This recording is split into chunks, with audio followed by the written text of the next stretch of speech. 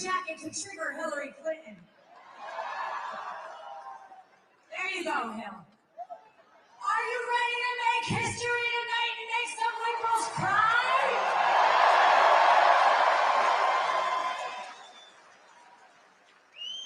The world first got to know me on the courtroom steps right here in New York City. And they thought they could take the greatest president down through lawfare, with lawsuits, fake charges, raids, and endless investigations. They thought so, it's okay.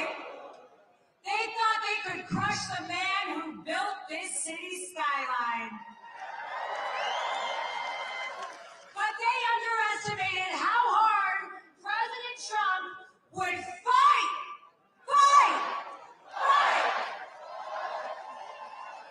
This rally has rattled some of my favorite swamp creatures. Hey guys, they're now scrambling and trying to call us Nazis and fascists and claiming, and you know what they're claiming, guys? It's very scary. They're claiming we're going to go after them and try and put them in jail. Well, ain't that rich? Kamala, you want to talk about a fascist? No one has ever voted for you to become the Democrat nominee.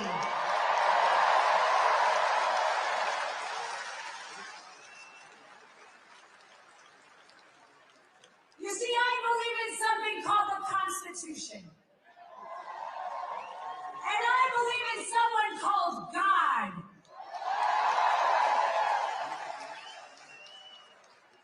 And they tried to keep President Trump and his campaign in courtrooms being persecuted.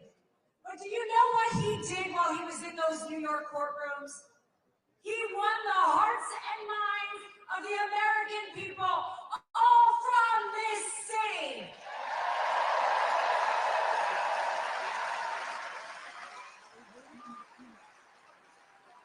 You see, the deep state, they underestimate how smart we are.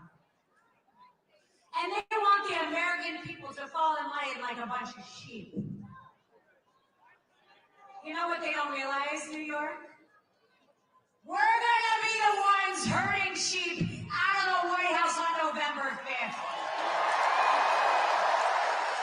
Because Kamala Harris, you are getting evicted from my president's house.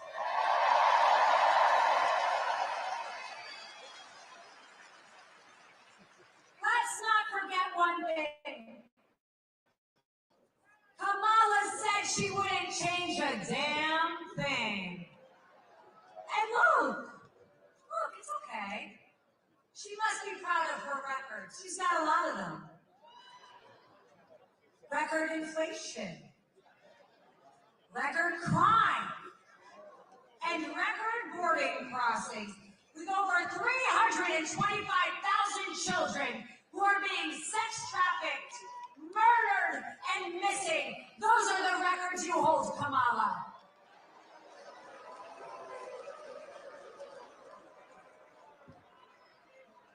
My family, I love my family. And that's my family right there. By the way, where's my Trump Bedminster people? Let's go, Trump. Don't get me started on my boy Tampon 2. You know, Timmy, in the words of your wife, we are ready to turn the page on your indoctrination of our children, your tampons in boys' bathrooms, your deadly fentanyl pouring into our country through your wide-open borders, and your inflation that is crippling hard-working American people.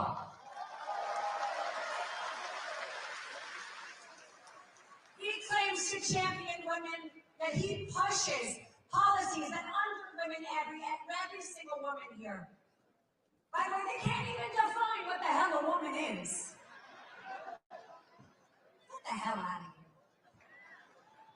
They think we'll be fooled, that we'll believe their empty promises and be bribed with garbage like loan forgiveness and policies that will cost this country and my children's America trillions of dollars. But we are smarter than that, New York. This is the party of strength, resilience, and a voice that echoes around the world. Our voices cannot be silenced, and this movement will not be stopped. So when Letitia James, Alvin Bragg, Jack Smith, and the Harris-Biden administration came for my client, President Donald J. Trump, they didn't just come for him, they came for us. So on November 5th, New York, we are going to right this ship. In 9 days, you'll make the choice for an America that works for we the people, not the powerful.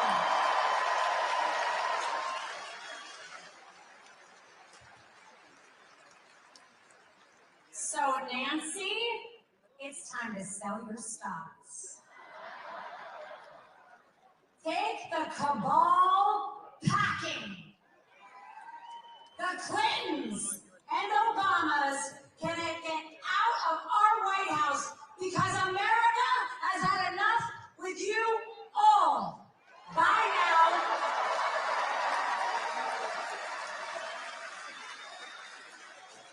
In 9 days, it's your turn to cast a vote for the man who's been in the trenches with you, the man who gets back up every time they try and knock him down. They thought they could break us. They thought they could scare us. They thought they could jail us. And they thought they could kill him. But they don't know. What doesn't break you makes you stronger. New York, let's show them what we're made of. Let's take this all the way to the ballot box. Let's stand tall for our president, for our city, and for our nation, because New York, we don't just survive, we thrive.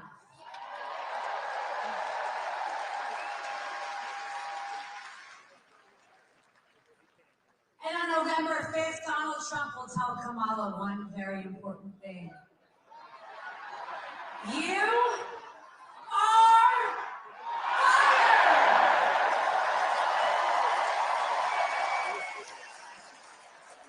I will see you at the polls. Let's make history together. God bless New York. God bless the USA. And God bless the greatest president this country has ever seen. President Donald J. Trump.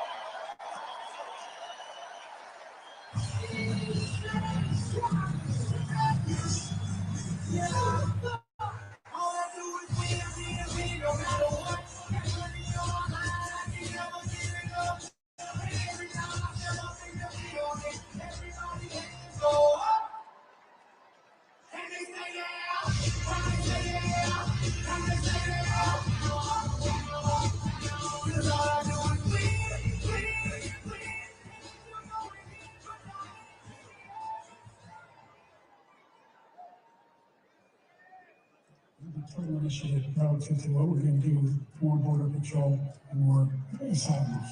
I really don't know what he said at the end of this. I was sort of thinking that's what he said either.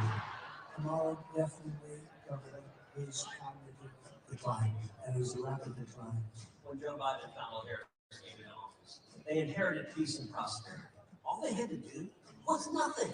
Just not screw it up. I am radical. I do believe that we need to get radical. We went from safe streets to record crime. Are you for defunding the police? How are you defining defund the police? Moving from $2 gas to $4 gas. Would you ban offshore drilling? Yes, there's no question I'm in favor of banning fracking. We went from stable prices to record inflation. They are killing us without killing us. That is called Bidenomics.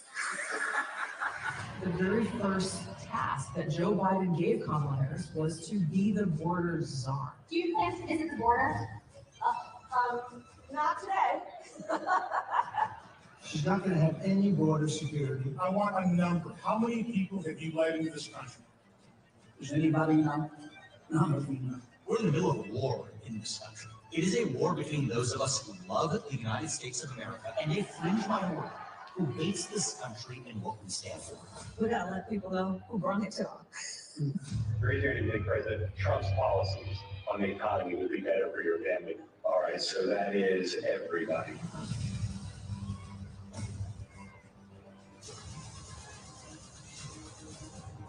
The chaotic and deadly U.S. evacuation from Afghanistan stunned Americans and the world. Afghanistan, yes. Were you the last person in the room? Yes. It was because of Kamala Harris's failed leadership. While you had people hanging off the airplanes, When Putin saw how incompetent we were, he said, wow, I'm now going to go into Ukraine. This is what Russian President Vladimir Putin unleashed on Ukraine. It's almost like they intentionally tried to set the Middle East on fire. Hamas terrorists went door to door, slaughtering anyone they could find. I'll tell you what, we had a safe world. Now we have a very, very dangerous world. We're going to get rid of these people that have destroyed our country. He's doing this for one reason and one reason alone. it is a rescue mission for the American dream. Trump's rescue mission, saving America. This is a rescue mission. We're gonna make America great again, greater than ever before.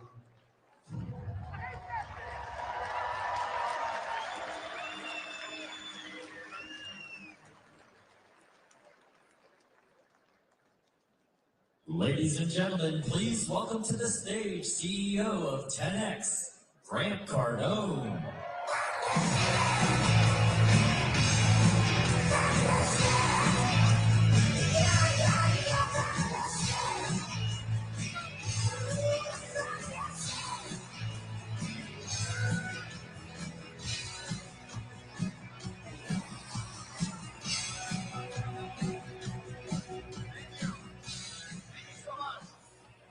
Hello, New York. How you guys doing? And to everybody that's online right now, you're on, I guess you're on the internet, consuming content that Donald Trump has just literally taken control of the internet the last 5 days through the finish. And that's where this game will be won. My name's Grant Cardone. I'm an educator, small business owner, and a real estate investor. And in February of this year, I came to this great city to make a real estate investment and had to discontinue the deal because of a scumbag liberal judge coming out with a $454 million judgment against Donald Trump. No, it needs to be bigger than that. Because, folks, here's the deal. I'm telling my wife I have to cancel these deals. And she says, why? I said, because if they can do this to a former president, a man that lived in this city, that built this skyline, what can they do to me? What will they do to you? This one decision, by the way, will cost this city, the city of New York, hundreds of billions of dollars of lost tax revenues. Have you guys ever noticed? Go to any of these blue Democratic liberal cities, have you noticed that where they go, everything is more expensive? Everything. For instance, New York City, you have the highest rents in the country. You have the highest home prices in the country. You have the highest food prices, the highest transportation, and the most crime. And your politicians want more taxes, not less. This is insanity, folks. Okay? Why do the politicians in blue cities want to raise your taxes? Because they live off your taxes. This is how they get paid. And that brings me to Timmy. Timmy and Kamala. No, it's bigger than that. Come on. They're going to ruin this country, folks. You guys need to get angry right now. The country's pissed. And I'm not here to invalidate them. The whole world can see their incompetence. They're complete tools of the elites. They're mere puppets. That's right, puppets. And a little common sense. Who's got a little common sense in the room? Just a little bit. And literally the math of a 5-year-old tells you that their policies don't add up. Common sense. For one, she wants to add 87,000 employees to the IRS. For what, 800 billionaires? That's 1,000 employees for every billionaire. No, she's here for your pockets, your money, your small business. She's here to audit everybody in this room. She passed a $3 trillion Inflation Reduction Act that created inflation, didn't reduce it. She promised to build 3 million homes in her first year. She's never built one house in her damn lifetime. And at the same time, led 20 million homeless people, illegal immigrants, into a country that has a housing shortage. Come on, man. It don't make sense. She proposes 20 million people to get new businesses. She's going to give tax money to fund 20 million new businesses while we have 22 million small business owners in America that are breaking even or losing money. And lastly, the most insane of the insane. She wants to tax unrealized capital gains. No, this is a complete gone. Not even her simp, Mark Cuban, can sell this. Even Marky Boy says this would destroy the global economy and take the USA down with it.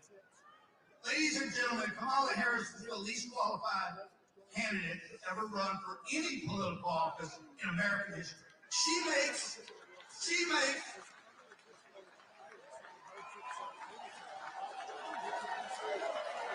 makes her boss look confident. She's a fake. I'm not here to invalidate her. She's a fake, a fraud. She's a pretender. Her and her pimp handlers will destroy our country. They will. They've already crippled the dollar, manufactured inflation, imported a virus, censored your voices, funded transgender surgery, and made empty promises to the middle class for 50 years.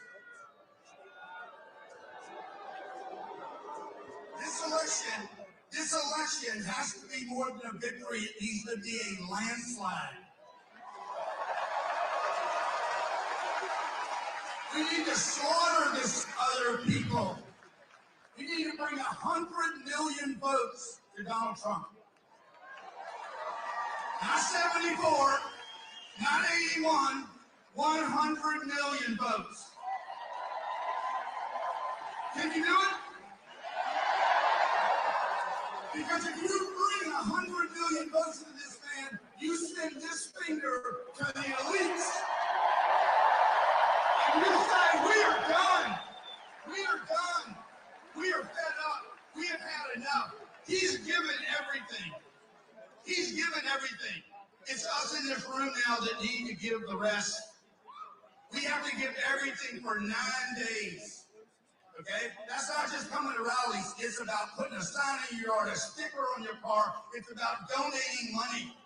You've got to give, folks. Today, while you're here, everyone, $5, $10, $25. These elections cost money.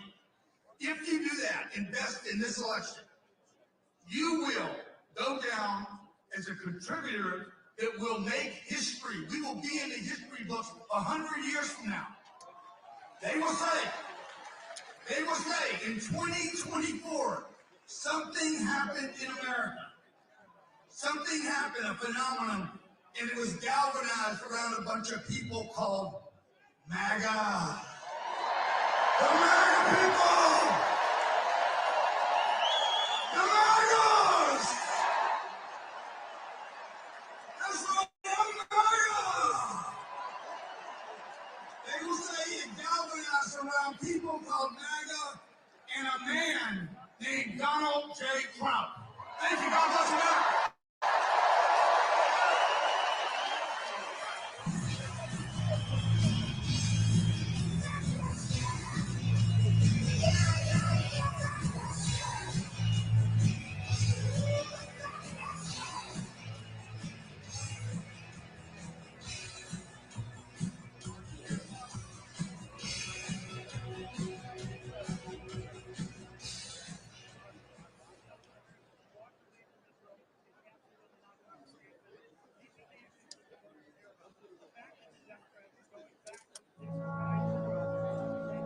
Greatness doesn't discriminate.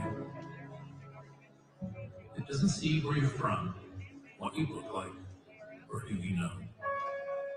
Greatness is for those who work for it, for those who keep moving forward. Greatness is for anyone willing to fight for it.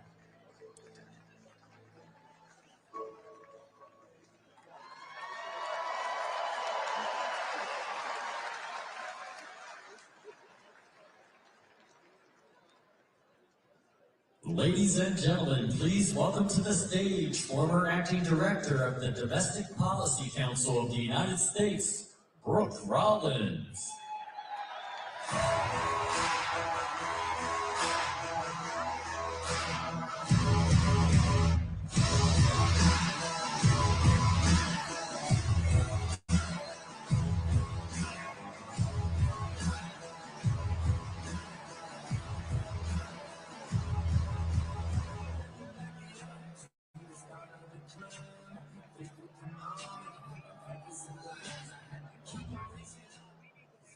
Hello, New York City.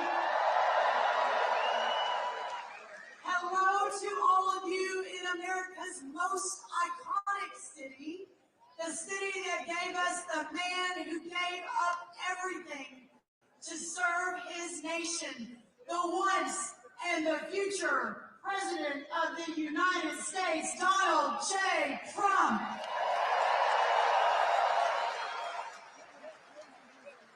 Only in America would a little girl raised by a single mom from a tiny town called Glen Rose, Texas, ascend to work in the West Wing for the most consequential president of our lifetime.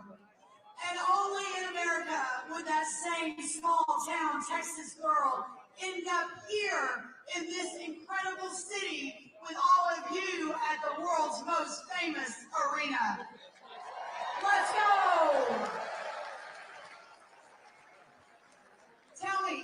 Tell me, who here loves President Donald Trump?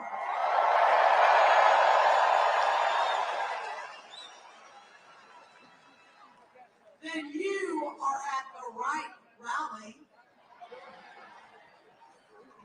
You know, a few days back, Kamala Harris heard someone at one of her rallies say, "Christ is Lord."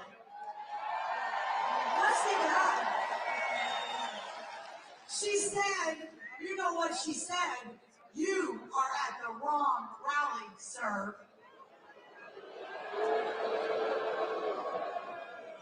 But maybe for once in her life, Kamala Harris was right.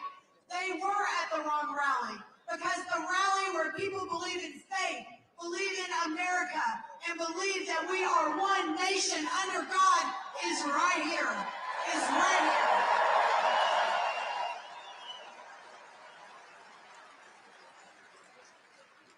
So let me ask you what you believe. New York, do you believe in America? You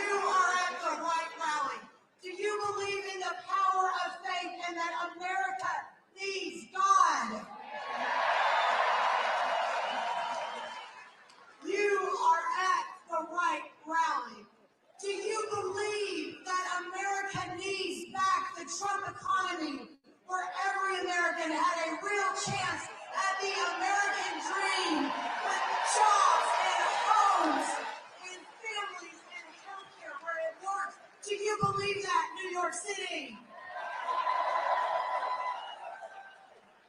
Do you believe that Americans deserve to be protected from illegal aliens who come into our communities?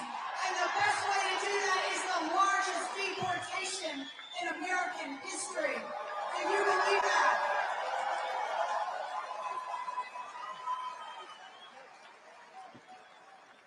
Then you are at the right rally. Our way of life, our history, and our inheritance are all at stake. We don't mind standing on the line for Donald Trump because he is the one who taught us that one man plus the truth really is a majority, and we also understand what that means. It means everything. Everything we have been, everything that was meant depends upon what happens right now. With just 9 days left, on behalf of an overcapacity, 6 times oversold Madison Square Garden Arena, tens of millions of grateful, patriotic Americans across this country, hundreds of millions of people across the world, I close today with this message to my friend, my mentor, my former boss. Mr. President, you put everything on the line for us, even your life. And you have always had our backs. And now it's our turn. And we will deliver for you, Donald Trump.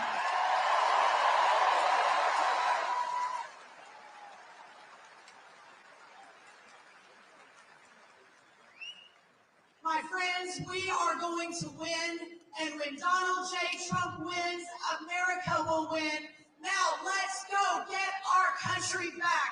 God bless you, God bless America, and God bless Donald J. Trump. Thank you all so very much. Thank you.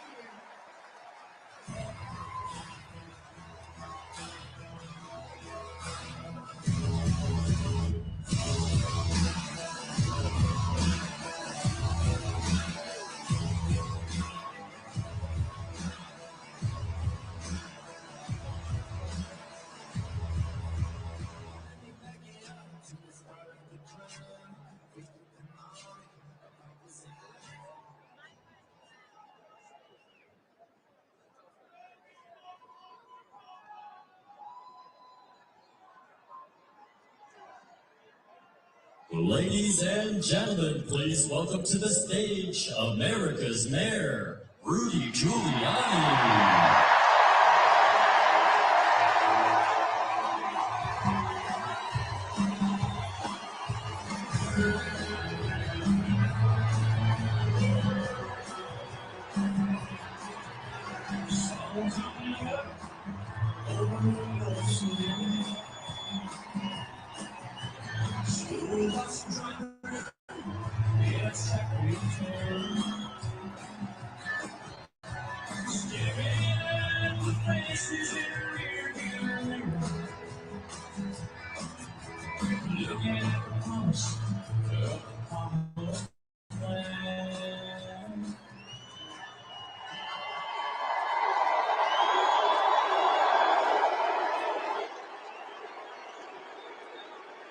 Thank you.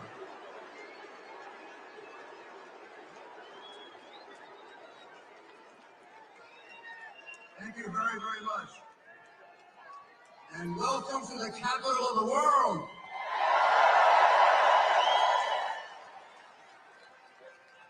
That's not me. That comes from Pope John Paul. When he came to New York and said, "This is the capital of the world." No one could dispute it after that. New York City, this is the city I was the mayor of for 8 years. Sitting over there is my police commissioner, Bernard Carrick. who saved my life on September 11. And when I was mayor, I need to remind people the Yankees won 4 World Championships. You think they need my help now? What the heck does Adams know about baseball? And de Blasio's so stupid, he doesn't know about anything. Oh, for the good old days when I used to be able to sit at Yankee games with Donald Trump.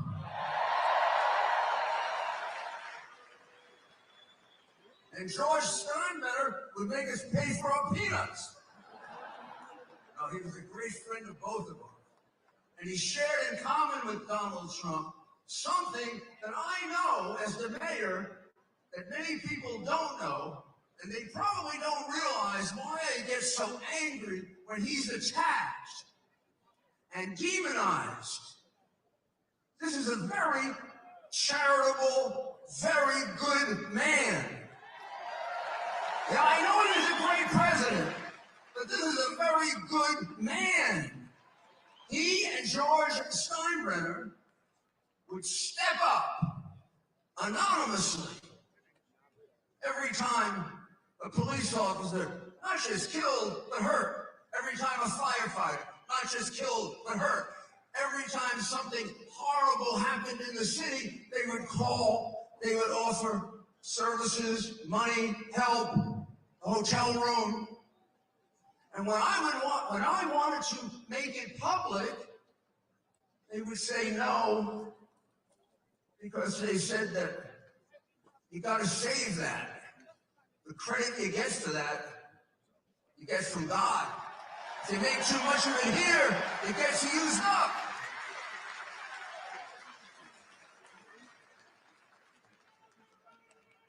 As the mayor,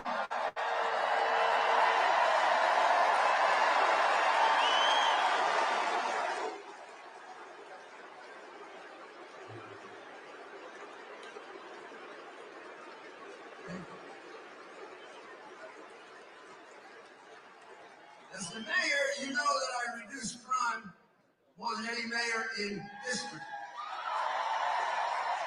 I improved the quality of life in 5 boroughs. I lowered taxes. It was the biggest tax reduction in New York history. Not like Donald Trump's tax reduction, not as big. You know why it was the biggest? It was the only one. I mean, I was only the 3rd Republican mayor in 100 years. And we carried out the biggest welfare-to-work program in the world. We had 1.3 million people on welfare, and when I turned over the city to Mike Bloomberg, it was down to 500,000, and almost all of them were working. That word working is anathema. It frightens Harris. It frightens Biden. It frightens the radical Democrats today. None of these people they're giving money to, they require to work. Because they don't care about them. Because they don't love them. Because what are they? They're votes. Who cares if they don't learn a trade or have a job? We gather here today in the middle of Midtown Manhattan. This is the most iconic venue of venues in the United States. This is where a Republican's not supposed to come, which is why Donald Trump came here. There's no place in America the president shouldn't be able to come.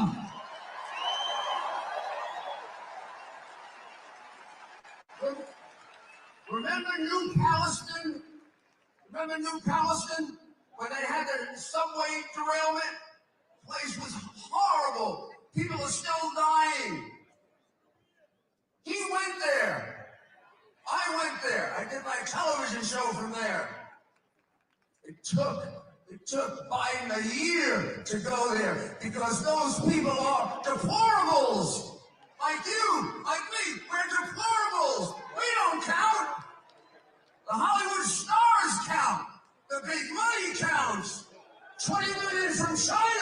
counts, but we don't count.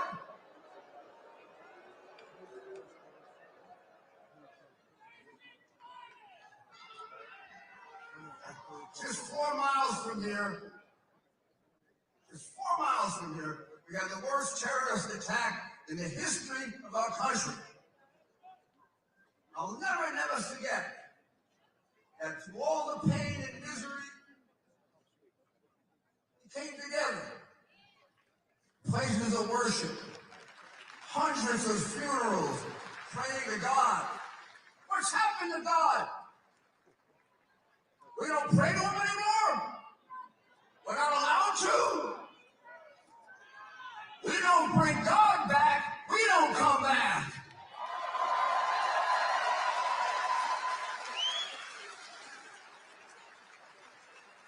September 11 was our darkest hour. October 7 was Israel's darkest hour.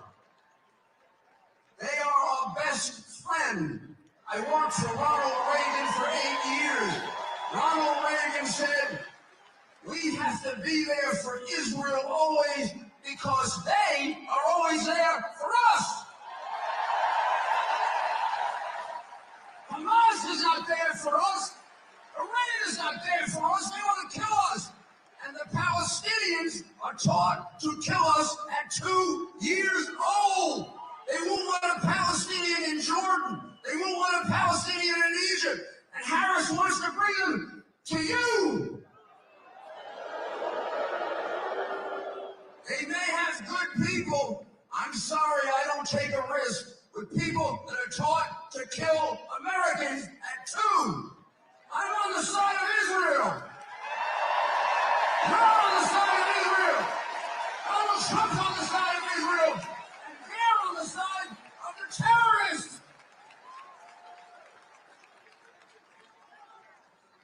Like me, President Trump grew up here. He's a New Yorker.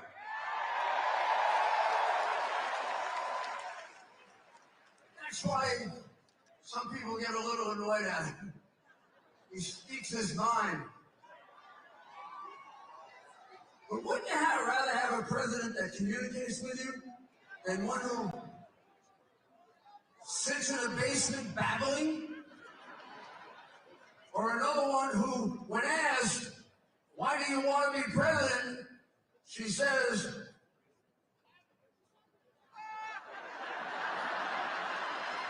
my mother was from the middle class. And I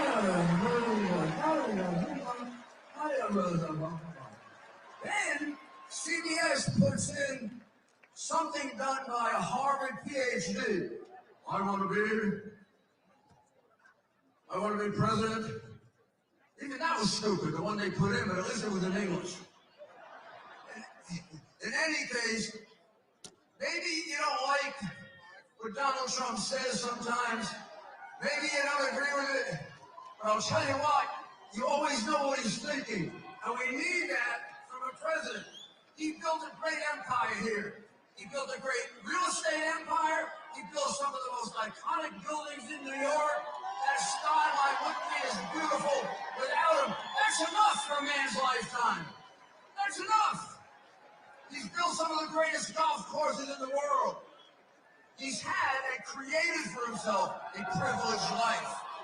And here he is, fighting 24 hours a day, twice almost murdered. Twice! And why is he doing it? For you, for me, to save our country.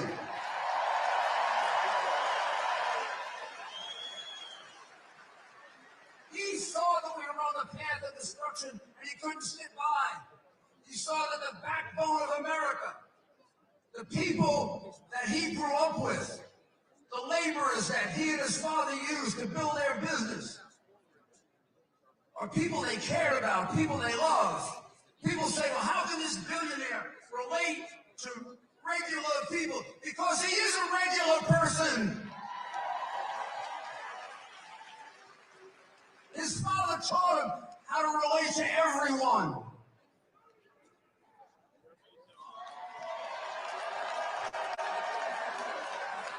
I owe him $10.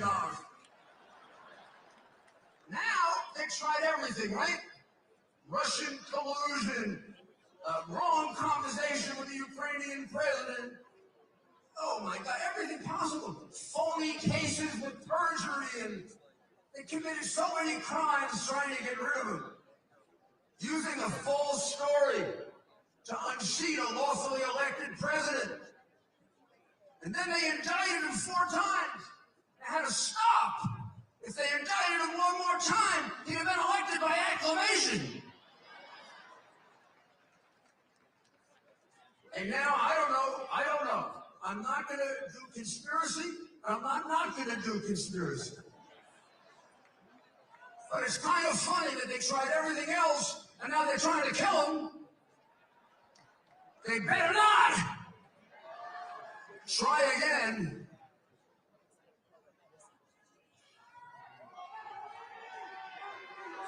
Donald Trump answered the question without a doubt as to who can lead us out of this morass of socialism, fascism, and communism that the Biden regime has put it in.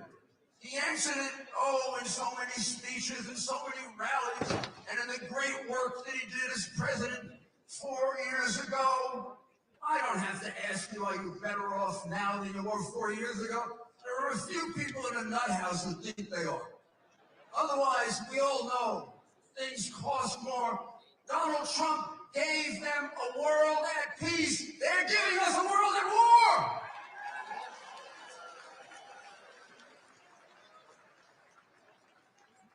He'd have been a great president even if this didn't happen. But on July 13th of this year, after he came this close to death, when he was down on the ground, he couldn't possibly have any idea how bad it was. Within seconds, he got up. Did he run away? Did he hide? Did he crawl? Did he appease the people who might have been attacking him? He stood up, and he thought about you and me. I was really worried about him. And then when we saw him say, fight, fight, fight, fight, fight, that's the man to lead us back to the America we love. All right. You know, Thomas Jefferson and Abraham Lincoln believed that every American, because it isn't just Donald Trump, you got to do it. Every American should take an oath to make this country better than it was handed to him or her. If I died now, I would break that oath, because America is not better today than it was when it was handed to me, or than it was 4 years ago. But in a few weeks, we get a chance to change that. I want every one of you right now, every single one of you, to say yes when I say this. Do you swear to make America better and greater by voting for Donald Trump and J.D. Vance?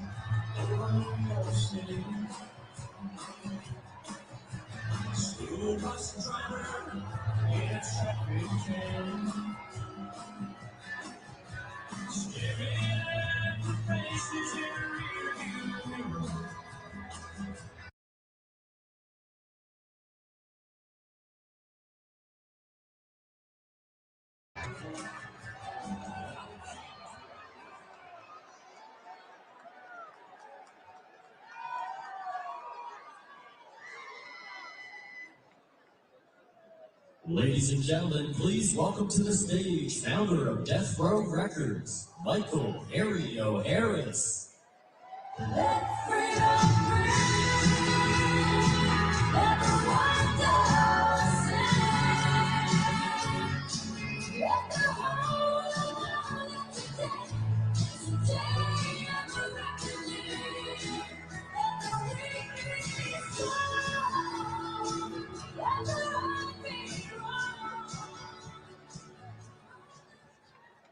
Thank you, thank you. Thank you.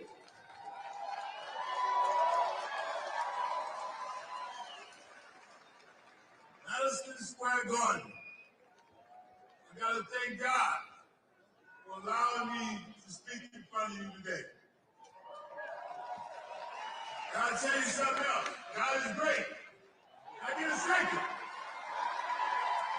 Gotta tell you another secret though. If it wasn't for Donald Trump, I wouldn't be standing here today. So I want to thank President Donald Trump for allowing me to stand in front of you here today. It's a bigger story. I'll let you know about it. God spoke to his heart. And Donald Trump signed with his heart my release after 33 years. God spoke to his heart. So I don't have but a few minutes, so I want to say what I got to say. First thing I want to do is speak to this elephant in the room. Our nation has had a complex history with racism and sexism. And we can all agree that we got to do a little work there. But that's not what we're here to talk about today. What we're here to talk about is our similarities that unite us.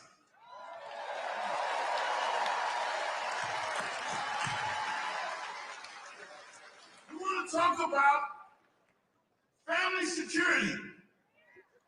It's important. We want to talk about economic development. It's essential. We want to talk about education for our children. It matters. It matters. For example, Kamala Harris talks about an opportunity agenda for black men. But there is no opportunity unless you have the foundation that starts with a strong education. And we cannot allow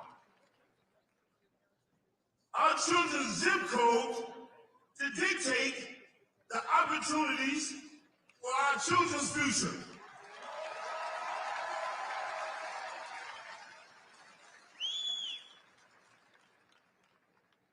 School choice is like the First Amendment of opportunity agenda.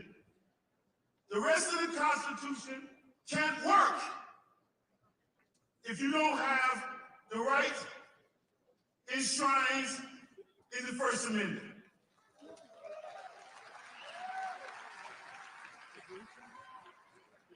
That is why we created Community First, to promote economic self-sufficiency, to increase access to capital, to expand educational opportunities. And in order to do this, we need a commander-in-chief that has the ability to bridge the gap with government, business, private sector, and our communities.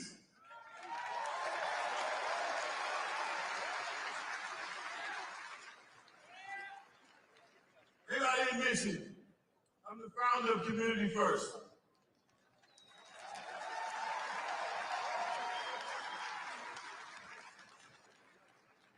President Donald Trump has committed to working with Community First when he's back in office. And in case you didn't know, Community First is you, and people that look like me.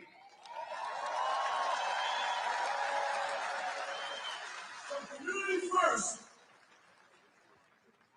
endorses Donald J. Trump to be the 47th president of these United States of America.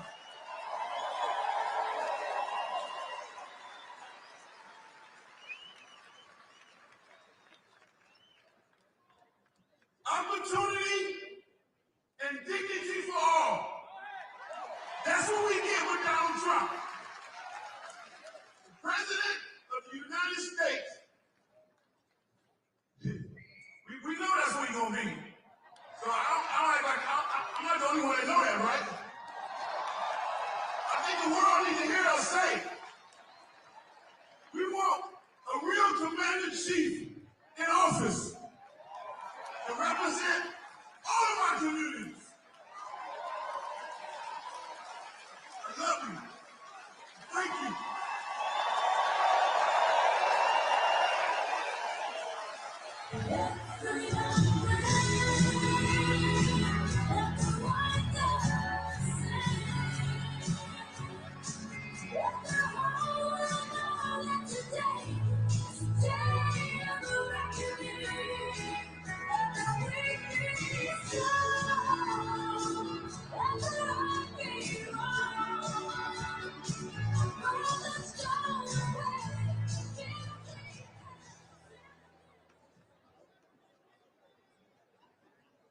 Ladies and gentlemen, please welcome to the stage CEO of the Right for America PAC, Sergio Gore.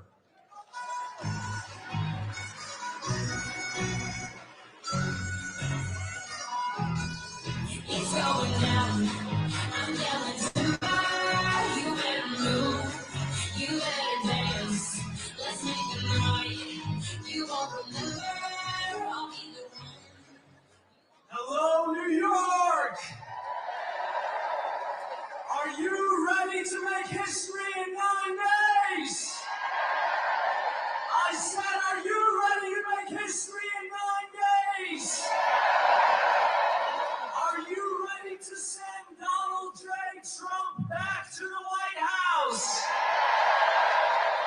Only one man is fighting for America's prosperity. Only one man is fighting for America's security. Only one man is fighting for you. Will you join the fight? Fight! Fight! With only 9 days left, it is so important for you to vote.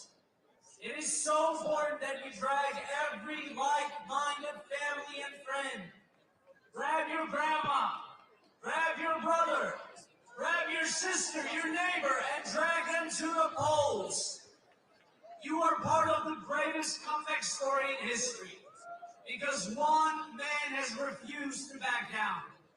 In the last 4 years, we have witnessed the destruction of this once great nation. We have seen countless criminals cross our borders. We have seen our economy crippled. Prices are out of control.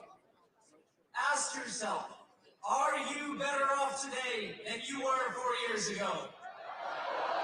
Ask yourself, can you afford 4 more years of Kamala Harris? America, we have a solution for you. We must send Donald Trump back to the White House. President Trump has reshaped our party into the party of the working class, a party which values prosperity and security, a party which doesn't want new wars in faraway lands. Kamala Harris today is crisscrossing the country with Liz Cheney. Well, we have a message for you. You can keep Liz Cheney and, for that matter, Dick Cheney too. I am so honored to be with all of you tonight as we work to push President Trump over the finish line. You and I are witnessing the greatest movement in American history. A movement that will be remembered for generations. A movement that will be remembered long after we are gone. Nothing will stop Donald Trump. He's been indicted more than Al Capone. They have tried to imprison him, bankrupt him, and even kill him. Well, it didn't work because he will never stop fighting for you. there is nothing that can stop the America First movement or the man who started it all, the 45th and soon 47th president, my friend Donald J. Trump.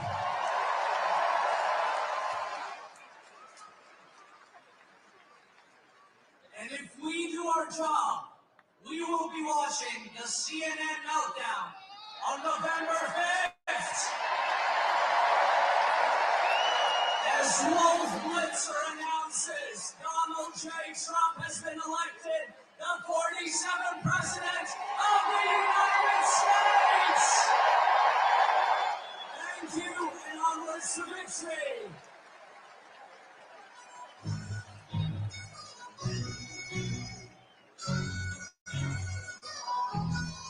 It's going down. I'm yelling tonight. You better move. You better dance. Let's make it right. You won't remember. I'll be the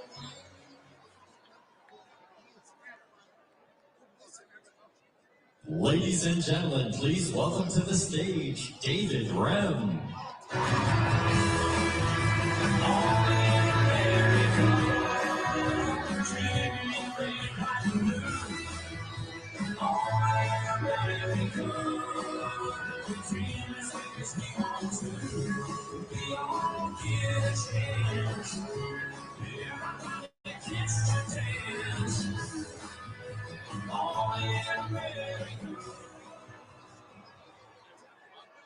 Thank you.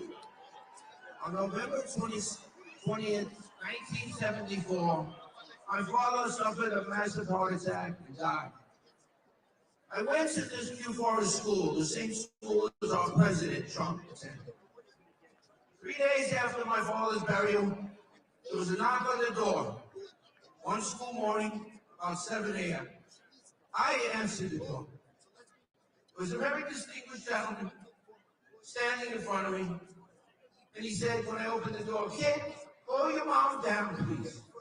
I called upstairs to my mom. "Mom, there's some guy here, please come down." And she came down. And he said to her, "I'm very sorry to hear about Joseph Burns' death. I'm Fred Trump, Donald's father." And my mom said, "Yes, I know Donald Trump went to Q Forest School." He said, "Yes, Mrs. Rem, but what you probably don't know is that I'm still on the Board of Trustees. And this morning, I let Philip Rogers, who's the headmaster at Q Forest School, know that from this day forward, I, Fred Trump, out of my own pocket, is going to be paying for your 3 children tuition at Q Forest.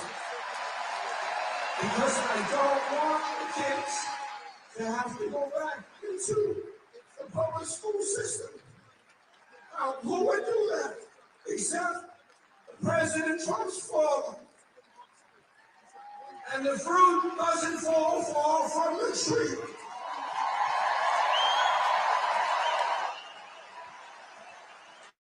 Can you imagine Kamala Harris performing a random, kind, generous act like that? Never, never, ever.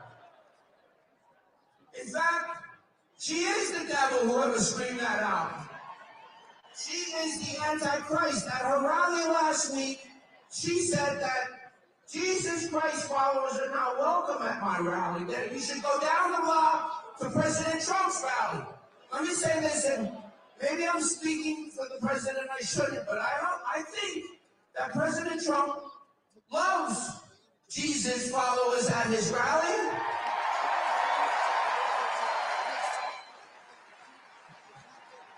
And I think that President Trump, in what he has experienced, knows that Jesus Christ is king.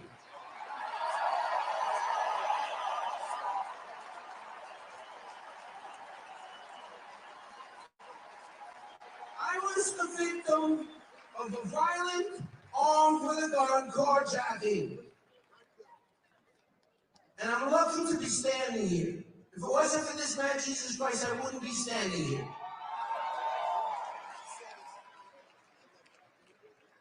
The mayor that we have here in New New York, Eric Adams, is a disaster. I once called out Bill de Blasio. This mayor is worse than Bill de Blasio and David Dickens combined. I just want to say this. The cross that I'm holding is the cross that my mother, Beatrice Graham, used to hold in the air when she prayed at night, every night, for Donald Trump and his family. Because we knew 3 years ago that his life was going to be attempted to kill. Because they don't want to face Donald Trump at the ballot box. So they'll do anything they can to prison him, kill him. And I'm just going to wrap this up. And I just want to tell President Trump that I'm fluent in Spanish and I will follow you to the swing states and I will speak in Spanish to the Latino voters and I will make a difference. Donald, you need the Latino voters. The Latino voters will switch this election for your favor. And I just want to drop an announcement here. I decided I'm going to make a run for mayor of New York City. Please go to David Rem, D-A-V-I-D-R-E-M for mayor. And I just want to say that we need to make New York red. We need to make New York great again. We need to make New York healthy again. We need to make the world great again. And I want to say, I love you, President Trump. I love your entire family. They give you nothing but grief. And to the fake media out there who won't show my story or won't back Donald Trump, I love you, Donald. God bless America. And God bless the United States of America. USA, USA, USA, USA.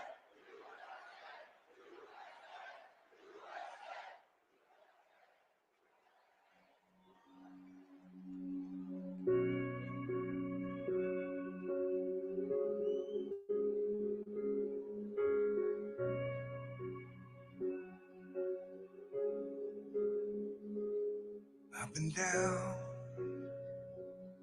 counting out, smiling through the taste of blood in my own mouth.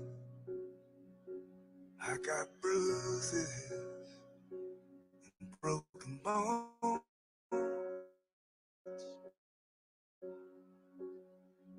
but they don't know I ain't in this ring alone. I'm a fighter. No one can say that I'm a running hider. I was born to be a do-or-dieter, a make-it-righter. Don't throw that towel just yet. Don't cash in that last bet, 'cause I hit harder when I'm tired. I'm a fighter. I get back up. That's what I do. I didn't soldier on this far just to lose. So take your shot. Is that all you got? I'm a fighter. No one can say that I'm a running hider. I was born to be a do-or-dieter, a make-it-righter. Don't throw that towel just yet. Don't cash in that last bet, 'cause I hit harder when I'm tired. Yeah, I'm a fighter. Oh, no one can keep me down. They didn't know, but they know now.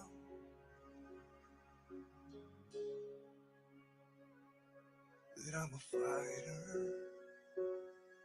No one can say that I'm a running hider. Don't cash in that last bet. Don't throw that towel just yet. I'm a fighter.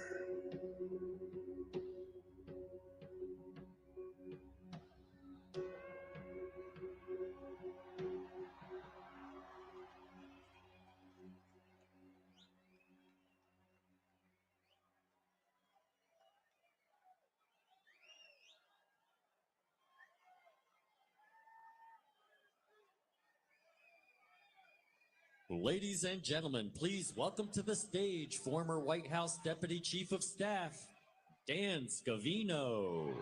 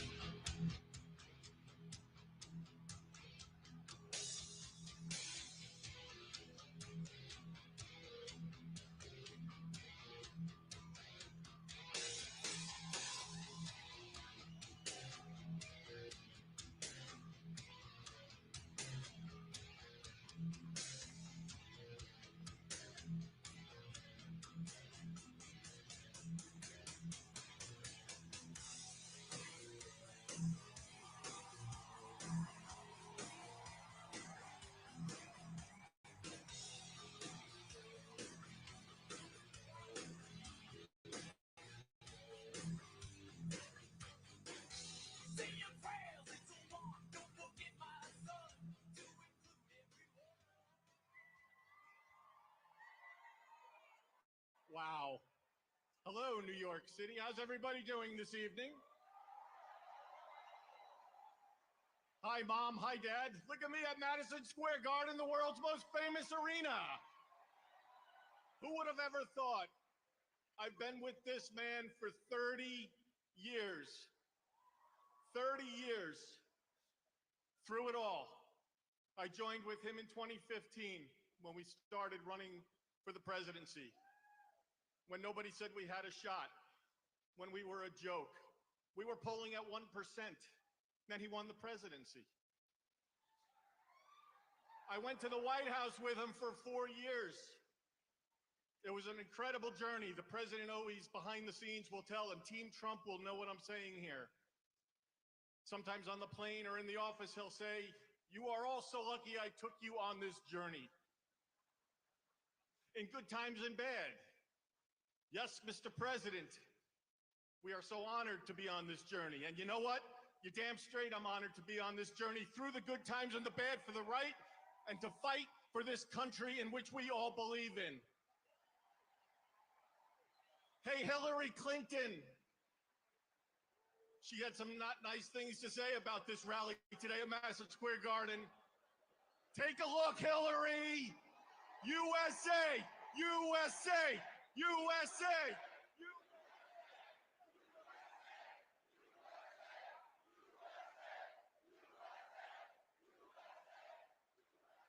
This has been the journey of a lifetime. The last 9 years have absolutely been incredible, but guess what? We've got 9 days. 9 days till we go to the polls and we vote for Donald J. Trump to be the 47th president of the United States of America. And it's going to happen, but you all need to get out and vote, vote, vote, and fight, fight, fight. Just stay strong. The president loves each and everybody in this arena. Quick story, Butler, Pennsylvania, an attempted assassination. We went to the hospital. I'm going to give you a behind the scenes with the president.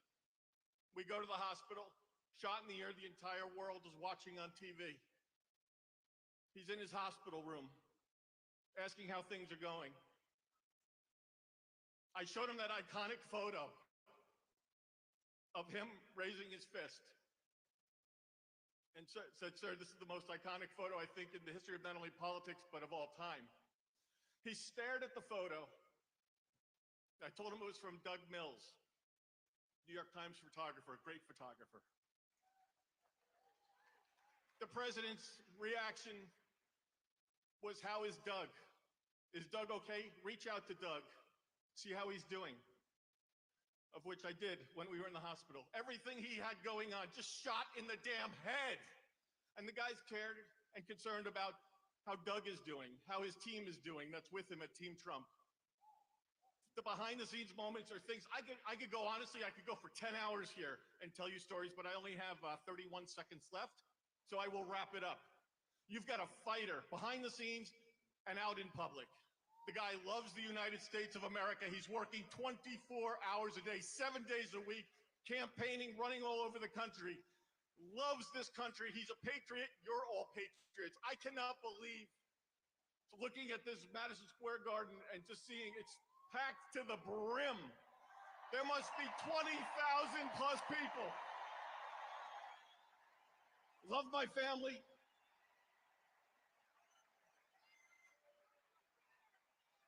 Just do me a favor, go to TrumpForce47.com, check it out.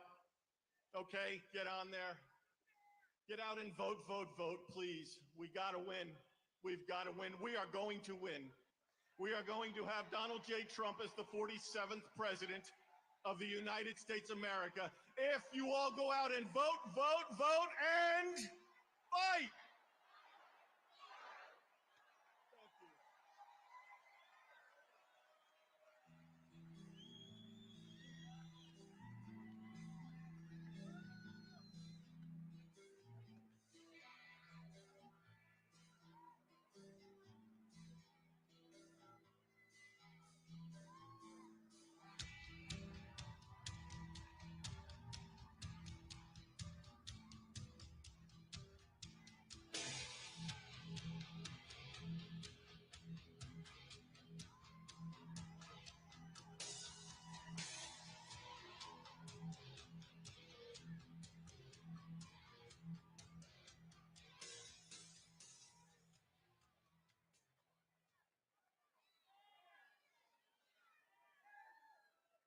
Ladies and gentlemen, please welcome to the stage Senior Advisor for President Donald J. Trump, Stephen Miller.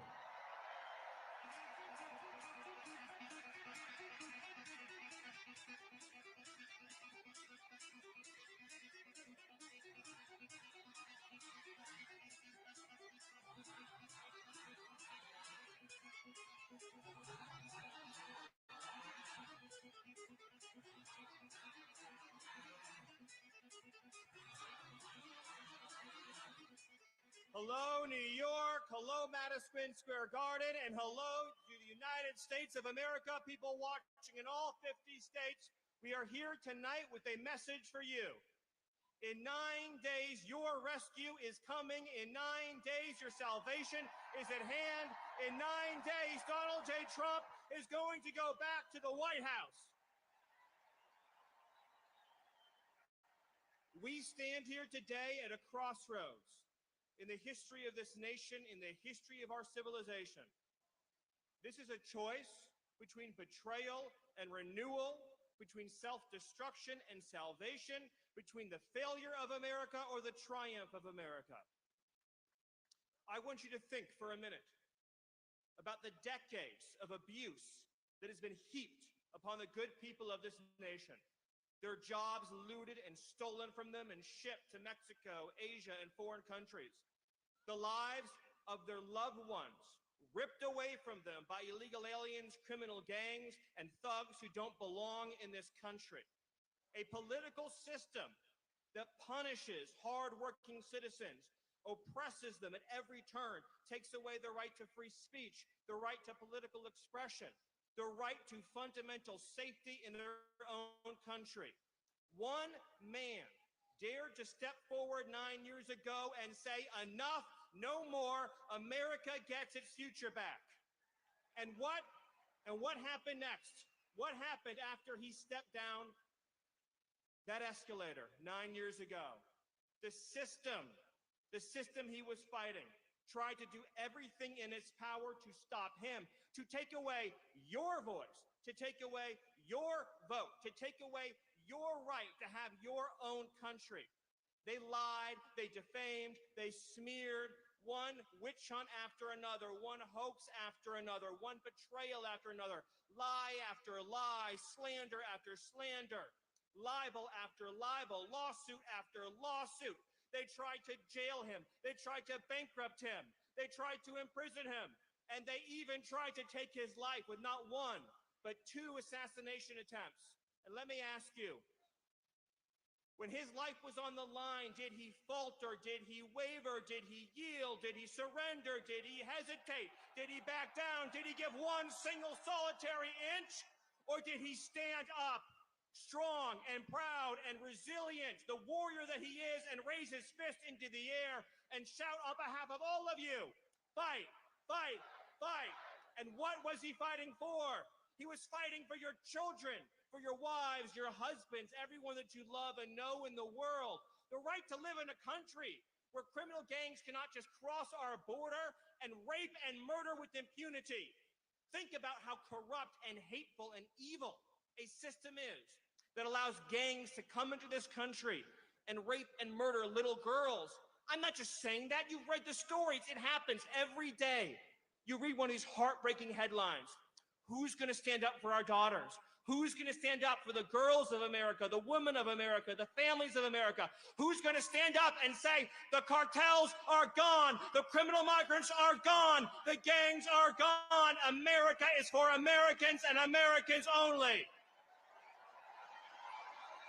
One man, and that man, ladies and gentlemen, that man took a bullet for you, he took a bullet for democracy, and all we are asking in return is for 9 days, for 9 short, precious days. You have to vote, vote, vote. Vote for freedom, vote for liberty, vote for sovereignty, vote for your children, vote for your families, vote for the right of free speech, the right to the Second Amendment, vote for the right to have a secure sovereign border and for the right to have a government that puts American citizens ahead of illegal aliens. With your votes, you can smash this broken establishment. With your votes, you can end the corruption and graft. And with your votes, you can deliver the future to your children that they so dearly deserve. So I'll end with this thought.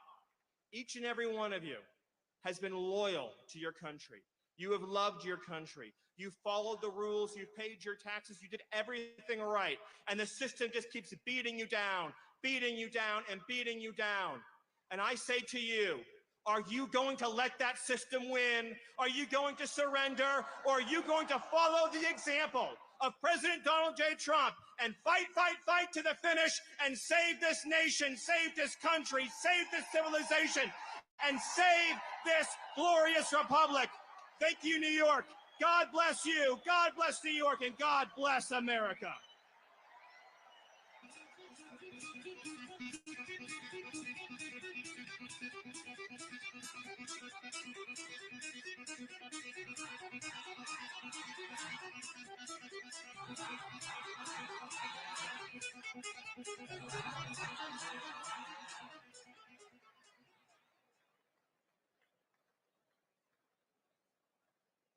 Ladies and gentlemen, please welcome to the stage the founder of the Witkoff Group, Steve Witkoff.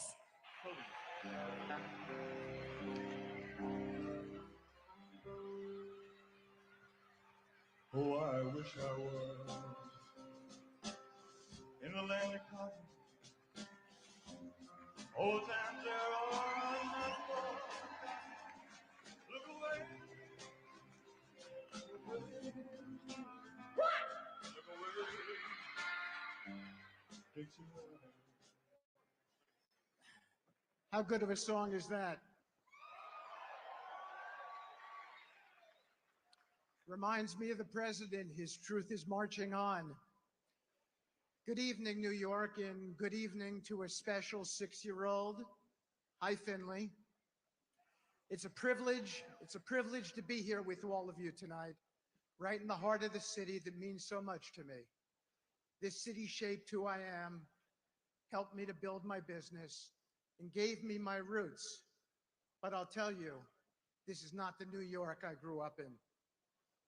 Our city has drifted away from what it once was, but if there's one man who can restore it to its greatness, it is my dear friend, President Donald J. Trump.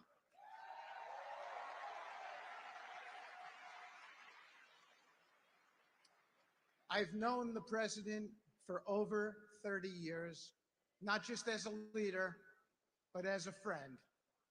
When I talk about him, I talk about someone with incredible compassion and humility. He cares deeply about people, even when the cameras are not rolling. His kindness is quiet but genuine, and it's a side of him the media rarely shows. It's unfortunate that a man who has done so much for so many has been painted in such an unfair light. Accusations of extremism, they couldn't be further from the truth. President Trump is not just a man of vision and leadership, he's a man of faith. He respects all faiths and has always stood for religious freedom.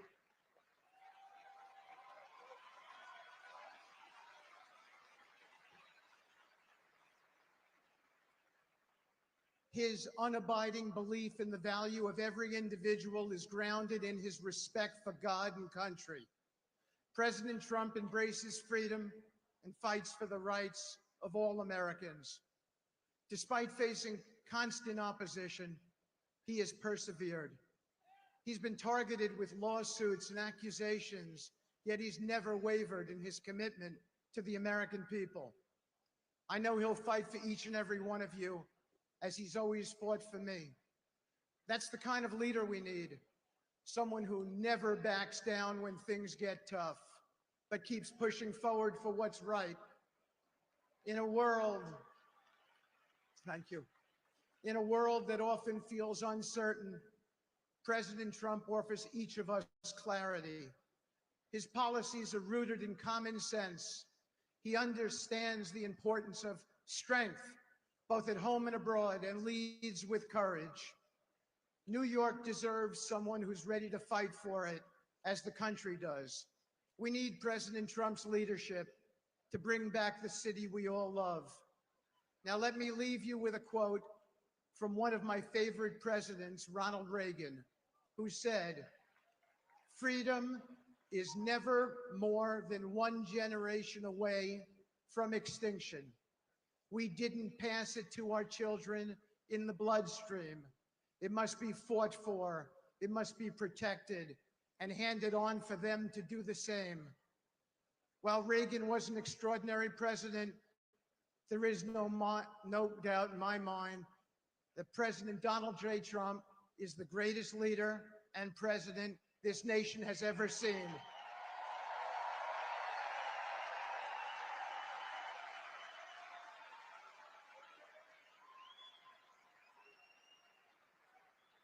President Trump understands that the fight for freedom is never over. If we fight for him, my fellow Americans, we can restore New York, restore this country, secure the future of this great nation for generations to come. Thank you. God bless you. God bless the Trump family, and God bless the United States of America.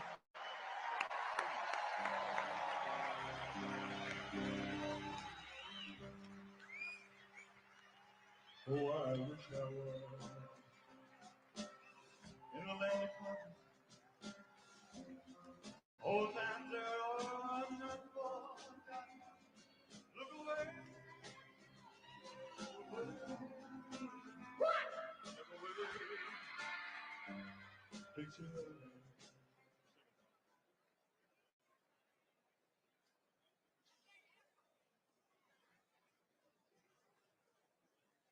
Ladies and gentlemen, please welcome to the stage Congressman Byron Donalds.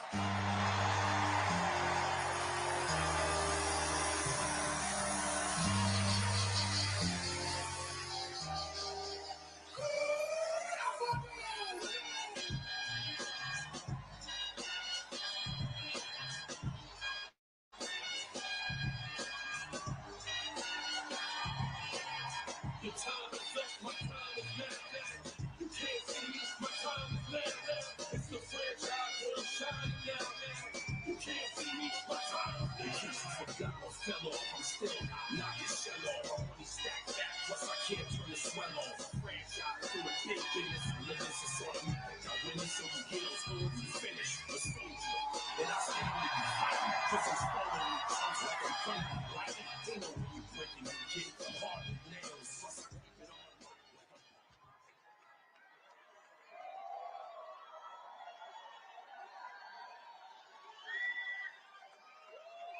Man, is it good to be home in New York City.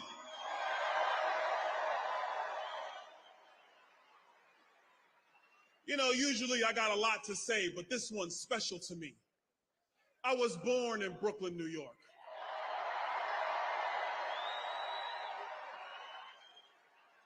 In New York, we refer to MSG as the Mecca. We refer to it as the center of entertainment. And in 9 days, it's going to be the launch point for the center of making Donald Trump the 47th president of the United States.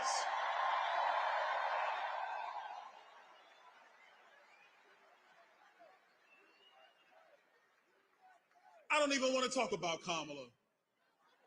Why? Why would we waste our time? She doesn't even want to talk about herself. She tells us she grew up in a middle-class family. But I don't care, because it's families today in New York, in Chicago, in Philadelphia, in Milwaukee, in Phoenix. They are struggling because of Kamala Harris, and they are saying the same thing we're saying. We had enough. We need Donald Trump back.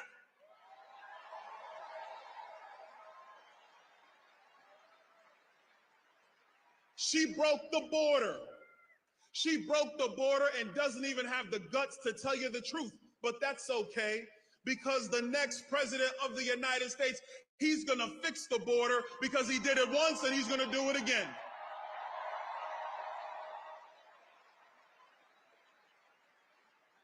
She unleashed the massive inflation that has made it harder for every working family in our country. If she was around when I was a kid, it would have devastated my mom, who still lives in Brooklyn. Hi, Mom. How you doing? And you think she has an answer for the people who are trying to find ways to get ahead? No, she doesn't. Nothing but word salad. I kind of like salad. Everybody should have some. It's healthy. It's good for you. But this word salad mess is demented. It is meant to make you think that she's smart and you're somehow dumb. The truth of the matter is, the common sense of the American people is what is needed today, and that will be brought by Donald J. Trump.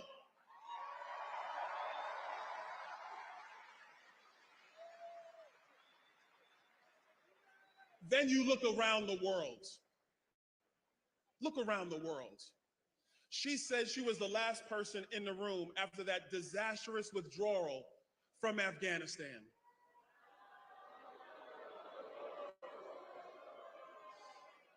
You know, that withdrawal is seared into my mind. I remember watching Afghanis hold on to the sides of airplanes to escape the Taliban. And as I'm watching this, the one thing I know is that if Donald Trump was president, that never would have happened. Never would have happened.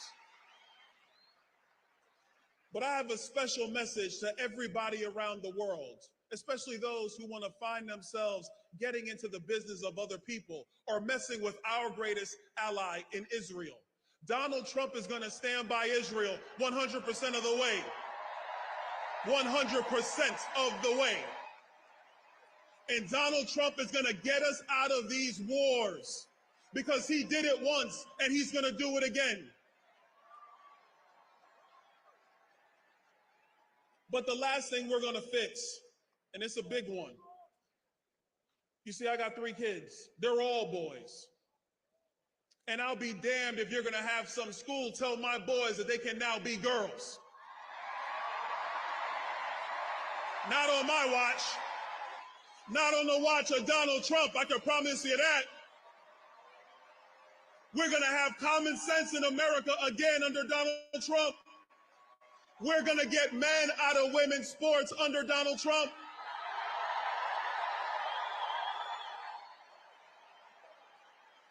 America will take its place again as the shining city on the hill, as the leader of the world, as the #1 nation, as the great experiment, because he's going to fix it once again. And together, New York and around America, we are going to make America great again. God bless you, New York. God bless America. Let's go win. Let's go win.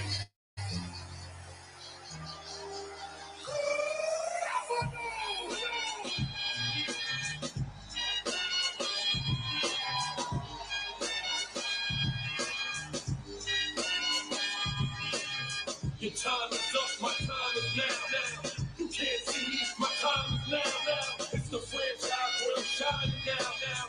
You can't see me, my time is now. In case you forgot or fell off, I'm still hot, knock your shell off. My money stacked that, plus I can't turn the swell off. A franchise doing big business, I'm living it's automatic. I win it, so you will, so you finish. A soldier, and I stay under you fighting. Plus I'm storming on these chumps like I'm thunder and lightning. Ain't no way you breaking me, kid. I'm hard as nails, plus I keep it on like I'm part of the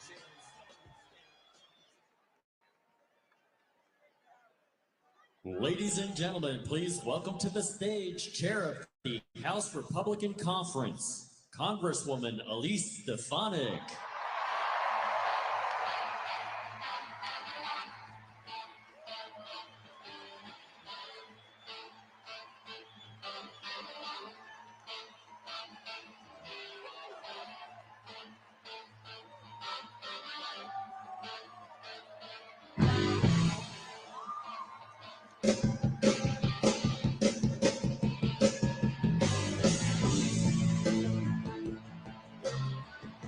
Hello, New York! I have a message for the mainstream media, and I can say this as a born and raised New Yorker. New York is Trump country!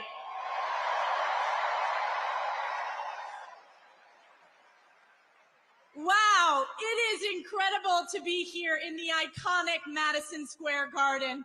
President Trump has been talking about this rally for years, and what a way to kick off the final week of the most epic campaign to save America.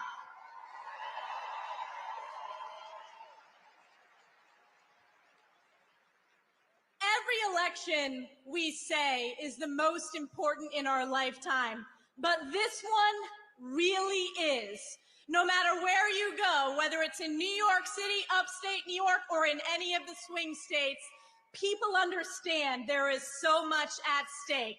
And it is we the people, when we vote for President Donald J. Trump, we the people will save America.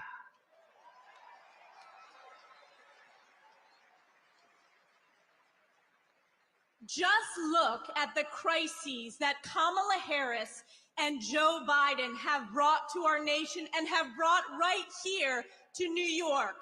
The border crisis, illegals swarming our streets, taking billions of our hard-earned taxpayer dollars, all because Kamala Harris is Joe Biden's open border czar. She owns this border crisis. She created it. Or the inflation crisis, the highest rate of inflation in our lifetime. And you know who was the deciding vote for Joe Biden's Inflation Expansion Act? Kamala Harris. And the crime crisis. Democrats are the party of defund the police, and Kamala Harris has turned her back on our men and women in blue. New Yorkers, support our police. We will always back the blue.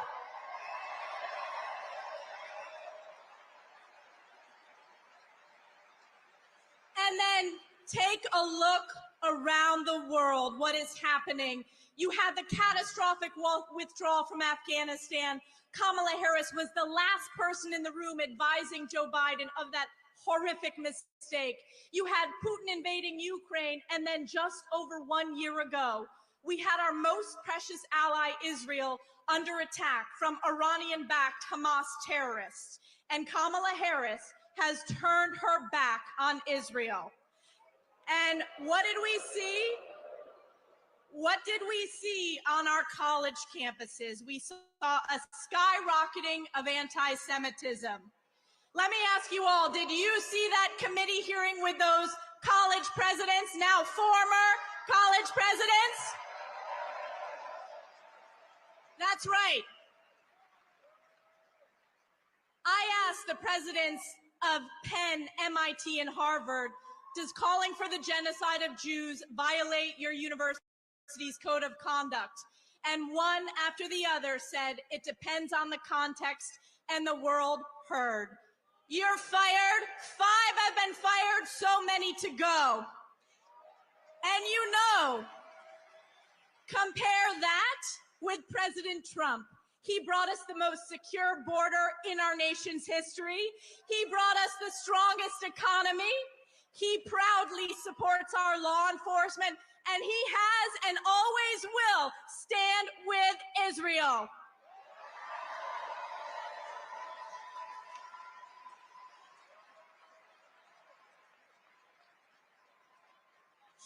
Donald J. Trump has fought for us, the American people, whether it was fighting against the sham impeachment, which I was a proud member of President Trump's impeachment defense team, whether it was standing up for election integrity, or whether it was facing the witch hunts by New York's own Tish James, Alvin Bragg, and corrupt judges.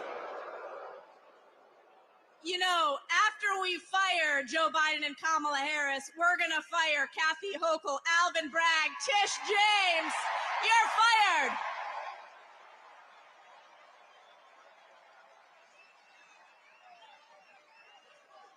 As I said, President Trump has fought for us. It is now our opportunity to fight for him. And New York, we made history when we fired Nancy Pelosi once and for all and flipped those 5 congressional seats. We need to make history again. So 9 days, flood the polls, vote for President Donald J. Trump to save New York and save America. God bless you. God bless the United States of America. Thank you very much.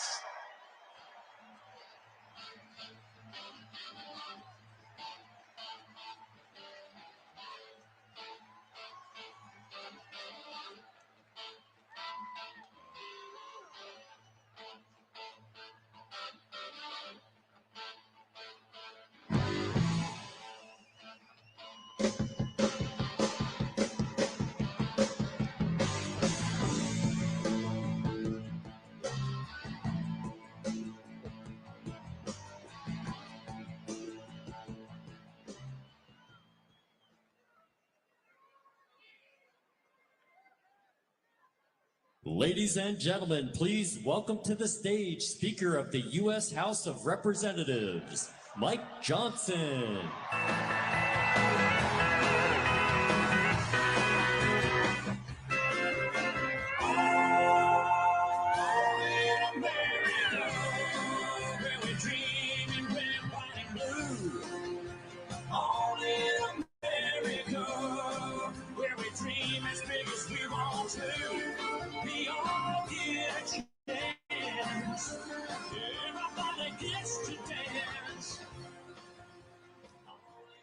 Hello, Madison Square Garden. Is New York ready to make America great again? My friends, I came here tonight so excited to be with you. I came off of the field to give you a very important field report. Now, I've been traveling all around the country, nonstop. We've been to the red states and the blue states. We've been to the safe districts and the swing districts.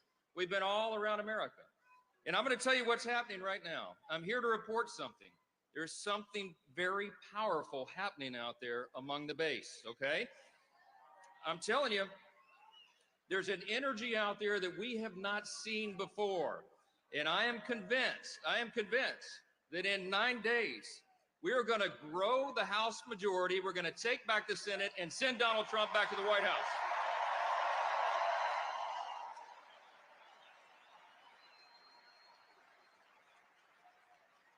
Let me tell you why that is. Because everywhere around the country, no matter where you live, everybody is fed up and they are fired up. They're fed up. It doesn't matter what demographic they're in. It doesn't matter what walk of life. They know that we cannot afford 4 more years of Kamala Harris in the White House. And we can't possibly afford turning the House or the Senate over to the Democrats. Let me ask you a question. Let me ask you what I ask these groups all around the country. Do you want 4 more years of open borders? I don't think you do. No. No. You want 4 more years of high cost and inflation? You want 4 more years of rising crime in every community? No. How about 4 more years of woke ideology in our schools and our military? You want 4 more years of wars and weakness on the world stage? Nobody does. American voters are sick of it, and they want to change. Now listen, for the last 2 years, we've had a bit of a dilemma, right? The House has been the only firewall in Washington standing between Chuck Schumer and the Democrats in the Senate, Kamala Harris and Joe Biden, and the American people. Now, we played defense. We blocked their woke America last agenda, and we passed solutions to all the great challenges facing the country. But here's the problem. They got stopped in the Senate. We also had the smallest Republican majority in U.S. history. But you know what the good news is? We're about to grow that majority. That's what's going to happen on November 5th. New York is going to make that happen. You're going to elect your incumbents here and our challengers, and you're going to make the big difference. And we need a Republican Senate so we can retire Chuck Schumer for good.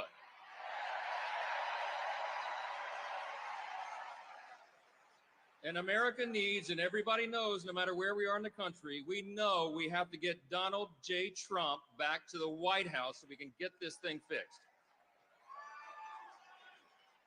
When we do that, we're going to secure the border once for all.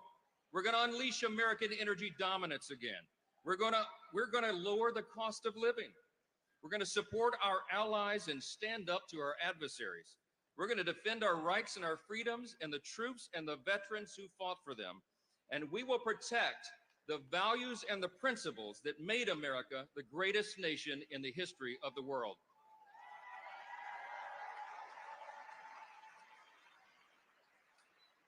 I'll just leave you with this thought. We're not in a battle this time just between two different political parties. It's much deeper than that. There's something much more fundamental going on. We're in a battle between two completely different visions for who we are as a nation and who we're going to be.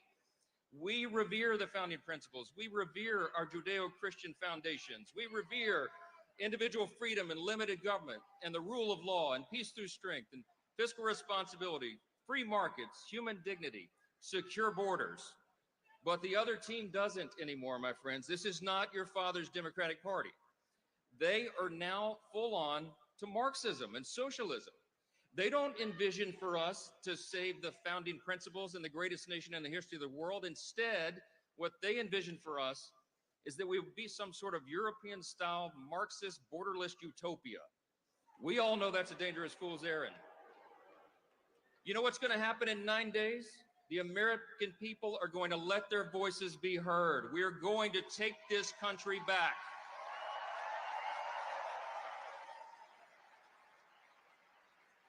We're going to restore the foundations, and we are truly going to make America great again. Thank you so much. God bless you. God bless the United States of America.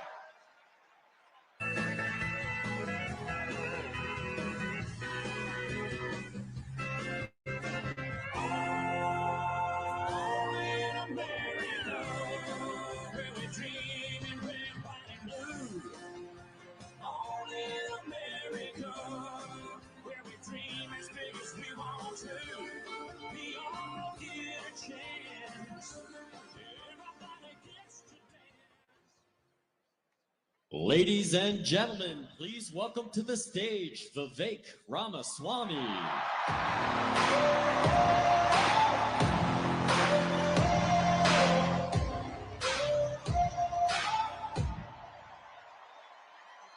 I've got that lightning inside me, son of a god. I'm like a titan that's rising on just your watch. I'm stepping into fate. There is no time to waste. I've got that lightning inside me. This is how legends are made.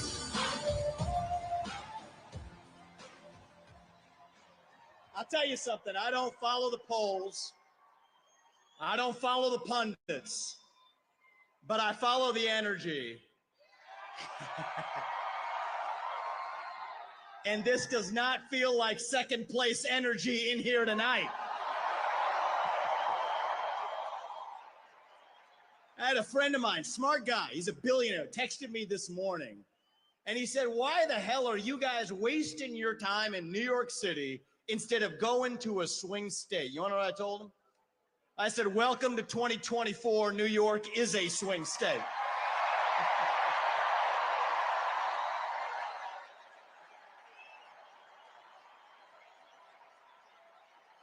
I got a message for Kamala Harris tonight. We're feeling the joy in New York City tonight, aren't we? And the only celebration bigger than this one right now is going to be on the evening of November 5th when we send Donald J. Trump back to the White House as your 47th president and commander-in-chief. And I'm looking around here. There's only one man who is going to be more happy than everybody else in this room when that happens, and that is going to be a man by the name of Joe Biden, actually. He is so pissed off about what they did to him. And you know, he's thinking it, but I'm going to say it. Identity politics never works in America. When you select somebody on the basis of their race and their gender, it always ends up being a disaster. And I'm actually talking about Tim Walz this time, by the way. It goes both ways. So listen up, guys. Last year, I became the youngest person ever to run for U.S. president as a Republican. And thank you. I appreciate that. And I'll tell you something about my generation. We are lost. We are hungry to be part of something bigger than ourselves.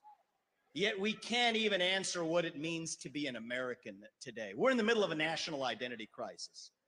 Faith in God, patriotism, hard work, family. These things have disappeared only to be replaced by wokeism and transgenderism, climatism, COVIDism, depression, anxiety, fentanyl, suicide. These are symptoms of a deeper void of purpose and meaning in our country. And right now, we need to step up and fill that void with our own vision. Answer, what does it mean to be an American in the year 2024? It means we believe in the ideals of 1776. It means we believe in merit, that the best person gets the job regardless of their skin color, that you get ahead in this country, not on the color of your skin, but on the content of your character and your contributions. That's why we're done with the woke DEI agenda, bringing in meritocracy to America. It means we believe in the rule of law, and I say this as the kid of legal immigrants to this country. That means your first act of entering this country cannot break the law, and that is why if we've had the largest influx of illegals into this country in American history, we will have the largest mass deportation in American history. That is not racist or xenophobic. That is what it means to stand for the rule of law in the United States of America. It means we believe in self-governance, that the people we elect to run the government, for God's sake, ought to be the ones who actually run the government, not unelected bureaucrats in the deep state that are running the show today. So you want another mass deportation? Let's get 3 million federal bureaucrats out of the DC bureaucracy. That's the mass deportation that saves the country.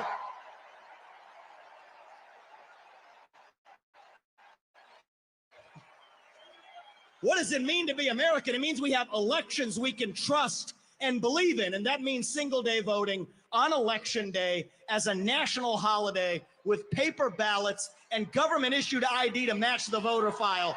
That's how we save the country after we win it this time by voting early. These are not black ideas or white ideas. They are American ideals that set this country into motion. We're in a war to revive them, and right now we need the commander-in-chief who will lead us to victory. That is your next president, Donald J. Trump. If you want to seal the border, vote Trump. If you want to restore law and order in this country, vote Trump.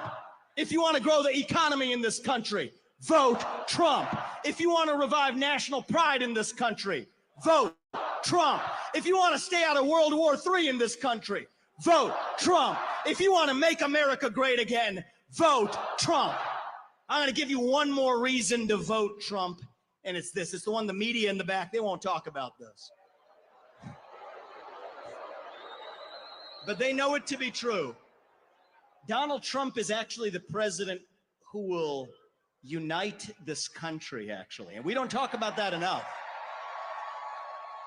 America First includes all Americans, regardless of their race, their gender, or their sexual orientation. Our message to Black Americans tonight is this. We want you, what we want for every American. Safe neighborhoods, good jobs, clean streets. A country where you are judged based on the content of your character, not the color of your skin or your political beliefs. That's the America we know. Our message to gay Americans tonight is this. You're free to marry who you want, if you want, without the government standing in your way. But that doesn't mean that boys get to compete with girls in girls' sports, or you do genital mutilation and chemical castration on our children.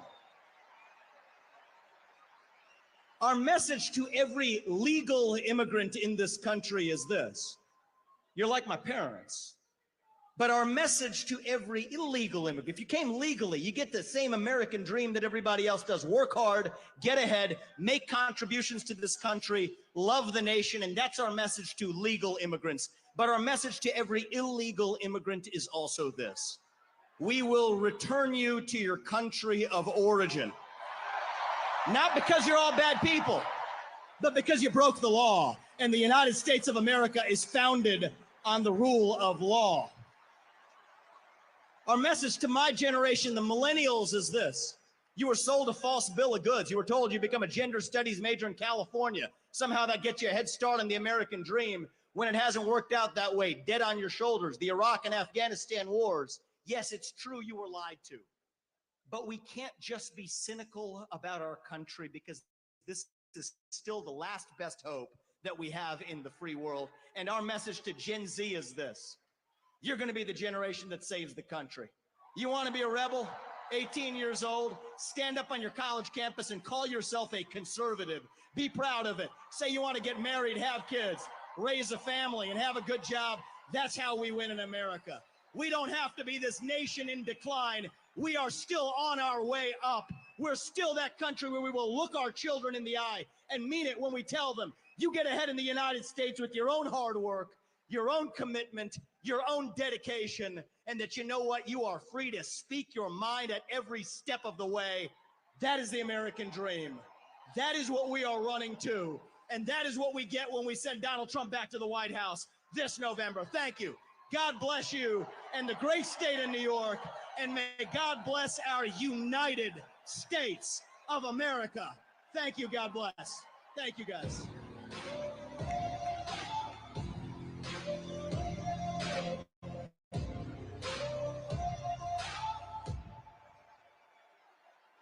I've got that lightning inside me, son of a god. I'm like a titan that's rising, oh, just you watch. I'm stepping into fame. There is no time to waste. I've got that lightning inside me. Ladies and gentlemen, please welcome to the stage former Congresswoman Tulsi Gabbard.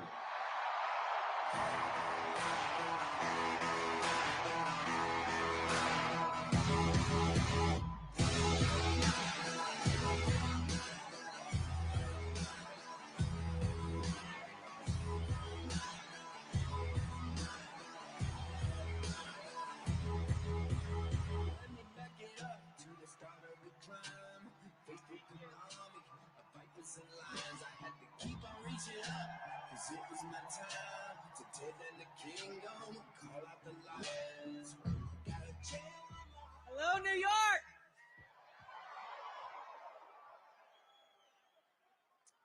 Join me as I say these words. We hold these truths to be self-evident, that all men are created equal, and that we are endowed by our Creator with certain unalienable rights, and that among these are life, liberty, and the pursuit of happiness.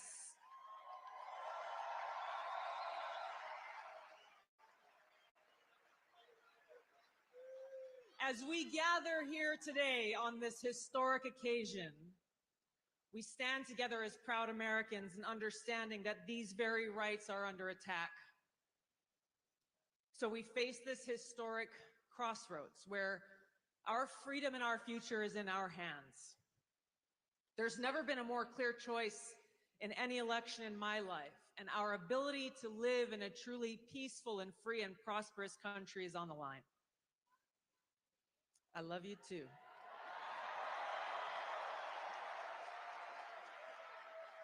And it is that love that brings us together here today, that love for freedom, that love for our country and love for each other as fellow Americans, as children of God, that compels us to take action to save our country and defend our freedom.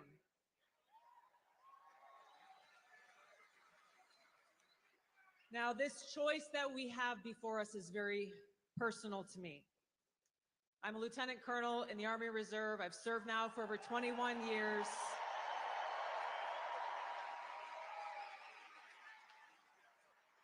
I've deployed to different war zones 3 times over that period, and I've seen the cost of war.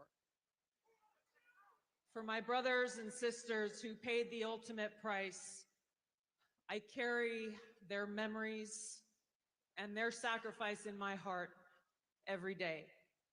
So this choice that we have before us as Americans is critical. It's important to us. It's important to those of us who serve, who have volunteered to put our lives on the line for the safety, security, and freedom of our country and our people, and it's critical to all of us. Here is the choice that we have. A vote for Kamala Harris is a vote for Dick Cheney, and it's a vote for war, more war, likely World War III and nuclear war. A vote for Donald Trump is a vote for a man who wants to end wars, not start them, and who has demonstrated already that he has the courage and strength to stand up and fight for peace. A vote for Kamala Harris is a vote for open borders, where known violent criminals and Islamist terrorists are streaming across our borders, placing us at risk.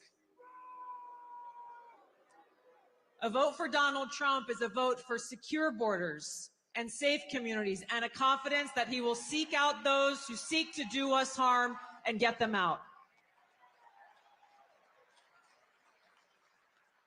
A vote for Kamala Harris is a vote for economic hardship, high cost of living, poverty, and homelessness. And a vote for Donald Trump is a vote for economic prosperity and opportunity for every single one of us as Americans.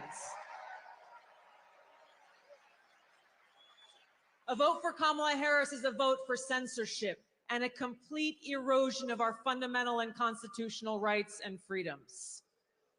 A vote for Donald Trump is a vote for someone who will defend freedom and every one of our God-given rights that are enshrined in the Constitution and Bill of Rights.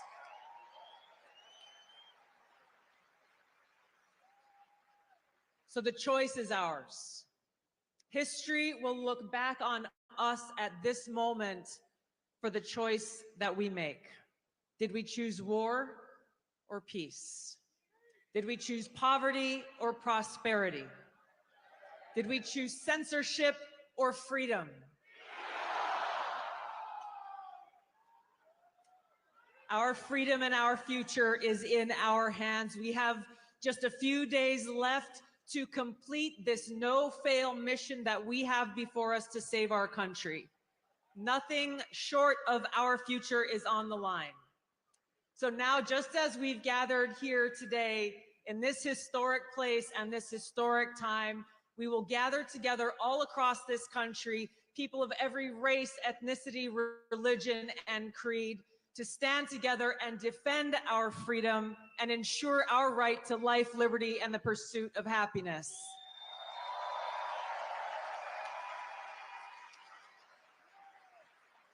Now is the time for us to send Donald Trump back to the White House to be the 47th President of the United States, where we can stand together and make America great again.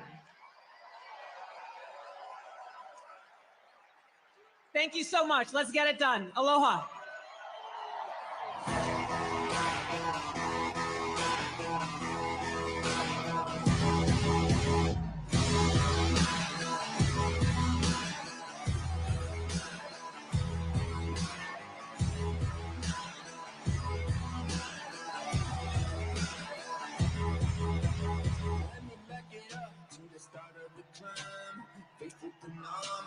Vipers and lions, I had to keep on reaching up, 'cause it was my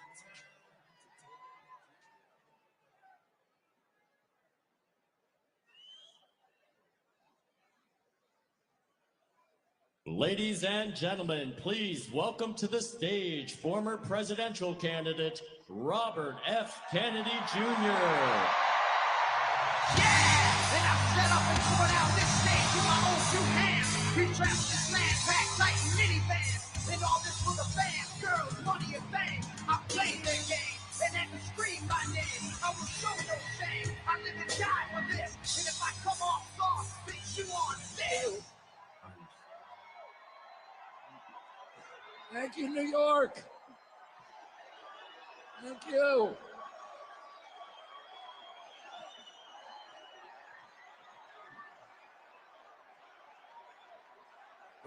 Thank you.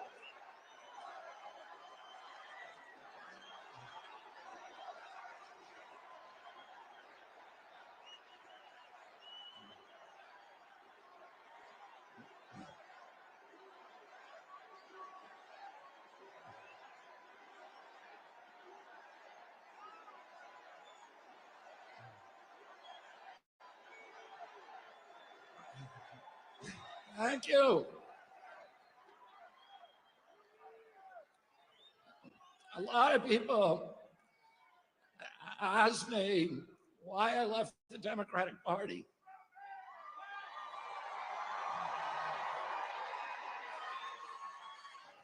And I say, I don't leave the Democratic Party. The Democratic Party left me. This is not the party anymore of Martin Luther King, of Robert Kennedy, of John Kennedy. That was the party of peace. It was the party of constitutional rights, of civil rights, of freedom of speech. It was the party that wanted to protect and nurture the middle class. It was the party that stood up to censorship, to surveillance, that stood up to the CIA, to the military complex, military-industrial complex. And it was the party that wanted to protect public health and women's sports. My uncle, Ted Kennedy, wrote Title IX, which protected women's sports in college.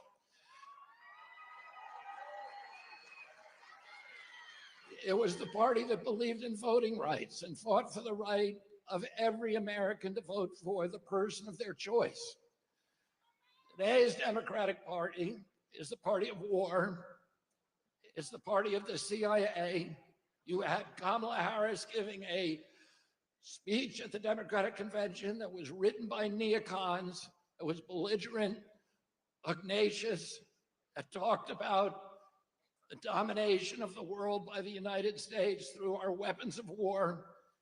It's the party today that wants to divide Americans. It's the party that is dismantling women's sports by letting men play women's sports.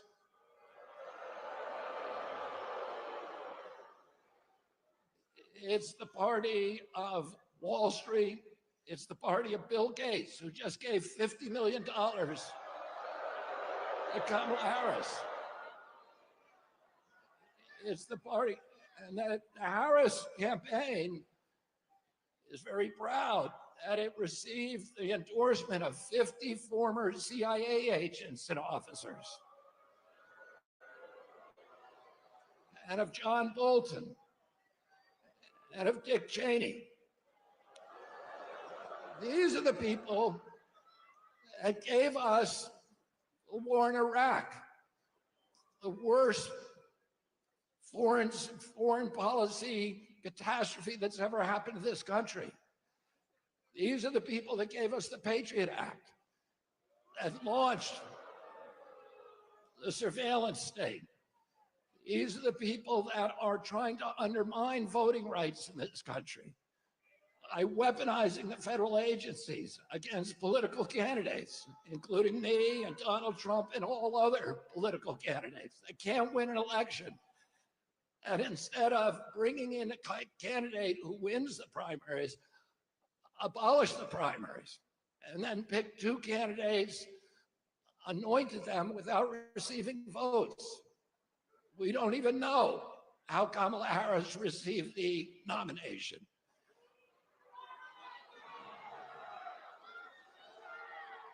And this is the party of Wall Street, of big banks, of big data, of big tech, of the military contractors, and the parties of big pharma, big ag, big food, and big chemicals. This is the party that's given us the sickest children in the history of the world. When my uncle was president, 6% of Americans had chronic disease, and we spent zero on chronic disease in this country. Today, 60% of Americans have chronic disease. This is existential for our country. We're spending $4.3 trillion a year, 5 times our military budget. 77% of American boys cannot qualify for military service because of chronic disease diagnoses. This is existential for our country. President Trump called me 3 hours after his shooting. He said, would I come and sit down with them? And he said to me during that meeting, he said, there are some things that we can agree on and some we disagree on, but the landscapes on which we agree are so much larger. He said, I want to end the wars.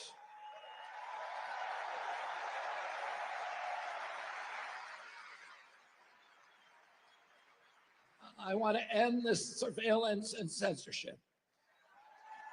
I want to protect the Constitution.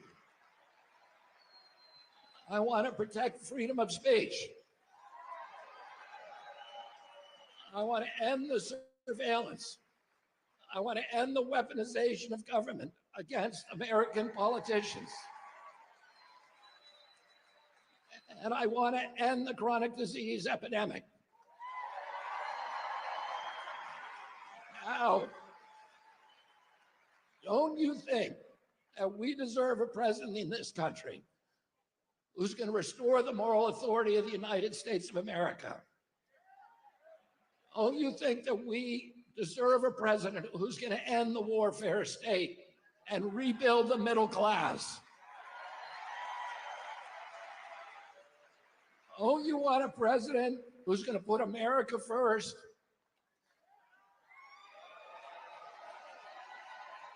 And don't you want a president who's going to protect our children? And who's going to protect women's sports? And who's going to stop dividing this country along racial lines?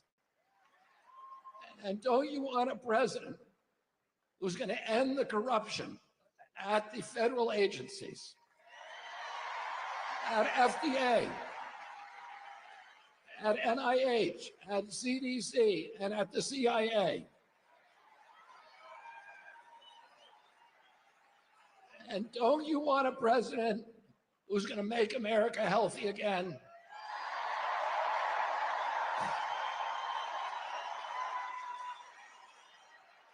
And don't you want a president who's going to make America great again? And we need to go to the polls on November 5th and vote for Donald Trump. God bless you and God bless America. Set up and pour down this stage. with my own two hands. We travel this land, pack tight in minivans. And all this for the fans, girls, money and fame. I played their game, and had to scream my name. I will show no shame. I live and die for this. And if I come off soft, bitch, you on this. Are you scared? Devil without a call, and I'm back with the beaver.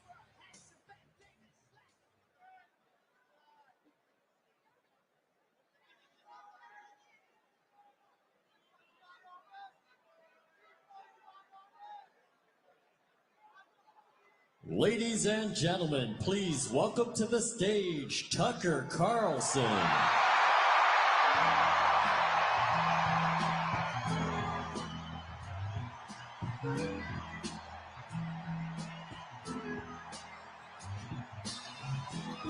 There was a beach or something when his daddy was busy calling. When together around the stars.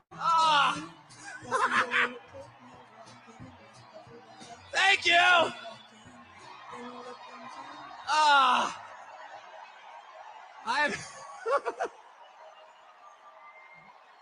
I saw the Grateful Dead in this arena in 1987. I was seated right there.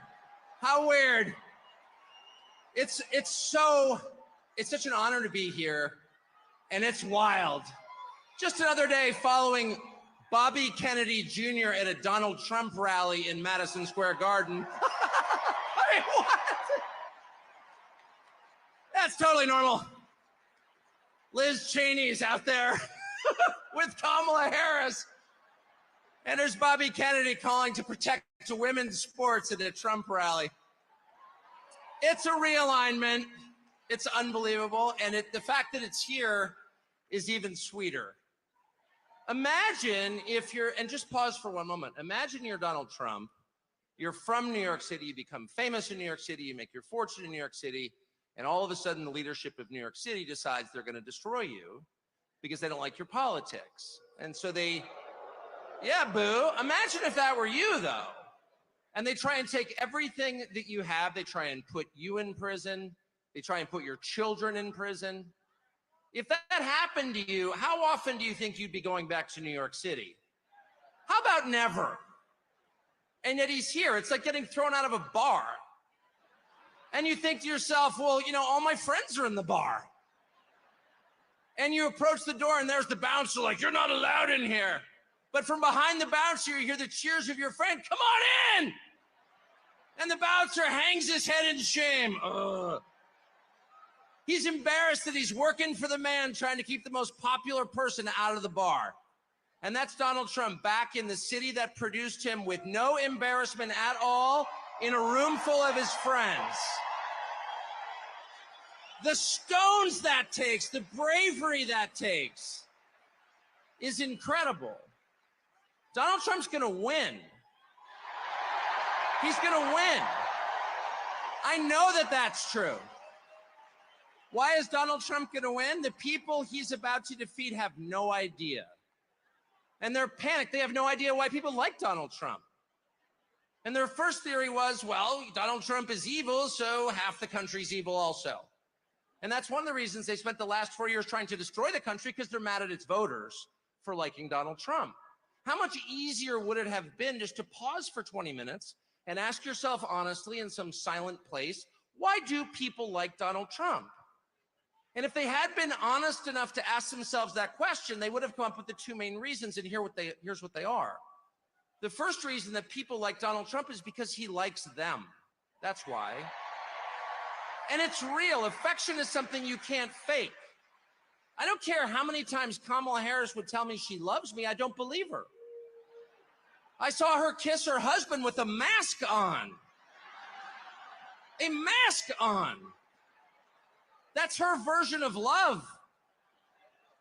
It's fake. It's not real.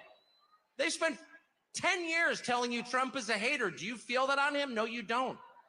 Because it's not there. I've spent a lot of time with Trump.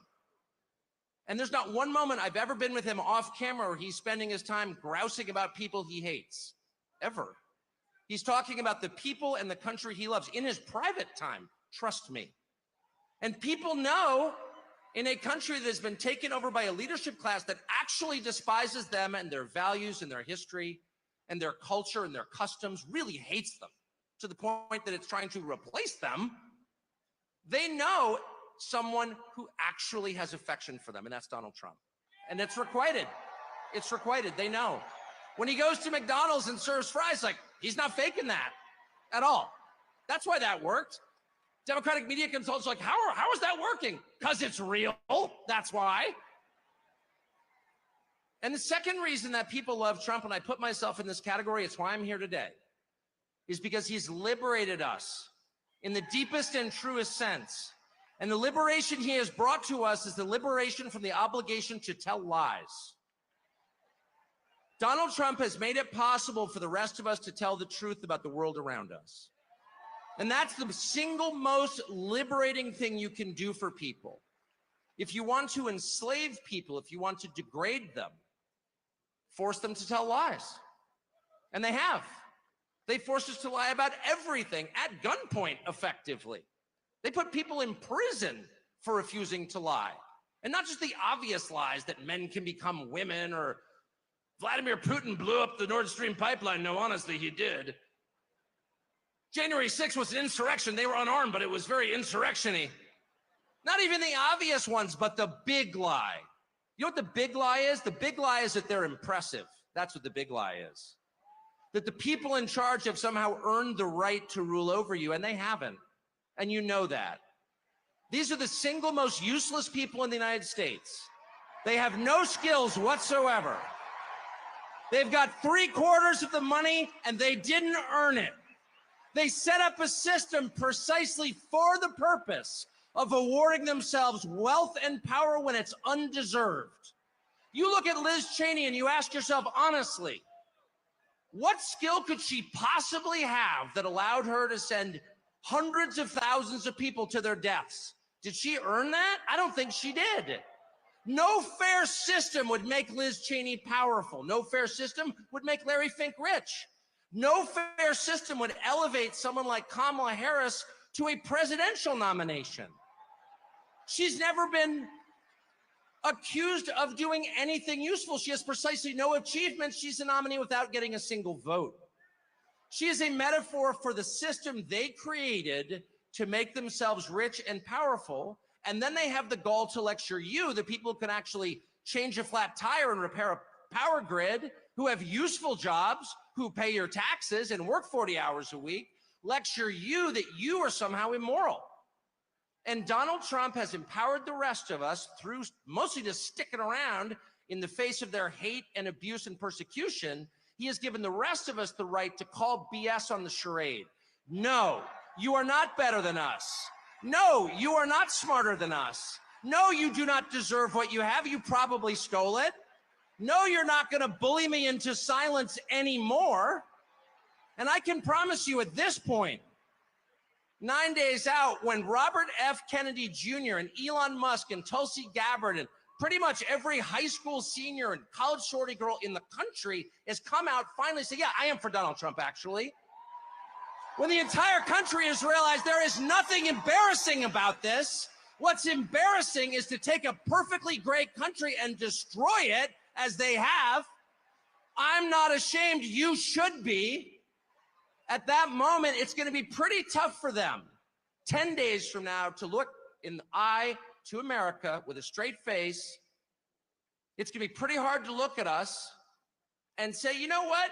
Kamala Harris, she got 85 million votes because she's just so impressive. As the first Samoan, Malaysian, low IQ, former California prosecutor ever to be elected president, it was just a groundswell of popular support. And anyone who thinks otherwise is just a freak or a criminal. At this stage of the game, after 9 years of listening to their lies and finding every single one of them totally false, no, it's not safe and effective, and no, she's not impressive. It's very hard for me to believe the rest of us are going to say, you know what, Joe Scarborough, you're right. You're right. She won fair and square because she's just so impressive. I don't think so. And to me, that is liberation. It's the freedom to say what's obviously true as a free man and not a slave. And I just want to say thank you, Donald Trump, for that.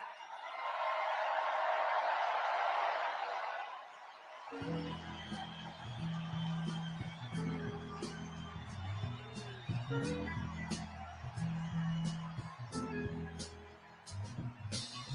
Ray was the preacher's son, and when his daddy would visit, he'd come along. When they gathered around the stars.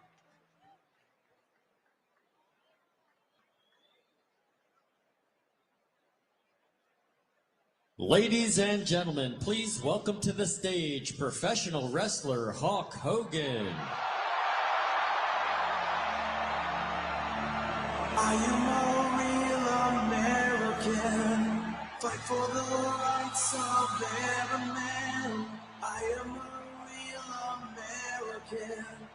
Fight for what's right. Fight for your life.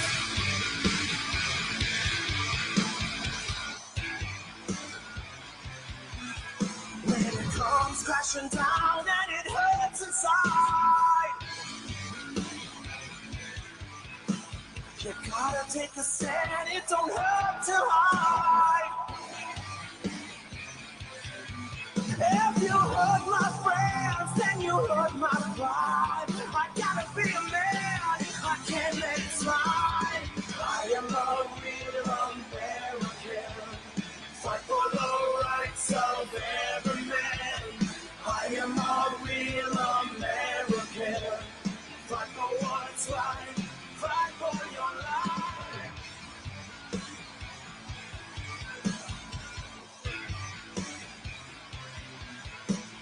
I feel strong about right and wrong. And don't take trouble for very long. I get something deep inside of me. Touch is the thing that makes us free. I am a real American. Fight for the rights of every man. I am a real American. Fight for what's right. Fight for your life. I am a real American. Fight for the rights of every man. I am a real American.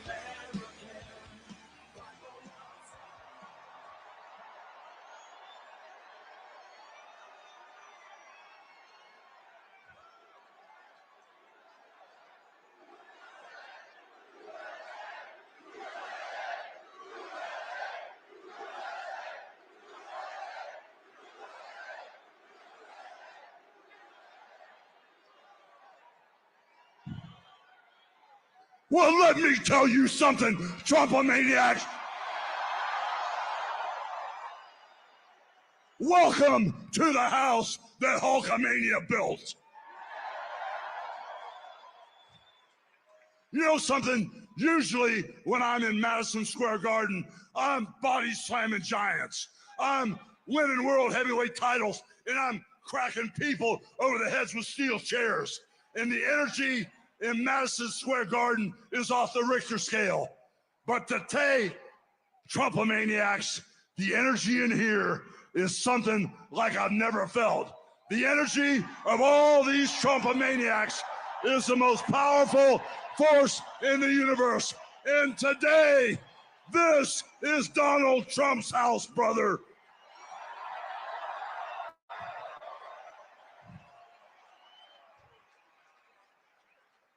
You know something, Trump maniacs? I don't see no stinking Nazis in here. I don't see no stinking domestic terrorists in here. The only thing I see in here are a bunch of hard-working men and women that are real Americans, brother.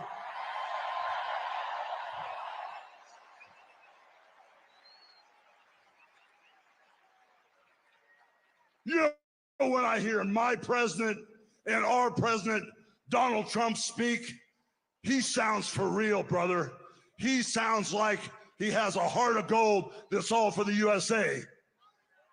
But when I hear Kamala speak, it sounds, it sounds like a script from Hollywood with a really, really bad actress.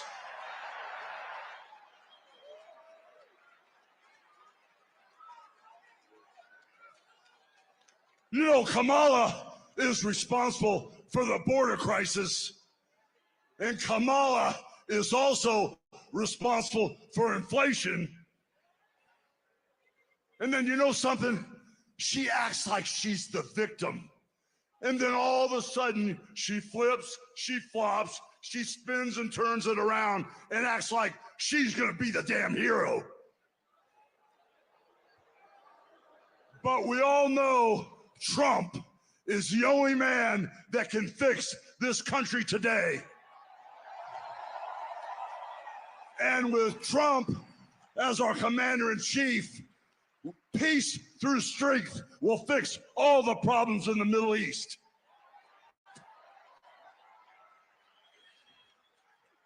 You know, I've been coming to this building month after month after month, and I've seen sold-out crowds over and over again for over 40 years. And for 40 years, I've always asked the question, what you gonna do? Over and over and over again, what you gonna do? Well, today, after feeling the energy in this building, I finally got the answer. And the answer is, vote for Trump.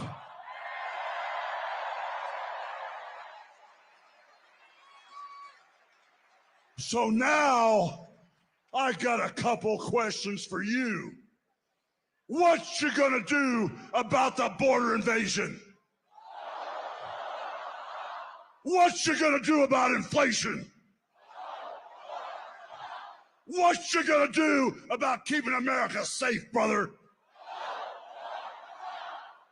And what you gonna do about putting God in our homes, in our country, and our schools? So I guess we're all on the same page. So I got one final question for you. What you gonna do and who's gonna make America great again?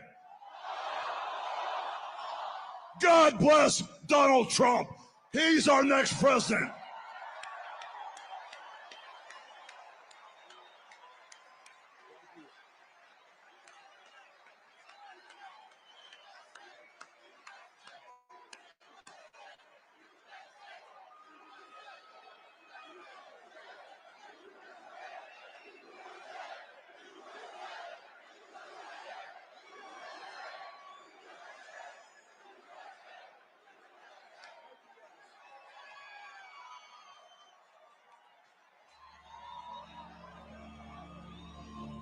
I am a real American. Fight for the rights of every man. I am a real American. Fight for what's right. Fight for your life.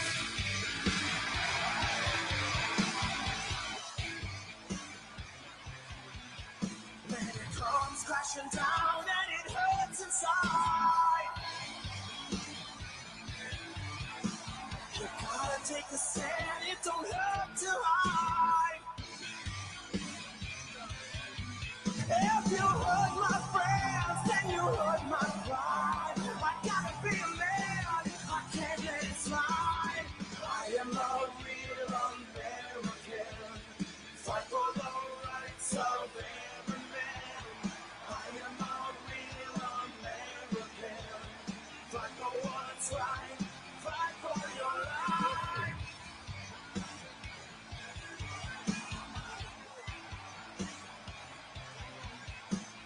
I feel strong about right and wrong. And I don't take trouble for very long. I'll get something deep inside of me. Courage is the thing that makes us free. I am a real American. Fight for the rights of every man. I am a real American. Fight for what's right. Fight for your life.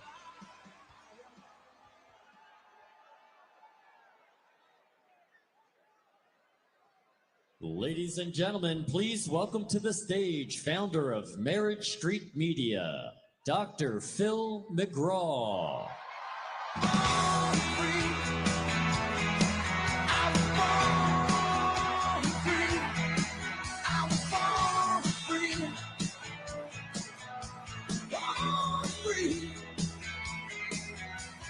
Free like a river raging strong is the wind I'm facing, chasing dreams and facing father time.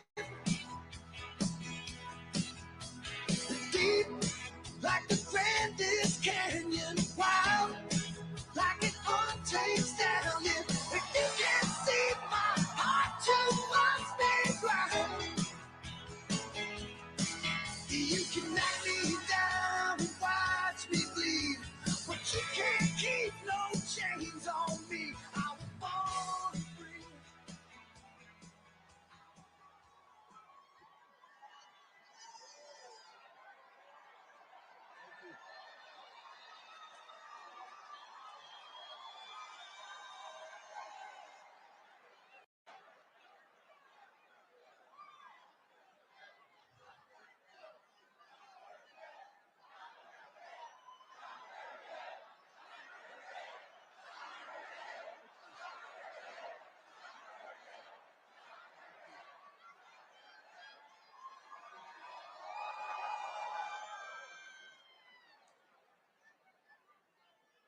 Well,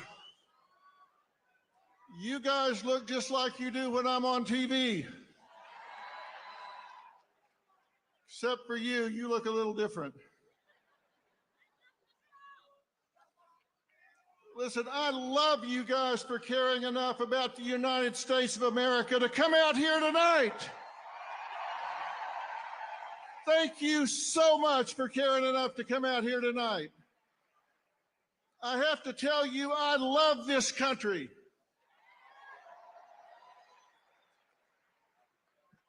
I do. I love this country. I stand up when our flag goes by.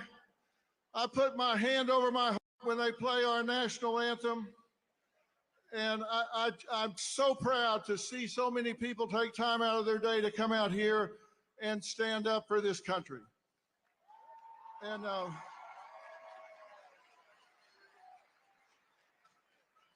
And strangely enough, I'm not here just to stand up for Donald J. Trump. Lord knows he doesn't need me to stand up for him. He's tough as an old army boot. He's got lots of enemies, different groups that are scared, and between them, they have impeached him, indicted him, raided him, railroaded him, shot him, and sued him. And where is he? He is still standing.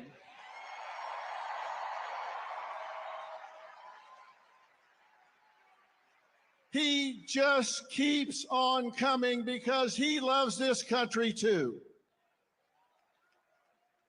I can be honest and say, I can be honest because we have free speech in America. I can be honest and say, I don't like or agree everything that Donald J. Trump does or says. I mean, come on.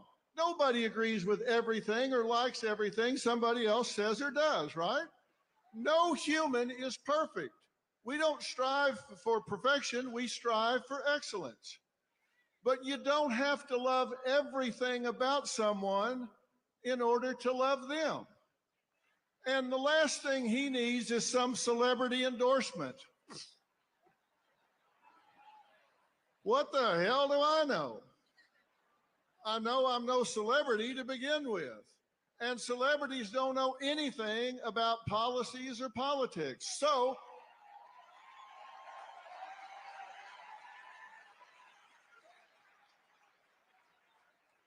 only difference between me and them is I'm willing to admit it. So, why am I here? Well, I'll tell you why I'm here. I'm here to talk to and stand up for the people who have declared their support for Donald J. Trump, or they got found out, or they want to do it, but they're too intimidated. Because you know what happens when somebody in this country says, hey, I'm going to vote Republican, I'm going to vote Donald J. Trump, they get canceled, intimidated, marginalized, excluded, or even fired or boycotted. And you know what that means? In short, that adds up to being bullied. And now we're talking about something I know a hell of a lot about. Now you're in my wheelhouse, buddy. I may not be an expert in politics, but I am an expert about bullying. And bullying is when you seek to harm somebody, you seek to intimidate, coerce, cause distress, fear, risk to their well-being. And it can be physical, verbal, relational, or cyberbullying. And it's always wrong. You said it, my friend. It is always wrong when you bully somebody. And that's what's going on. Now, let me tell you what the critics are going to say when they hear me talking about this. They're going to say, well, now, wait a minute. Come on. Isn't Trump a bully? And let me tell you why the answer to that question is no. Because to be a bully, there has to be an imbalance of power. And when there's not, it's just called a debate. And he's just better at it than anybody else.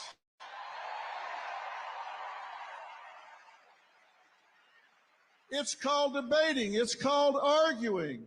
It's just, it may even name calling, but it's not bullying unless there's an imbalance of power. And whoever he talks to, they've got a microphone, they got on their big boy pants, they got a stage, they got everything else. He's just better at it. And the same thing is true. When the Democrats or Harris call him fascist, Hitler, racist, misogynist, or a crook, is that bullying? Well, not really. It's ugly. But with the First Amendment, which we all want to keep, there's no imbalance of power, so it's not bullying. It's just like when he does. It may not be the best use of energy, but when you attack civilians, when you attack a citizen, and you use the power of the internet, you use mob mentality, you incite people to gang up and cause boycotts, then it's beyond ugly. And that's what's happening in this country right now, and that's not okay.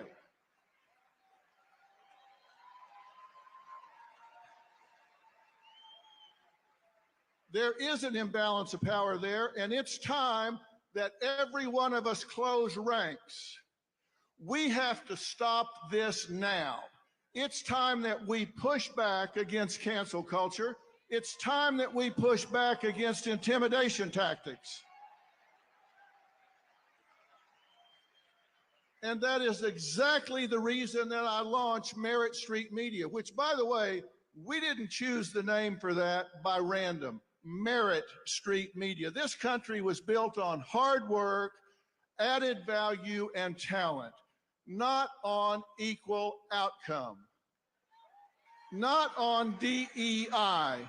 This country was built on hard work, and it needs to continue to be built on hard work. And the legacy media has sold out.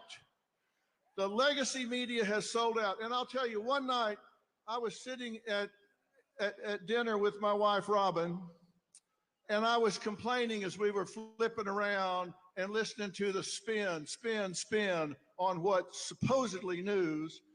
And I said, damn, I'm tired of listening to all this media spin and everything.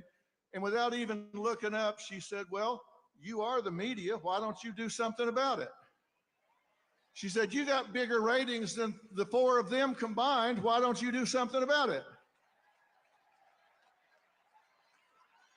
Well, as usual, she was right. And that's why I launched the new network, because we want people to think for themselves. You guys aren't dumb. You don't need to be told what to think. You just need the facts. And you're here because you have the facts, right? You're here because you recognize when legacy media edits answers and gives you what they want you to hear instead of the truth.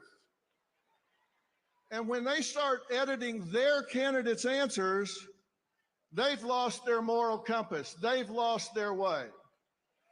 And I would love to say it's equal on both sides, but I'll guarantee you, when Beyonce, George Clooney, De Niro, and Lizzo come out and say they're for Kamala Harris, when they all come out and say they're for Kamala Harris, did you read anything or hear anything in the media criticizing it? No. But you watch what happens tomorrow morning when people find out I came here to talk to you.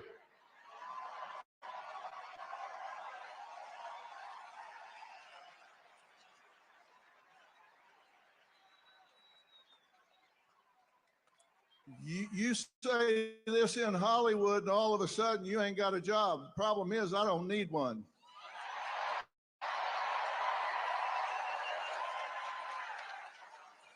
I don't need a job because I got you.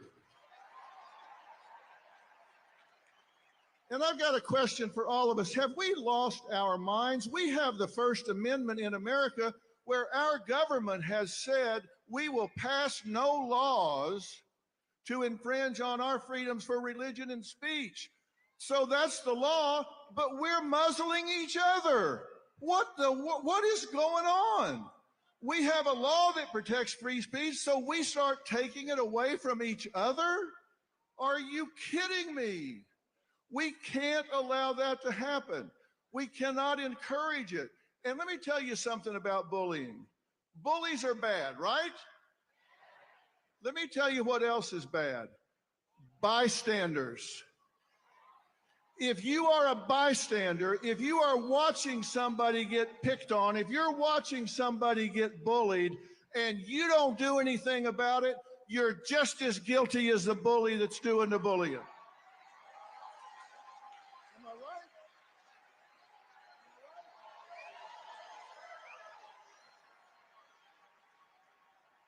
I have talked to so many children in schools that tell me the worst feeling they've ever had is being bullied and feeling alone and abandoned when they are picked on and intimidated, when they wish even one person, even one other kid would step up and say, hey, come sit with me at lunch. Don't sit in a stall in the bathroom and cry your way through lunch and eat alone. We're not going to let you be alone. And it's the same thing with adults. Adults don't want to be cut out of the herd and feel like they're alone. The number one need in all people is acceptance. The number one fear is rejections, and bullies, they prey on that. We must claim the right to our point of view. We must be critical thinkers. And when you see somebody being picked on, then you've got to be willing to step up and say, hey, I'm with you. Don't let that happen.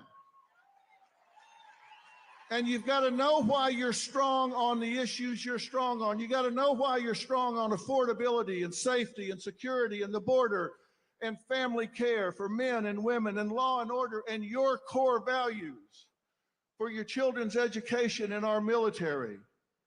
Know why you're where you are. And when you come to your friends and coworkers being bullied, don't be a bystander. Don't be a bystander. You can't let it happen. When you say you love America, that's a verb. That also means you love Americans. You've got to push back and call out the bullies. You've got to stand with those that have targets in their lives. Targets if they're picking on them by calling their jobs to get them fired. Boycotts or kicking them out of their jobs at church or their groups at church. I've spent 45 years listening to people. And I was just in North Carolina and after the hurricane hit down there. And you know what? I saw neighbors helping neighbors and not one of them asked, are you a Democrat or a Republican?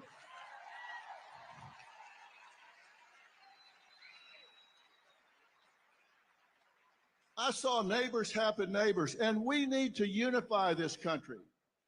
You have the right to vote for who you want to vote for president, and we need to step up and claim it, and we need to stand with each other. There are so many who want to, but they're bullied, so they're afraid to. Let me tell you something. One of the most important days in American history was 9/12/2001. Not 9/11.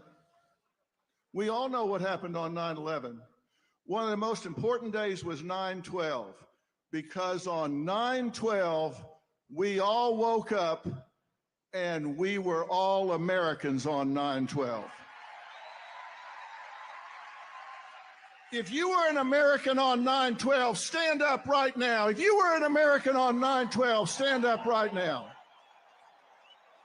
That's who we were. That's who we are. And the difference between winners and losers is winners do things losers don't want to do. And we have to stand proud to help our neighbors who want to vote their conscience and not be afraid. No one should be alone. No one should feel abandoned. No one should have their business boycotted. If you hear somebody's getting their business boycotted, you should get your friends and make sure their business gets doubled.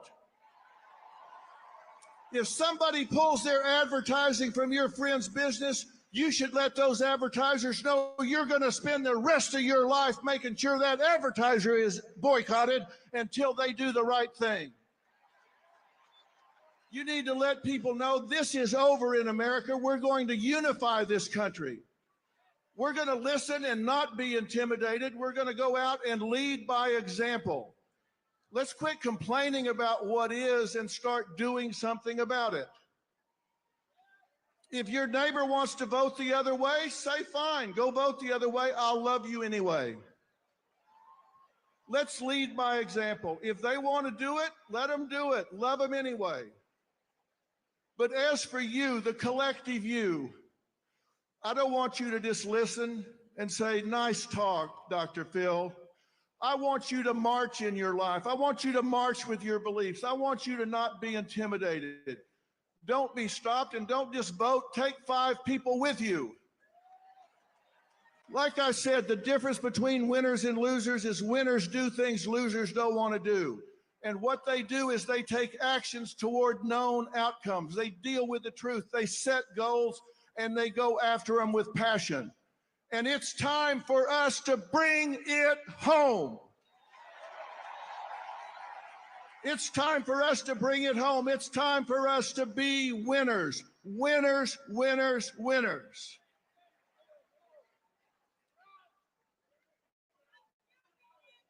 I started by telling you I love this country. I'll finish by telling you I love this country, and I love you for loving this country.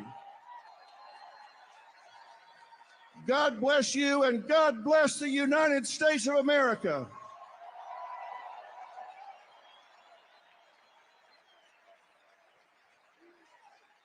And before I leave, ladies and gentlemen, please welcome the next Vice President of the United States, Senator J.D. Vance.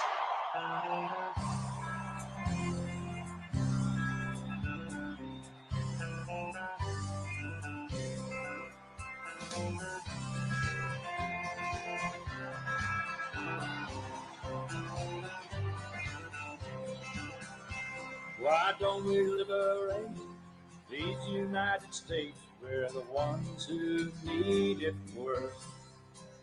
Let the rest of the world help us for change, and let's rebuild America first. Our highways and bridges are falling apart. Who's blessed? Who has been cursed? There's things to be done all over the world, but let's rebuild America first. Well,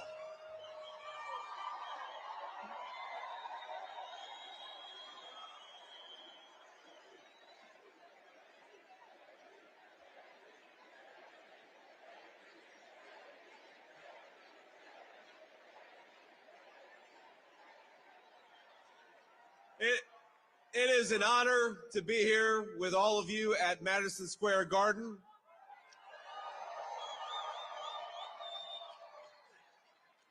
Now think about this, for more than a century, America's most celebrated heroes and legends have made history inside this iconic arena.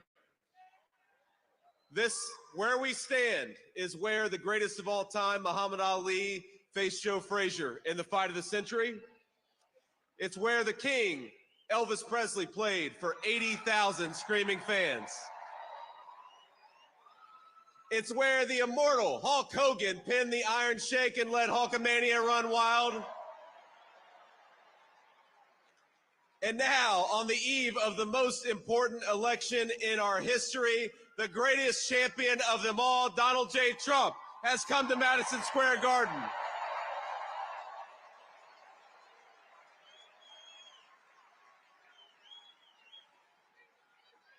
And I believe in just 8 short days, we are going to turn the United States of America red and make Donald J. Trump the President of the United States.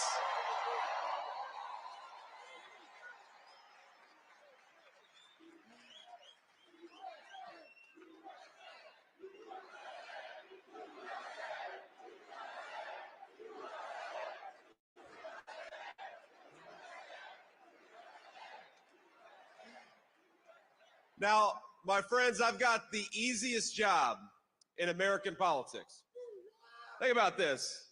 All I've got to do is remind people what life was like when Donald J. Trump was President of the United States.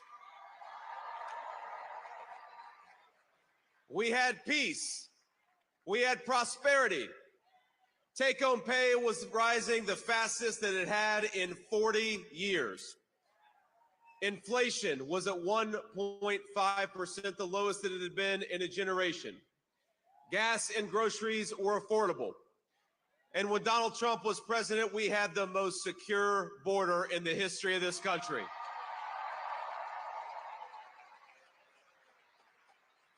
That's the Donald Trump record, and that's a record that's going to win in just 9 short days.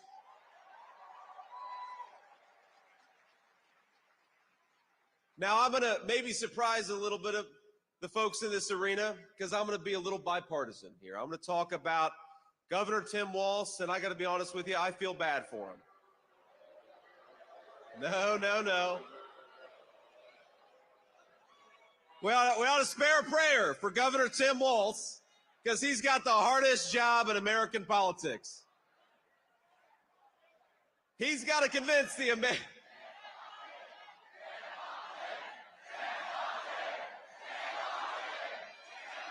Up, man.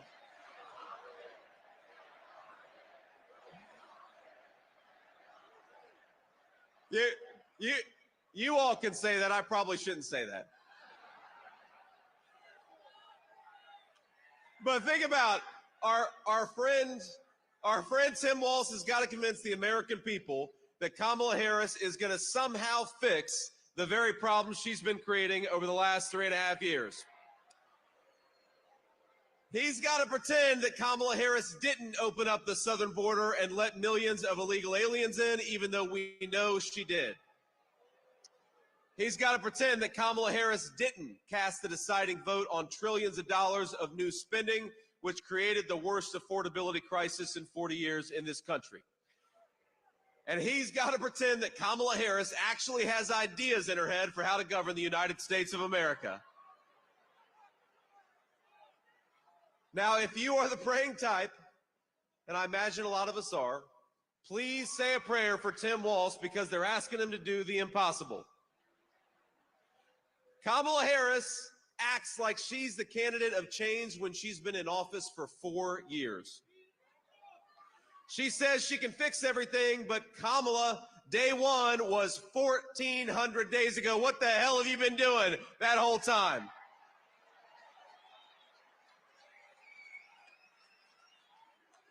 Now, my favorite Kamala Harris moment is that when somebody asks her for specifics on how she'll make life more affordable or groceries cheaper, she'll say, well, I grew up in a middle-class family.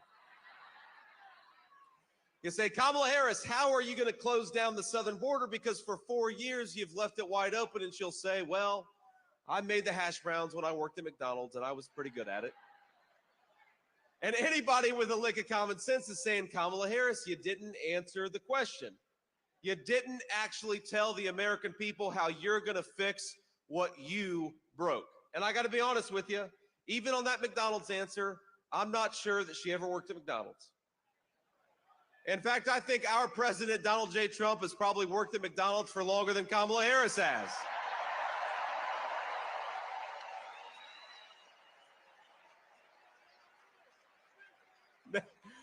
Now, I will say, I'm going to say one thing in Kamala Harris's defense. She does one thing very well.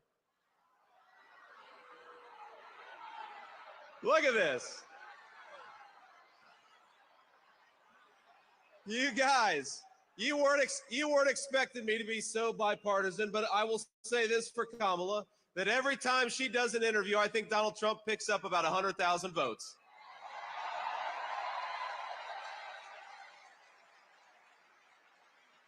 Now, we're, of course, in one of the proud baseball cities in the United States of America. So you know the problem with a softball interview is that you've got to be able to hit a softball still. And that's the problem with Kamala Harris, is I don't think that she could hit a T-ball based on what we've seen over the last couple of weeks. When she was asked what she would do differently compared to Joe Biden, she said, nothing comes to mind. She's running on how she's going to be different, but she couldn't name a single thing that she would do differently than Joe Biden. Now, I will say that could be the Kamala Harris official campaign slogan. Kamala Harris, nothing comes to mind.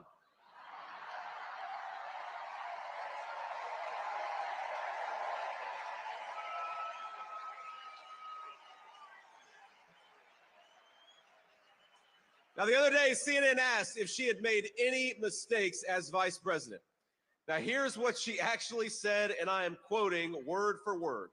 She said, in my role as vice president, I mean, I've probably worked very hard at making sure that I am well versed on issues, and I think that is very important. It's a mistake not to be well versed on an issue and feel compelled to answer a question. Now, I have no idea what any of that means, and frankly, neither do any of you. None of us know what the hell she says. Now, she may not be able to name any of her mistakes, but the American people sure can. And 9 days from now, we're going to tell Kamala Harris, you're fired. Go back to San Francisco where you belong. Get the hell out of the White House.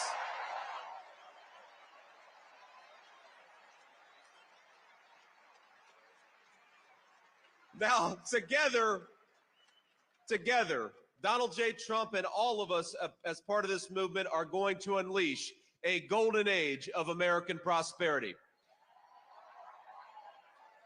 We're going to make life affordable again in the United States of America. We're going to put the American dream of homeownership within reach for millions of American young people. We're going to secure our border, and we're going to keep our families safe. We're going to protect your right to free speech and religious liberty. And we're going to do it all thanks to the leadership of one man. Now, we have to remember that one man, Donald J. Trump, 8 years ago, go back 8 years, he had everything. He had fame, he had fortune, he had family, he had friends. But he gave up the easy life to save the United States of America.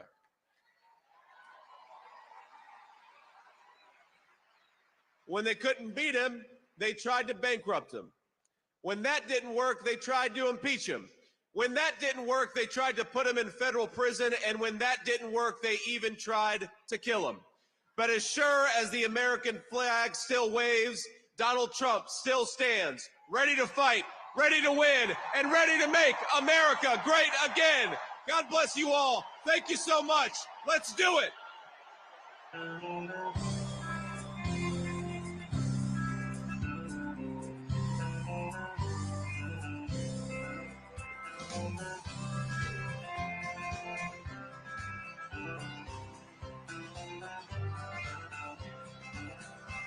Why don't we liberate These United States, we're the ones who need it worst.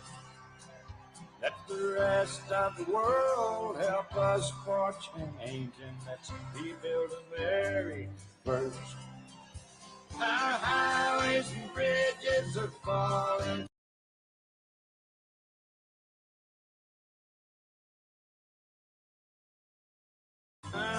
All over the world, but let's rebuild America.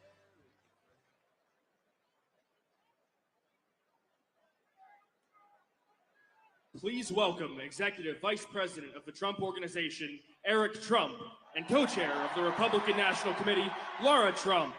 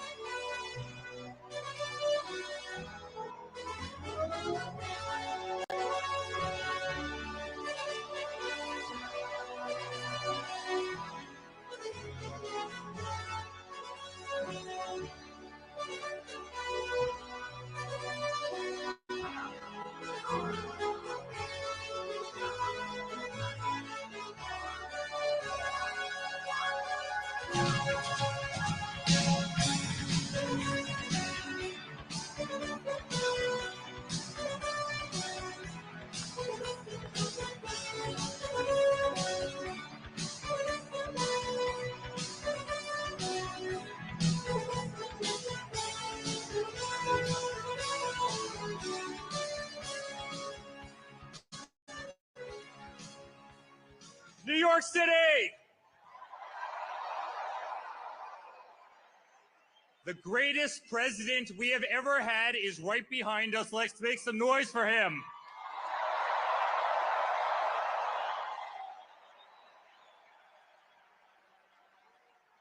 Guys, this isn't politics. This isn't politics. This is a family. It's hard. We love you too. We love you too.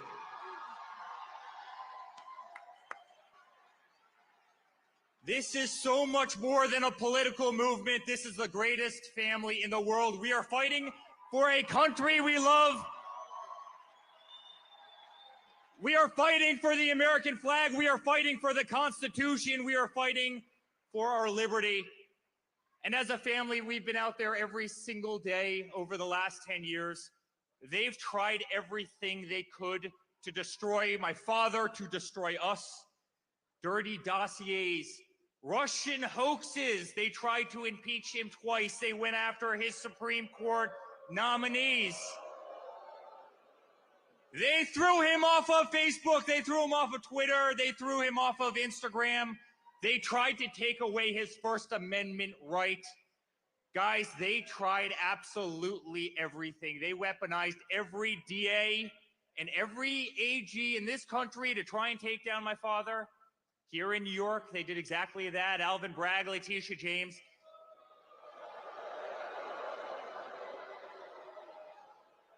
They tried to destroy his life. They tried to take him off the ballot in Colorado. They tried to take him off the ballot in Maine. They tried to subdue the vote of literally hundreds of millions of Americans who absolutely adore the guy. Guys, it's been political lawfare every single day. And then somebody tried to kill him.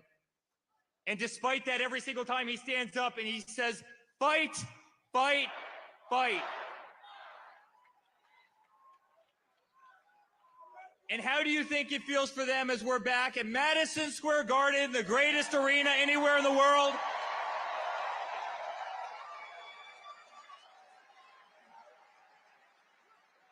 Guys, I saw the Rangers play here and win the Cup in '94.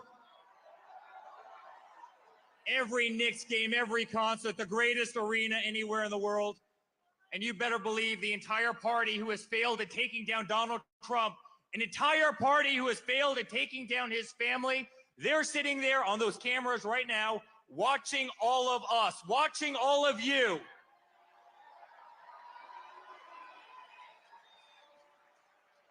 Almost 200,000 people tried to get into this event tonight.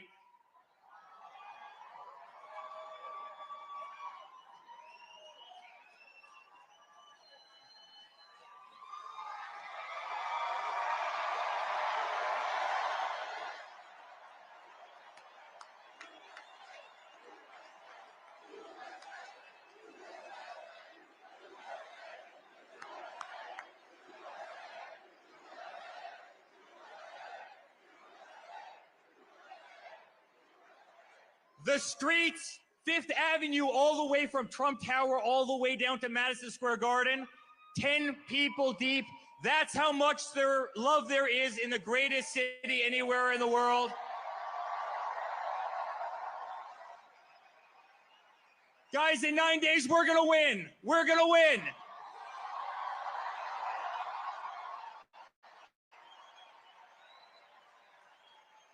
And not only is he going to make America great again, he's going to make New York City great again.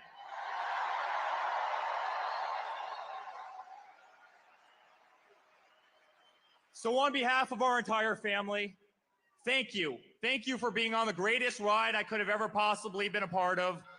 Thank you for 10 incredible years.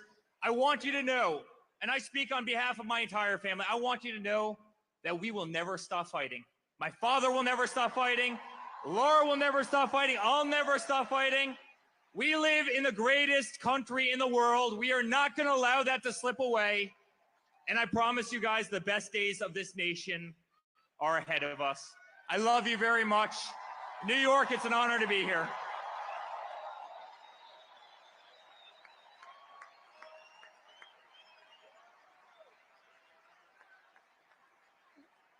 All right, y'all aren't done with us just yet. I'll say a few things if that's okay with everybody here. Can I just say how honored I am to be the co-chair of the Republican National Committee for you guys? I'll tell you something, we're making sure that we have free, fair, and transparent elections and nobody's cheating in 2024. Guys, we are 9 days away from making sure we send a loud and clear message to the mainstream media, to the establishment, to the Democrats, to Hollywood, that it is not them. It is we, the people, who choose our president, and we're choosing Donald J. Trump.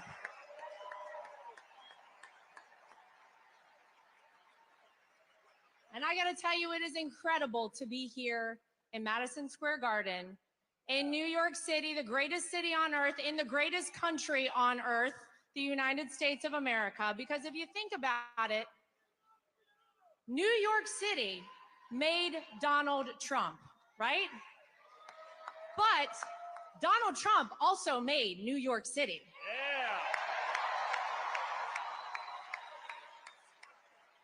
He changed the skyline of this city, rebuilt it. Remember whenever they couldn't get an ice skating rink, Woolman Rink in Central Park?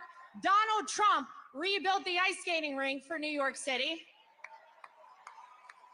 By the way, under budget and ahead of schedule, if I'm not mistaken, because that's how we like to do things in the Trump family. And when nobody else was doing it, Donald Trump put his heart and soul right here in New York City. It's true, and this is the city that made him a household name. This is the city that put Donald Trump in so many rap songs, by the way, right? And truly made him the American dream. But I'll tell you something, being a New Yorker teaches you something else, doesn't it? It teaches you how to be tough. It teaches you that it doesn't matter how hard you get hit, you get back up and you keep fighting.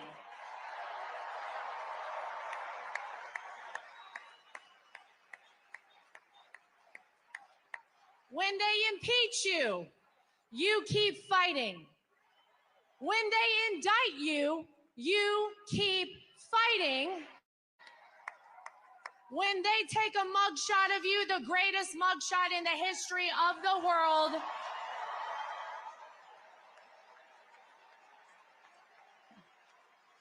you keep fighting. And when an assassin's bullet strikes you, you don't lay down. You get up, you stand strong, and you keep fighting, right? Now, in case you guys don't know, Donald Trump likes to go places nobody expects him. Anybody hear about a little rally up the street in the Bronx? Yeah. Does anybody know the last time a Republican president campaigned in the Bronx? It was Ronald Reagan, and ladies and gentlemen, he turned New York red. I'm just saying.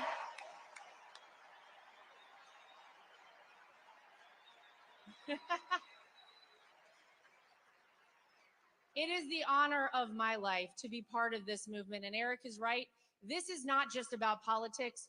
We are all a big family, and we're a family who loves this country. And I can tell you something, 9 days from now, it is going to be the sweetest comeback, because we know the art of the deal. We also know the art of the comeback from Donald Trump, that this country has ever seen. Everybody get out, vote early, take a friend to vote. Let's make America great again. We love you, New York.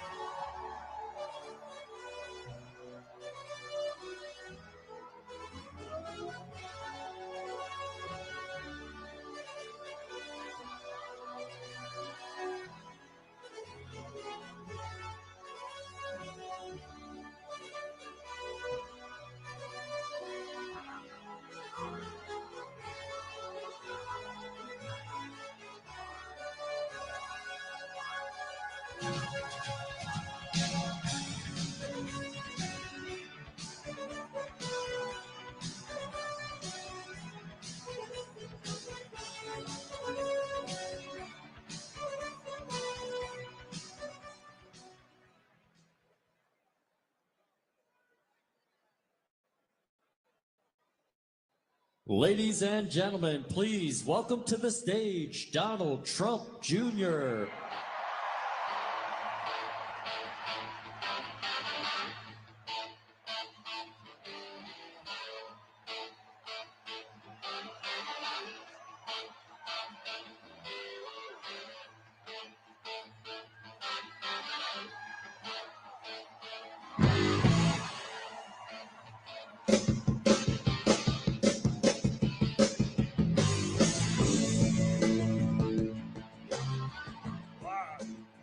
Hello, Madison Square Garden! Are you guys ready to take your country back? Are you sick of the insanity? Guys, this is not my first rodeo. It's the third go around, but you think this could have ever happened 4 or 8 years ago in the heart of New York City? The King of New York is back to reclaim the city that he built.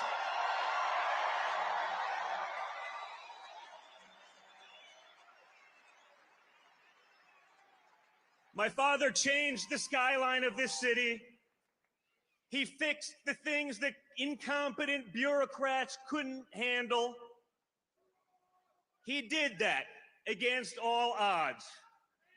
He did it for our country too, and now everyone recognizes it. What's unique about this election, folks, you've had 4 years under both leaders. The media would like to pretend that Kamala Harris started her political career about a month ago in a coup, the most democratic process to ever not have a single vote. She's going to be a moderate, folks. She's going to be a moderate. A radical San Francisco liberal. The daughter of a Marxist professor is now magically going to be a moderate.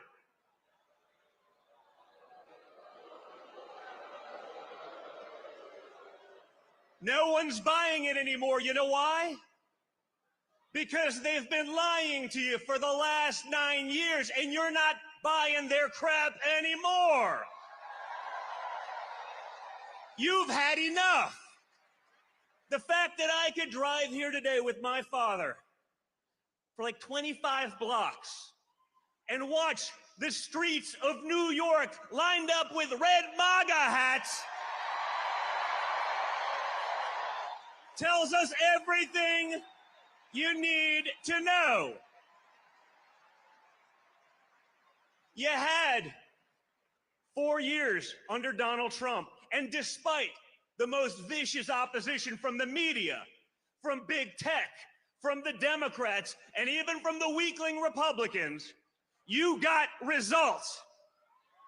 We got peace deals done. Our enemies weren't invading their neighbors. The economy grew. Inflation was next to nothing. And then Kamala Harris and Joe Biden took over, and everything went to hell like that. I keep watching it in the news. It's amazing. Kamala Harris is going to fix all these things. I say, you know what? Why hasn't she started fixing them? You know, you've had 4 years. Why didn't you maybe get going? You're going to wait till January 20th? Americans are suffering. People can't make rent. Businesses are going under. Grocery prices are too expensive. I tell a story.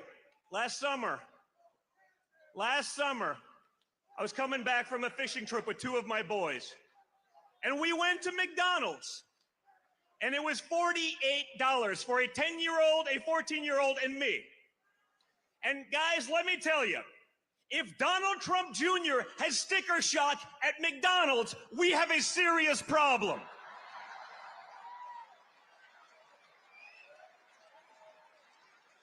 It does not have to be this way, guys. We can change it, but it's going to take all of you.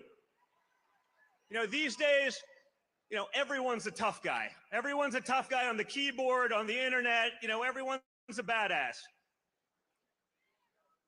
But when you get shot in the face and you come back defiant, ready to fight, that's a badass. That's the guy. That's the guy that can fix the problems that we have. That's the guy that's going to keep our enemies in check. That's a guy that's going to fight for each and every one of you. He's done it once. Let's send him back to Washington, D.C. with an overwhelming mandate to fix the nonsense once and for all.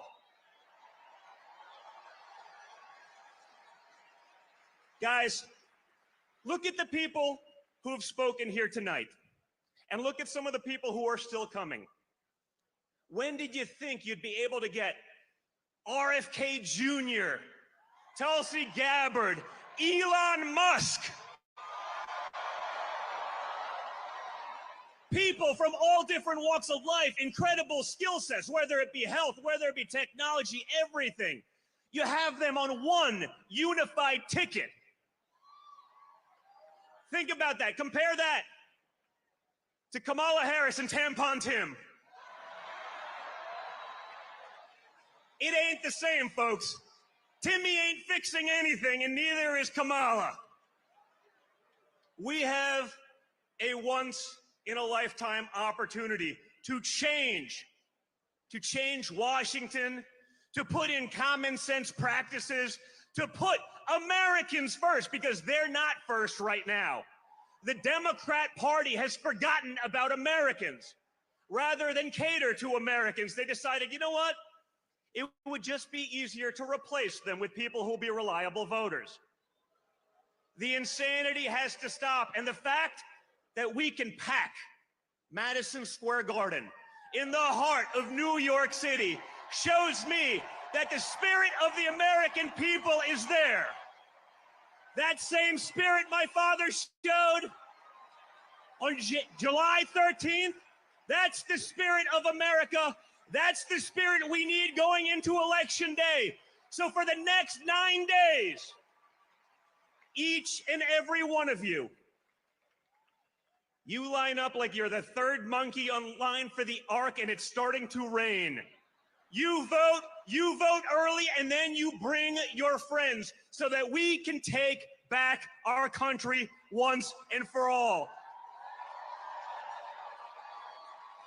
And when we do that, guys, we're not just going to make America great again.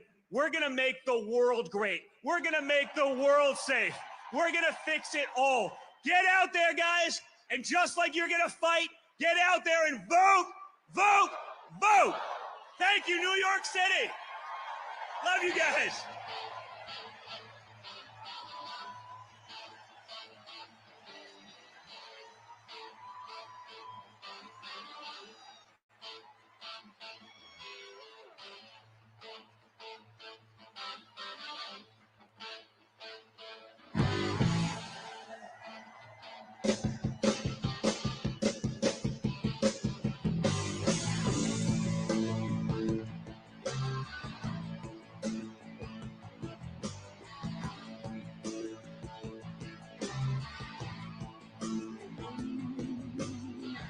Here I come again now, baby.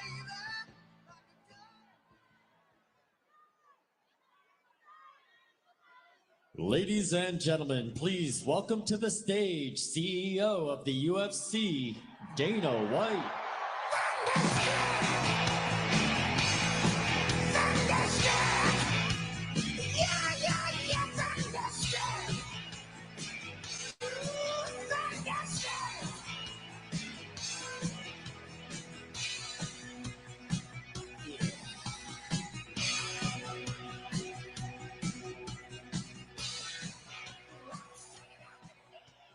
Ladies and gentlemen, we are 9 days away from the most important election of my lifetime. Stakes have never been higher, and the choice has never been clearer. President Trump and I have been friends for 25 years. I've said this before, and I'm going to say it again. He is the most resilient, hardest working human being that I've ever met in my life. I know he's a great leader. This is not my opinion, not my hope. He's proven he can build the strongest economy in American history. He's proven he can secure our borders and keep our nation safe. He's proven to be the strong leader allies and adversaries alike must respect.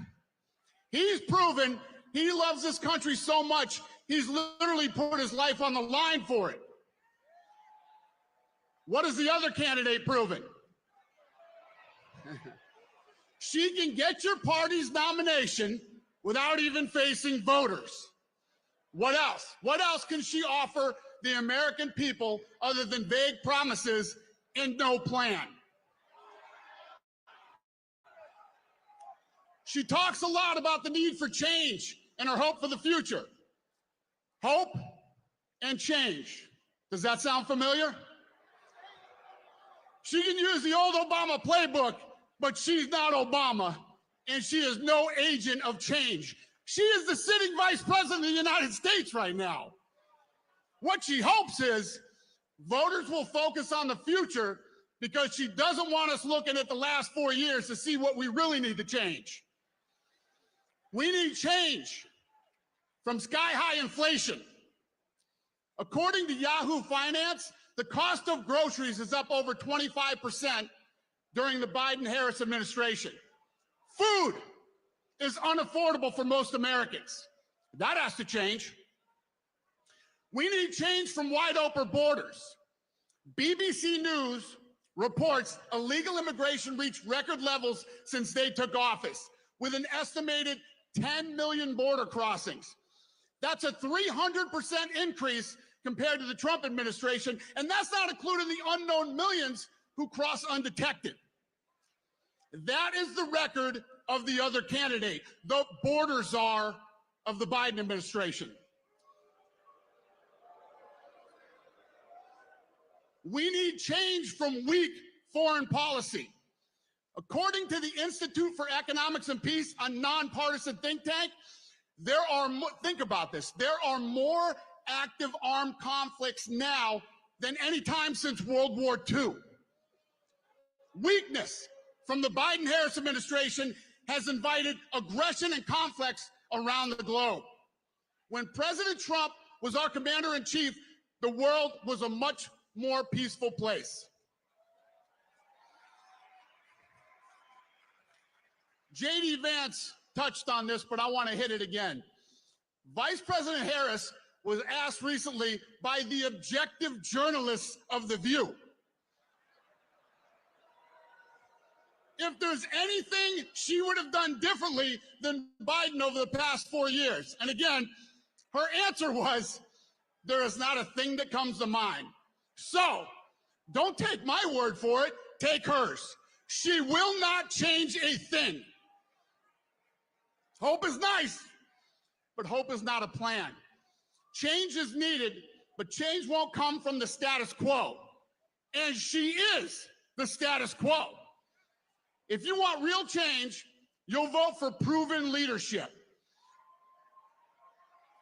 If you want to return to economic prosperity, border security, and global stability, you'll vote for the one candidate who's proven he can deliver all of that. My fellow Americans, if you want what's best for your family and this country, you're going to vote Donald J. Trump as the 47th president of the United States.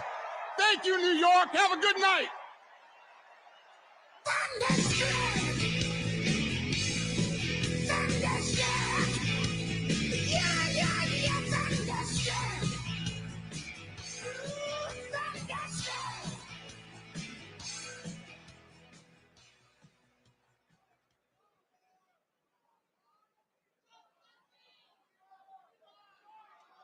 Ladies and gentlemen, please welcome to the stage Chairman and CEO of Cantor Fitzgerald, Howard Lutnick.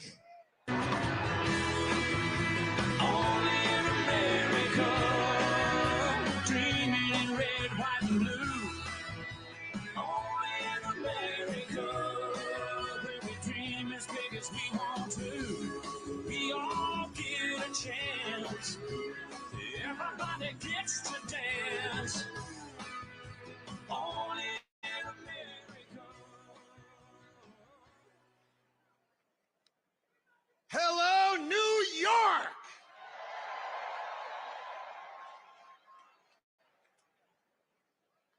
I mean, it was not on my bucket list, okay? People like me do not get to play Madison Square Garden. This place rocks.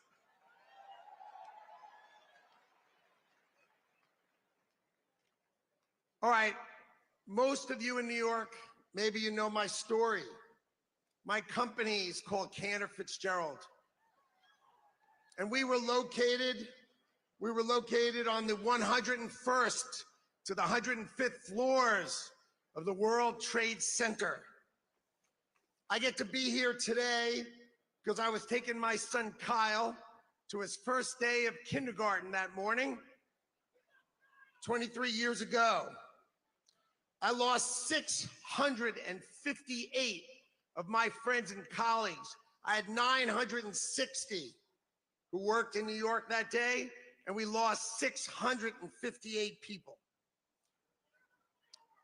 And we rebuilt that company to take care of the families of those that I lost.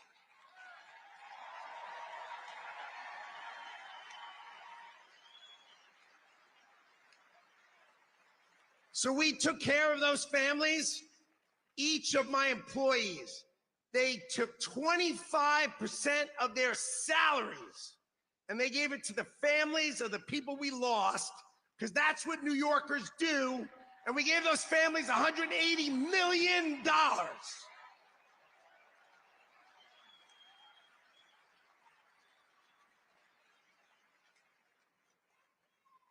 So the first thing, we must elect Donald J. Trump president, because we must crush jihad.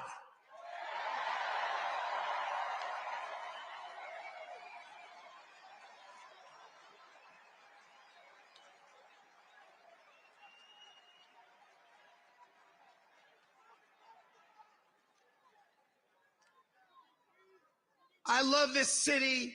I love this city. And Donald Trump loves this city no matter how crappy they treat him. He is back because he loves you and he loves this city.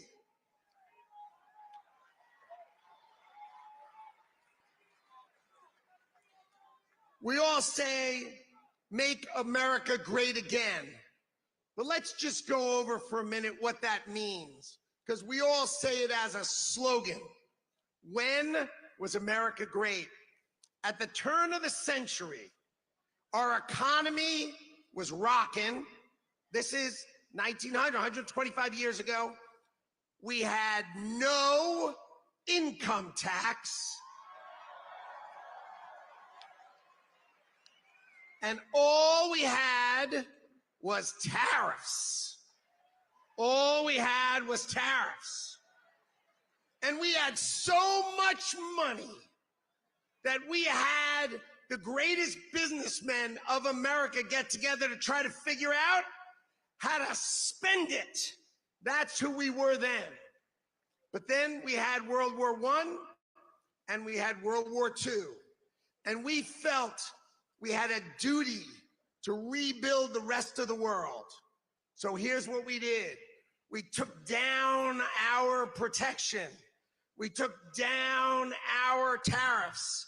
And we turned instead and we taxed Americans so that we could export the power of our economy and save the rest of the world, which we did.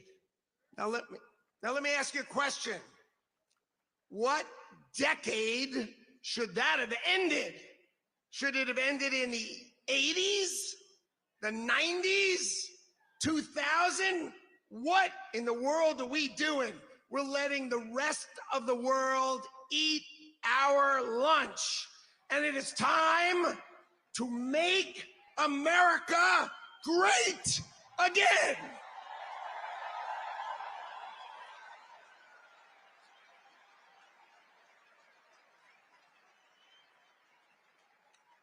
All right. What does America first mean? We all say America first. What does America first mean? American citizens employed first. NAFTA. Bill Clinton's favorite I hate Michigan move. Open the border, take all car manufacturing and move it to Mexico, and screw over everyone in America who works in the auto industry. We don't make cars here. I mean, they make our cars in China and ship them here. It's got to end. So when he says America first, let's be crystal clear. He is saying employ American citizens first.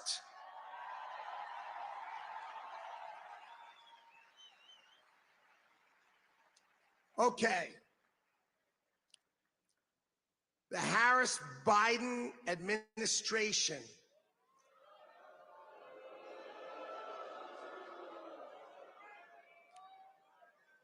has set us up with a $6.5 trillion spending budget on our taxes of $4.5 trillion as they screw our children's future to the wall. We lose $2 trillion this year, $2 trillion.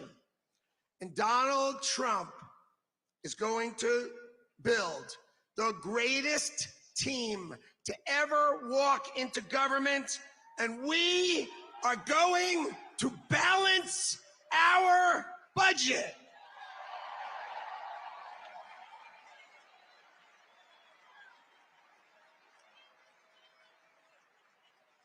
And when we balance our budget, the world is going to feel what it feels like to unleash the full power of the United States economy and its amazing workforce. Okay.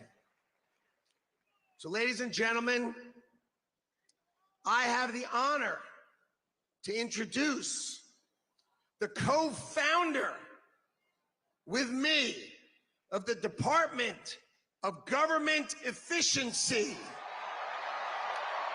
Doge, Madison Square Garden. Ladies and gentlemen, give it up for the greatest capitalist in the history of the United States of America, Elon Musk.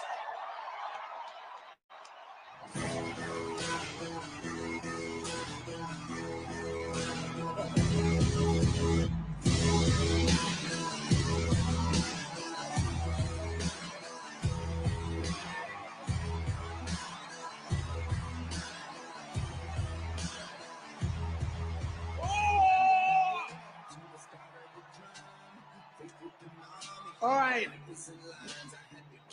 As you can see,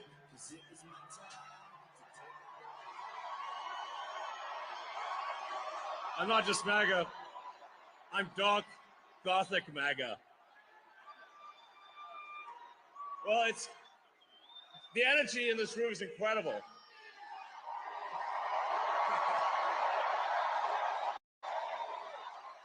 What a great group of people.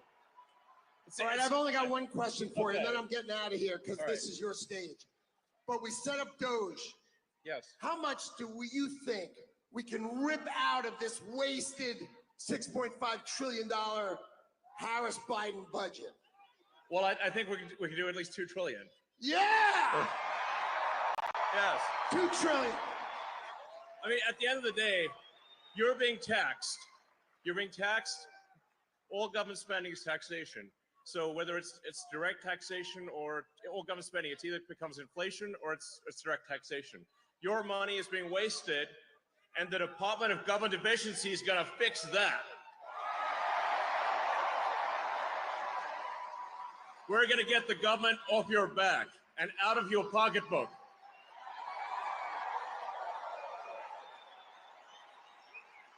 And America's just not just going to be great. America is going to reach heights that it has never seen before. The future is going to be amazing.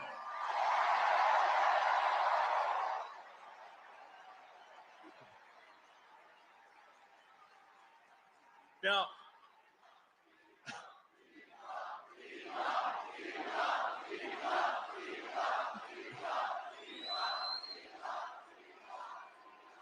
you guys are awesome. Honestly, this is like...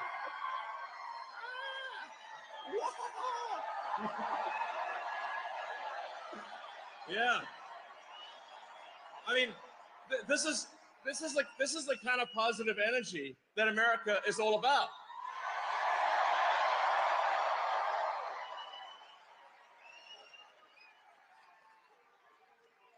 Yeah. USA, USA, USA, USA, USA. Ah! Yes. Now, I have something I want to ask you to do, though, because obviously we're somewhat preaching to the converted in this stadium, but there's a lot of people out there who need to vote for President Trump. Okay, so this is a real battle. This is a real election battle. So you need to get friends and family to vote.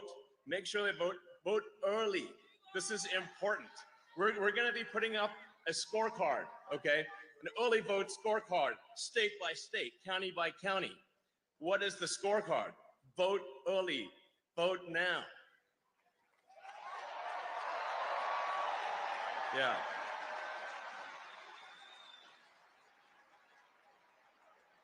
Make the margin of victory so big that you know what can happen.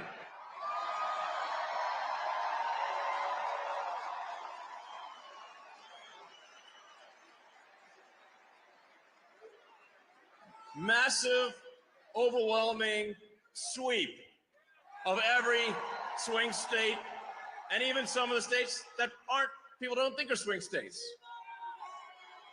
Massive, crushing victory. get everyone, friends, family, people on the street. Put the signs up, put the hat on. Let's go.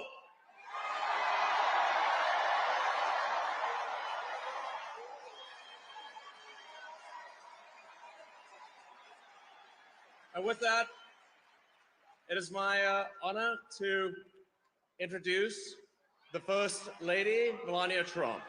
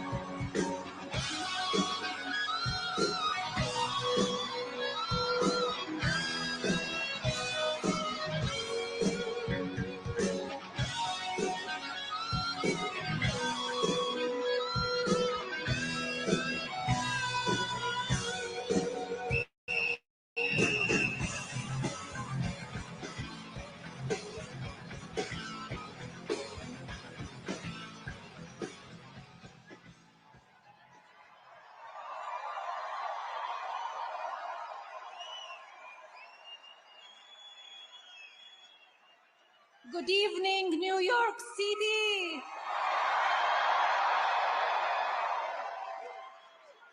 Hello, Madison Square Garden.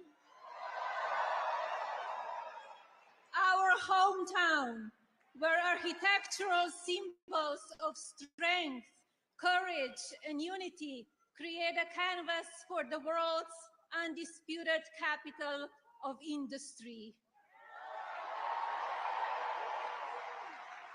Where titans of finance, fashion, and entertainment convene among an iconic range of superior design, structures, and artistic accomplishments.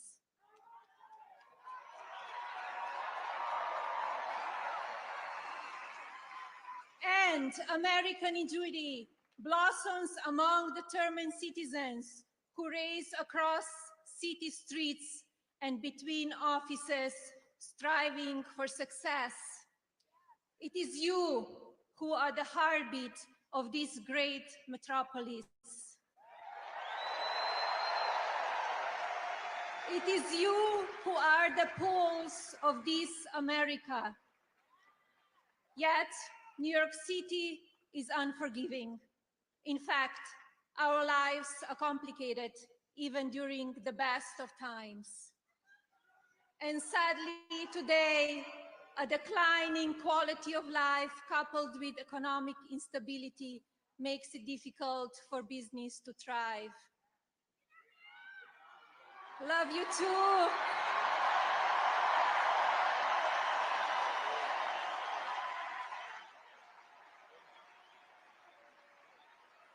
Crime is on the rise, while public safety diminishes, creating an environment where families with young children choose to relocate. And this story repeats itself from coast to coast across our nation. This is America.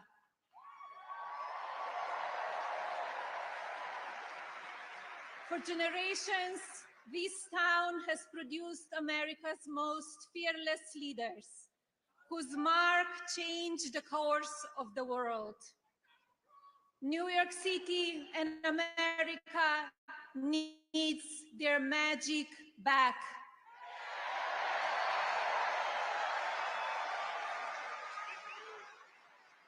A country of tomorrow that will shape our future and reset expectations for the generations. Envision a wonderful America where the seeds of security, prosperity, and health are sown once again for benefit of our families.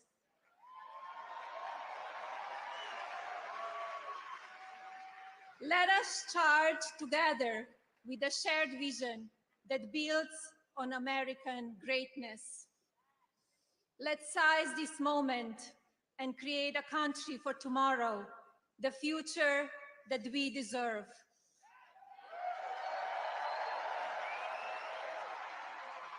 And now,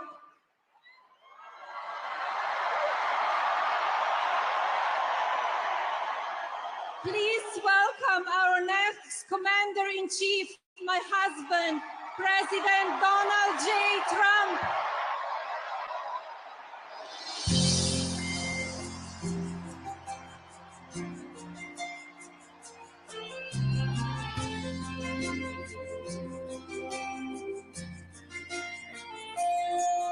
If tomorrow all the things were gone, I'd work for all my life.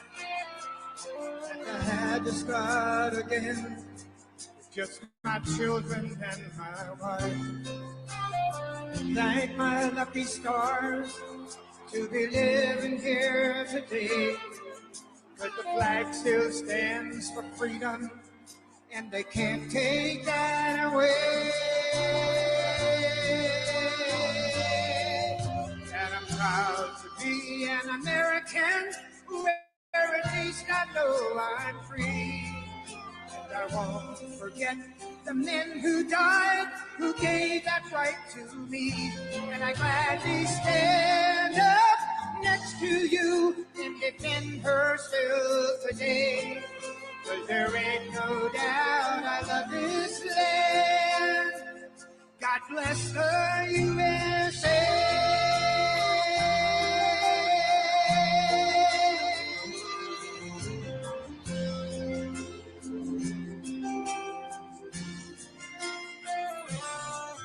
From the lakes of Minnesota to the hills of Tennessee, across the plains of Texas, from sea to shining sea, from Detroit down to Houston and New York to LA, there's pride in every American heart, and it's time we stand and say that I'm proud to be an American, where at least I know I'm free. And I won't forget the men who died, who gave that right to me. And I gladly stand up next to you and defend her still today. 'Cause there ain't no doubt I love this land. God bless the USA.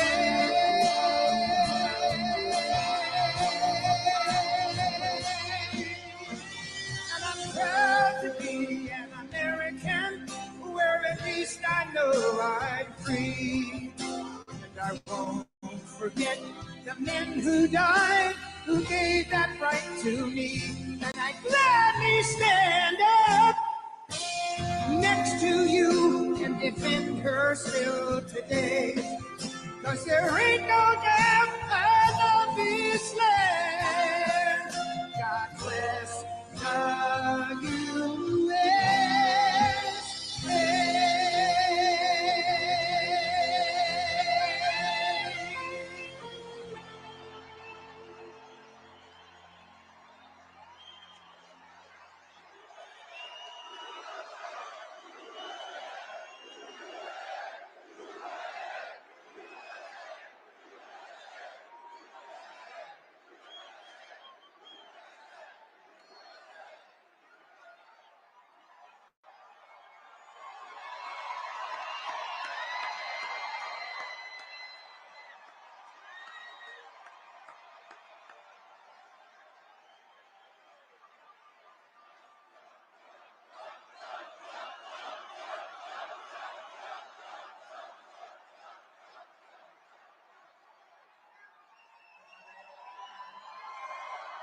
Thank you, everybody. Thank you.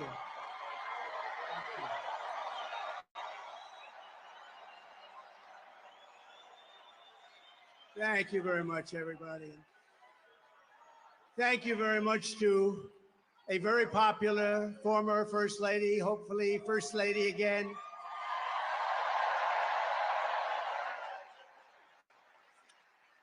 And I just want to say a very big hello to a special place, New York, and to an incredible arena, Madison Square Garden. Incredible.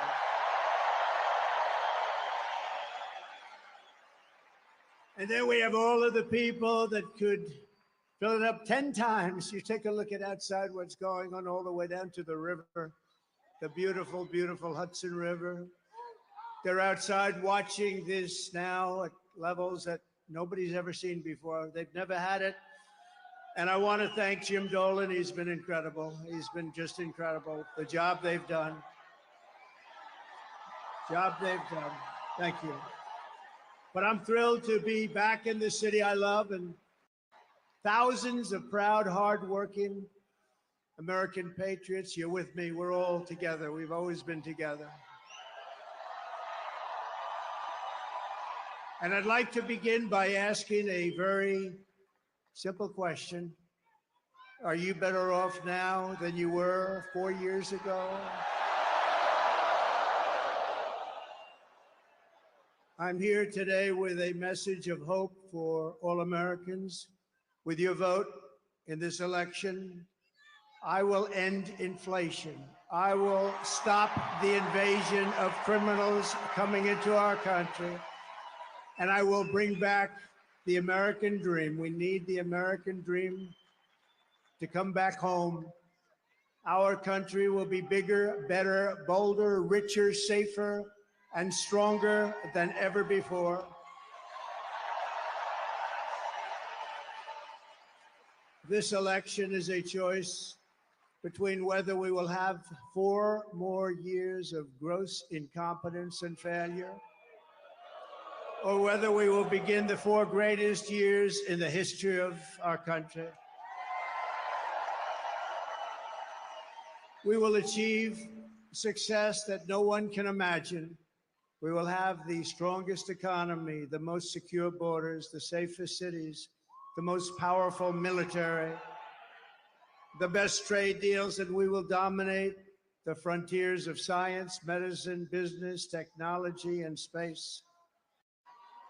And I'm asking you to be excited about the future of our country again. I'm asking you to dream big again. We're going to dream big again. We haven't been dreaming big at all. This will be America's new golden age. It's going to happen quickly, too, very quickly. Every problem facing us can be solved, but now the fate of our nation is in your hands. Next Tuesday, you have to stand up and you have to tell Kamala Harris that you've done a terrible job, that crooked Joe Biden has done a terrible job. You've destroyed our country. We're not going to take it anymore. Kamala, you're fired. Get out, get out. You're fired.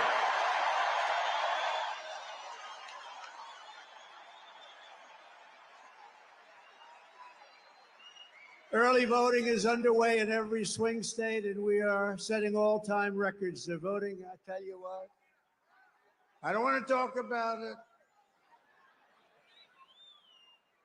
but we have to keep it going. You got to get out and vote. We just have to get out. And who would have thought this was going to happen? We're leading in every swing state.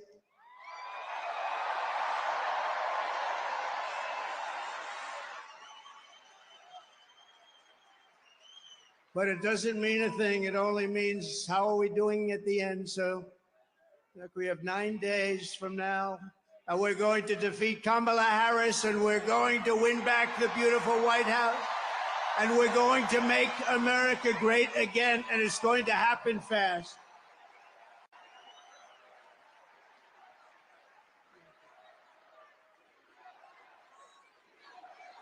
Thank you.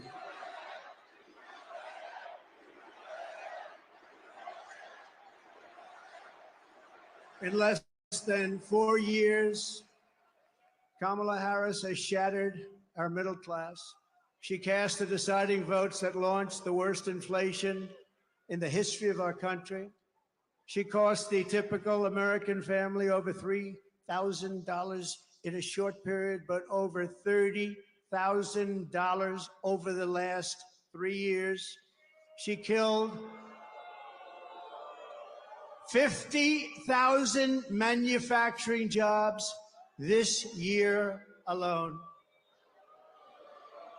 Now Kamala wants to raise the typical family taxes by nearly $3,000 a year and impose a 33% tax hike on all domestic production. If Kamala Harris gets 4 more years, our economy can never recover. If I win, we will quickly build the greatest economy in the history of the world.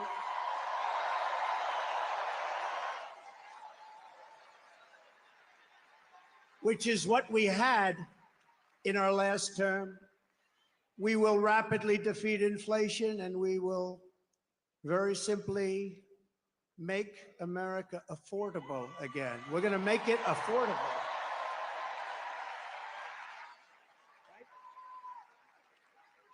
I will massively cut taxes for workers and small businesses, and we will have no tax on tips, no tax on overtime, and no tax on Social Security benefits for our seniors.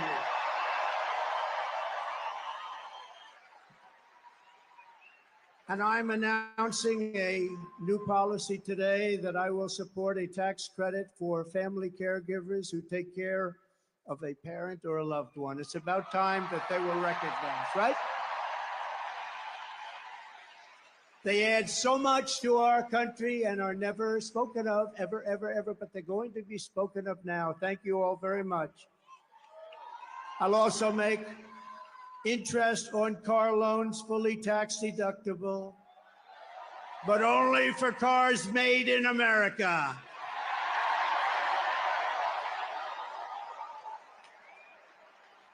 Have to be made in America. And we will achieve energy independence, and we will do something. We want it so badly. We're going to do something. You know what we're going to do? Front row Joes. You know, I got front row Joes here. I got the ladies from North Carolina, number 249. This is the 200, and you look so beautiful. We have a lot of people. They followed us, but we're going to do something. The ladies can tell you what we're going to do. We're going to drill a baby drill. And I will terminate the Green New Scam, and we'll cut your energy prices in half, 50%, within 1 year from January 20th. Is the fake news hearing that? Whoa, look how much. Wow, that's a lot of fake news.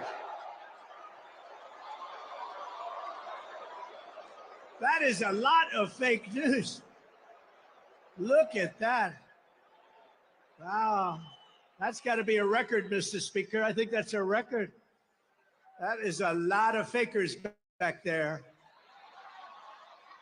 To bring back millions of jobs, we will give our companies the lowest taxes, the lowest energy costs, the lowest regulatory burdens, and free access to the best and biggest market on the planet. Remember this, if we keep going like this, we won't have the biggest and the best. We won't have a market, we won't have a country. But only for those who make their product here in the USA and hire American workers for the job. And if these companies don't make their products here, then they will pay a very stiff tariff when they send their products into the United States for the privilege of competing with our workers and our now protected companies. We're going to protect our companies. They're not leaving anymore. They're not leaving anymore. We're also going to pass the Trump Reciprocal Trade Act, meaning if China or any other country charges us 100 or 200% tax or tariff, we will then charge them a 100 or 200% tax or tariff. It's called an eye for an eye. And I will never apologize for defending America. I will protect our workers. I will protect our jobs. I will protect our borders. I will protect our great families, and I will protect the birthright of our children to live in the richest and most powerful nation on the face of the earth.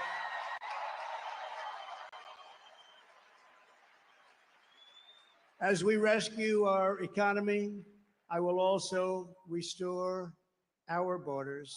There's never been anything like it. It's bigger than inflation. It's bigger than the economy. What they're doing to our country, they're allowing criminals from all over the world to enter our country. Over the past 4 years, Kamala Harris has orchestrated the most egregious betrayal that any leader in American history has ever inflicted upon our people. She has violated her oath, eradicated our sovereign border, and unleashed an army of migrant gangs who are waging a campaign of violence and terror against our citizens. There has never been anything like it anywhere in the world for any country. Kamala has imported criminal migrants from prisons and jails, insane asylums and mental institutions from all around the world, from Venezuela to the Congo. A lot of people are coming from the Congo prisons. They're coming from all over the world. Over the last month, 181 countries violated our laws. And she has resettled them into your communities to prey upon innocent American citizens.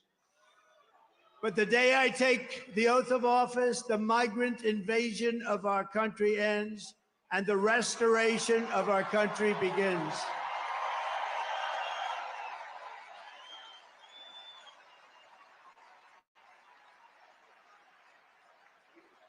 One of the deadliest and most vicious migrant gangs that Kamala has imported into our country is the savage Venezuelan prison gang. Nice group of people. They got together in prison, the worst prison in the world, they say. It's called Tren de Aragua. And that is taking over apartment complexes and unleashing a violent killing spree all over America, especially in Aurora, Colorado, where we have a governor who's petrified of them, and maybe he should be. But now they've even taken over Times Square. Take a look. Border's deadly consequences. Border crisis. Record high crossings are putting a strain on cities across America. It is a full-blown invasion. Armed Venezuelan gang members storming an apartment complex in Aurora, Colorado. When people talk about migrant crime, this is what they're talking about. San Antonio, Texas, just one of the latest cities to have apartment complexes taken over by members of the Venezuelan gang. Biden and Harris had created a program to bring in under humanitarian parole. I am in favor of saying that we're not going to treat people who are undocumented cross borders criminals. More than 13,000 illegal immigrants convicted of murder have been released into the United States. My 20-year-old daughter, Kayla Hamilton, was murdered in her own room. Kayla's murderer was apprehended by Border Patrol crossing illegally into the U.S. Kayla's murderer had been improperly released into the United States. Abolish ICE. Yeah, we need to probably think about starting from scratch. More than a dozen people suspected of being Tren de Aragua gang members right here in San Antonio. The gang members had been terrorizing the apartment complex. New details in the murder of Laken Riley. The illegal immigrant suspect, who cops say committed the heinous murder, is a Venezuelan national. And was paroled and released into the country by the Biden administration. If they'd all been properly vetted, that probably wouldn't have happened. 2 men investigators say are in the country illegally from Venezuela are charged with capital murder and the death of Jocelyn Nungaray. Martinez and Angel wrapped his arms around Jocelyn's neck, took off her pants, and climbed on top of her. Later strangled Jocelyn to death and then tied up her hands and feet. Court documents suggest a group of men arrested for beating and robbing a Dallas woman last month are members of a Venezuelan street gang. The men threatened to cut off her fingers if she did not cooperate. Manuel Hernandez was booked by Colleyville police just 2 days earlier and released the day before the robbery. A Peruvian gang leader who is wanted for 23 murders. He was arrested by Border Patrol near Roma, Texas, then released into America.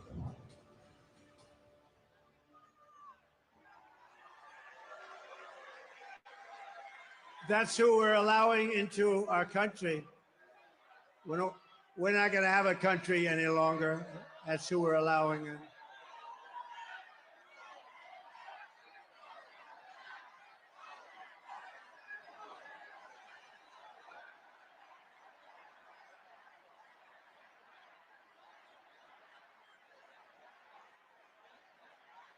The United States is now an occupied country, but it will soon be an occupied country no longer. Not going to be happening. Not going to be happening. November 5th, 2024, 9 days from now, will be Liberation Day in America. It's going to be Liberation Day. On day one, I will launch the largest deportation program in American history to get the criminals out. I will rescue every city and town that has been invaded and conquered, and we will put these vicious and bloodthirsty criminals in jail. We're going to kick them the hell out of our country as fast as possible. And to expedite removals of Tren de Aragua and other savage gangs like MS-13, which is equally vicious, I will invoke the Alien Enemies Act of 1798. Think of that. That's how far back. That's when they had law and order. They had some tough ones. Think of the Alien Enemies Act of 1798. You hear that, Mr. Speaker? Get ready. To target and dismantle every migrant criminal network operating on American soil. And there are lots of them. We don't have the same country anymore. You know that. And you know, when you look at the polls and they say about the economy and they have all these different things, the worst nightmare that we're facing is what they've done to us on our borders.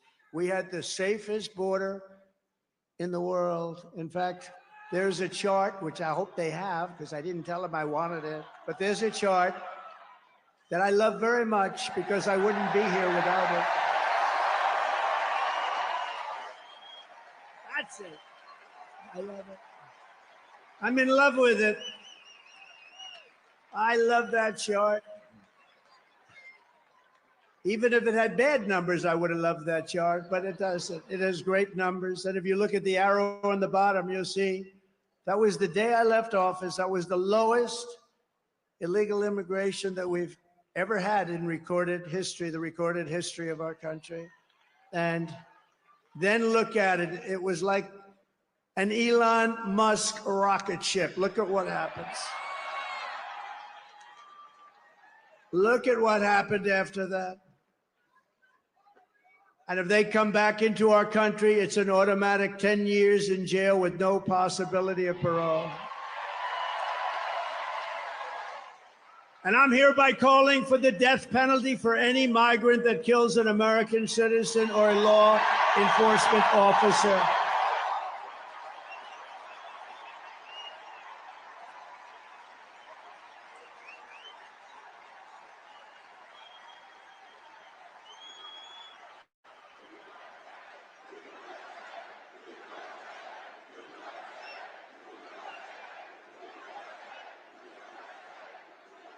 Under Kamala, America is a sanctuary for criminals and for illegal aliens that are in our country illegally. I will immediately ban all sanctuary cities in the United States.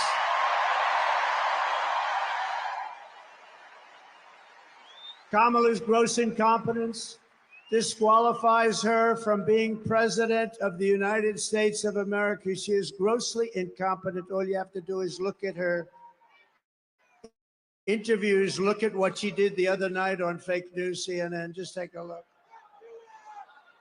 She couldn't answer a question. She's unfit for office. Everyone knows it. No one respects her. No one trusts her. No one takes her seriously. Everyone knows she is a very low IQ individual. From humiliating our country in Afghanistan to the war in Ukraine, to the nightmare on our border, to her inflation catastrophe, all done in conjunction with Sleepy Joe. But he was largely sleeping, wasn't he? After 4 o'clock, it's time to go to bed. To his and her egregious hurricane response, the worst response in North Carolina and other states since Katrina, but I think it was even worse than Katrina. They haven't even responded in North Carolina. They haven't even responded. There's nobody. They don't see any FEMA. You know why? They spent their money on bringing in illegal migrants. So they didn't have money for Georgia and North Carolina and Alabama and Tennessee and Florida and South Carolina. They didn't have any money for them. They spent all of their money on bringing in illegal immigrants and flying them in by beautiful jet planes. They flew in. We just found out about a year and a half ago. Remember, we said, what's going on? Those planes, a lot of planes going over there. What are they? They would fly them into the middle of our country, our beautiful, beautiful country. And you know what happened? You take a look at Springfield, Ohio. Think of this. Think of this.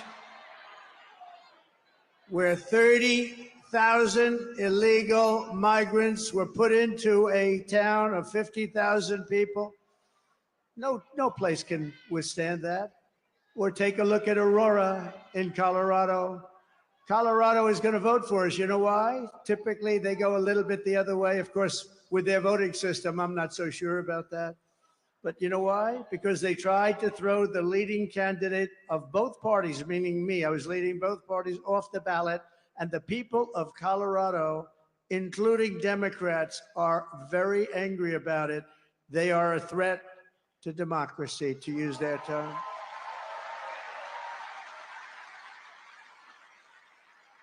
Isn't it nice to have somebody that's your president that doesn't need a teleprompter?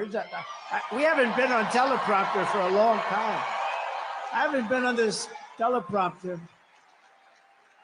No, it is nice. You saw the other day where Kamala got a little stuck on the teleprompter, went a little bad. It stopped on her. You have to be, you know, if you're a politician, you have to be able to handle that. Remember? You have to do the weave, he says. You got to do more than the weave. But it happens a lot as a politician. It happens. I mean, we have so many politicians here, great ones, really great. Some are not so good, but great ones. And when Newt, or when the speaker, or when Tommy Tuberville, who's here someplace, the great senator from Alabama, or when any one of our literally 75, by the way, should I introduce all of them by name? I should. Should I? No? Yes? No, I don't know. It's a lot.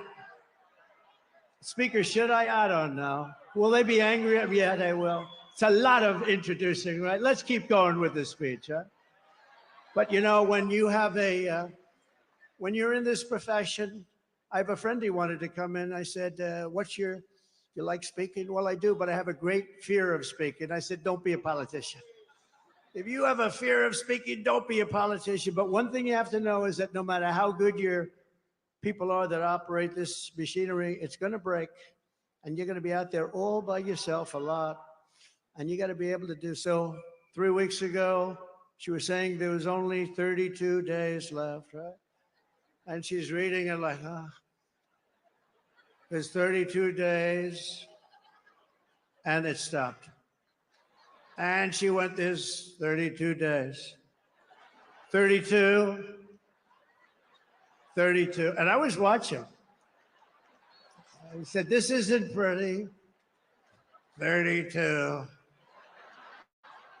She was gone. And then, damn it, it kicked back on. She was gone. We've had it. Happens a lot. And don't forget, you got all those people back there. Now, they don't talk about her, but if that ever happened, it happens all the time. I was campaigning in Ohio for a very, very Bernie Moreno. He's doing a good job. I think he's maybe going to win in Ohio. The problem he's got, his opponent, Brown, Sherrod Brown, he's taking ads in like he's my best friend. He never votes for me. He's not my best friend. Ohio's been very friendly to Trump. We win it all the time by a landslide. But the opponent is taking ads. I got 4 of them. I think we have 4 of them, right? They're taking ads. All of a sudden, they love Trump. We agree with Trump on tariffs. We agree with Trump on the border. We love Trump. And they're Democrats. Their friends calling up, did they switch to the Republican Party? But it happened with Bernie Moreno. I was in Ohio to try and get him over the initial primary hump. And it was 45-mile-an-hour winds, and these suckers were blowing like, you ever try reading a teleprompter where it's moving about 2 feet in each? But I didn't have to worry about that because even worse, they ended up blowing off the stage a lot of it. So I'm now in the first sentence, and I got 28,000 people and millions of people watching on television. I got no teleprompter. And did I do a good job, Mr. Speaker? And he won. And he won, huh? Thank you, Matt. And he won. And so you're up there all alone. We don't go 32, 32, 32. Oh, my God, whatever. Kamala Harris is a train wreck who has destroyed everything in her path. To make her president would be a gamble with the lives of millions and millions of people. She would get us into World War III. We're very close to World War III. If you don't have a smart president, if you don't have a president that gets it, if you don't have a president that is respected by the other side, and they did respect us 4 years ago, they really respected us. Iran was broke. They had no money. Russia wouldn't have played with us at all. Russia would have never gone into Ukraine. Israel, October 7th, would never, ever have happened. Would have never have happened. All those people would be alive right now. Those people that were killed on that horrible day. But if you don't have a president that gets it, you know what else you wouldn't have had? You wouldn't have had the most embarrassing day in the history of our country, in my opinion, Afghanistan, the way they, not that they got out, we were getting out, but we were going to get out with dignity and strength. We got out an embarrassment, the likes of which this country has never suffered. And because of that, Putin looked at us and they probably figured we were a paper tiger, and he went into Ukraine, and the rest is history. It would have never happened with us. And you wouldn't have had any inflation. We had the best economy, but we had no inflation. And inflation has destroyed a lot of seniors on fixed income, and a lot of people in this room have been virtually destroyed by inflation. You wouldn't have had inflation. They screwed up our energy, and it went up so much. And then they started spending far too much money on things like the Green New Scam, which is just a scam, just a complete scam. They actually admitted that, if you think about it.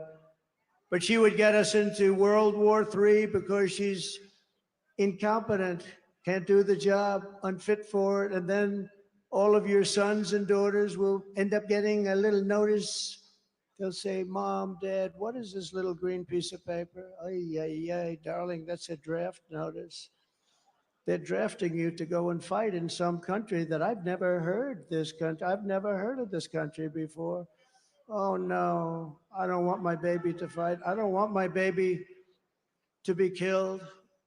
What they did in Afghanistan with those 13 great soldiers, I've gotten to know the parents so well, and leaving all of that equipment behind and leaving Americans behind, and many, many people with no legs and no arms, all because of incompetent people. But we don't want your sons and daughters to get a little draft notice and you have to explain to them what it means.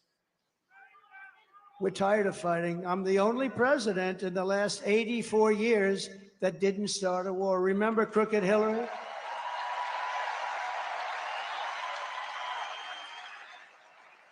Remember Crooked Hillary Clinton? Crooked Hillary, oh, she was a beauty. During one of our many debates, she said, look at him, listen to him. He's going to start a war. Listen to his rhetoric. He's going to start a war. I said, no, no, no. My rhetoric is going to keep us out of wars. And that's what happened.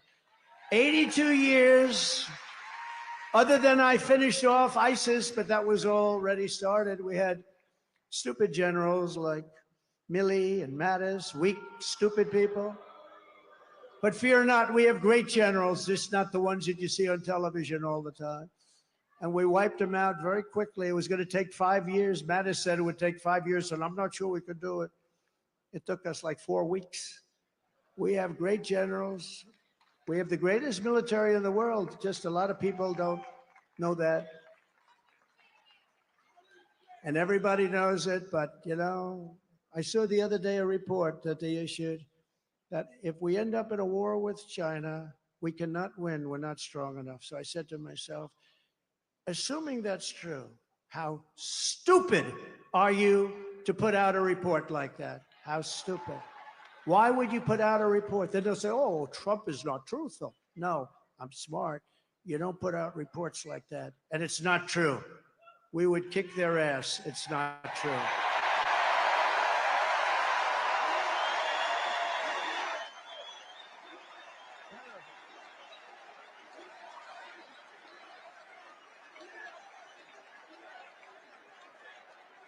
Our enemies are laughing at her. They want her to win so badly. Oh, they don't want Trump. They don't want Trump. I've made this position a very dangerous one because of that. That's why. It's a very dangerous. You know, if you drive a race car, you have 1/10 of 1% chance of dying. If you ride the bulls, I think the bulls are pretty nasty, right? You have about the same 1/10 of 1% of dying. If you become president of the United States, you got a hell of a shot at dying. I never knew that when I ran. I never thought about it, but here we are. Here we are. And I'm okay with it. And I would rather be here than any place in the world.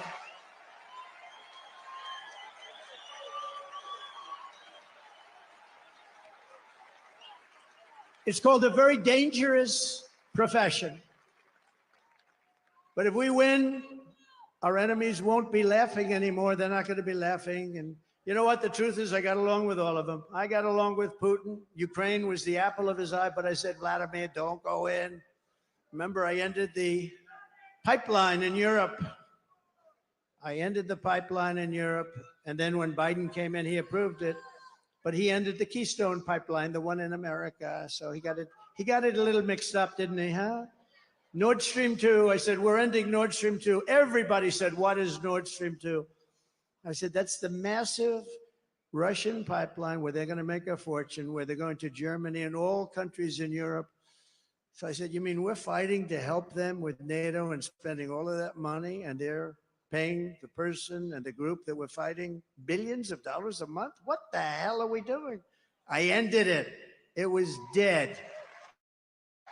And Biden came along and he approved it. Weak. Look, 30 years ago, he was not considered smart either. So now he's really not smart.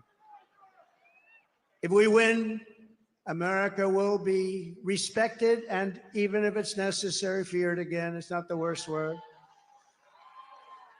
On issue after issue, Kamala broke it, but I will fix it. We're going to fix it. But we're just not running against Kamala. I think a lot of our politicians here tonight know this. She means nothing. She's purely a vessel. That's all she is. When you see her up there talking about the grass on my front lawn, I grew up in a middle-class neighborhood and I had grass on my front lawn. Yeah, but we're asking, what would you do to fix the country? And why didn't you do it? You had almost 4 years. Why didn't you do this stuff? Now she's, you know, she's becoming more MAGA than those politicians I just told you about from the different states. She can't put two sentences together. She's just like She's really just like, in many ways, crooked Joe Biden. And she never said to us, she never told us that Joe was not functioning properly. She should have. Because, you know, we're talking about the life of the most important country in the world. We need very smart people. We're running against something far bigger than Joe or Kamala and far more powerful than them, which is a massive, vicious, crooked, radical left machine that runs today's Democrat Party. They're just vessels. In fact, they're perfect vessels because they'll never give them a hard time. They'll do whatever they want. I know many of them. It's just this amorphous group of people. But they're smart and they're vicious. And we have to defeat them. And when I say the enemy from within, the other side goes crazy, becomes a sound. Oh, how can he say? No, they've done very bad things to this country. They are indeed the enemy from within. But this is who we're fighting. These are the people who are doing such harm to our country with their open border policies, record-setting inflation, Green New Scam, and everything else that they're doing. But we're not going to let it happen any longer. We're going to have the biggest victory in the history of our country on November 5th. It's going to be the biggest victory in history. We're going to make America great again, everybody.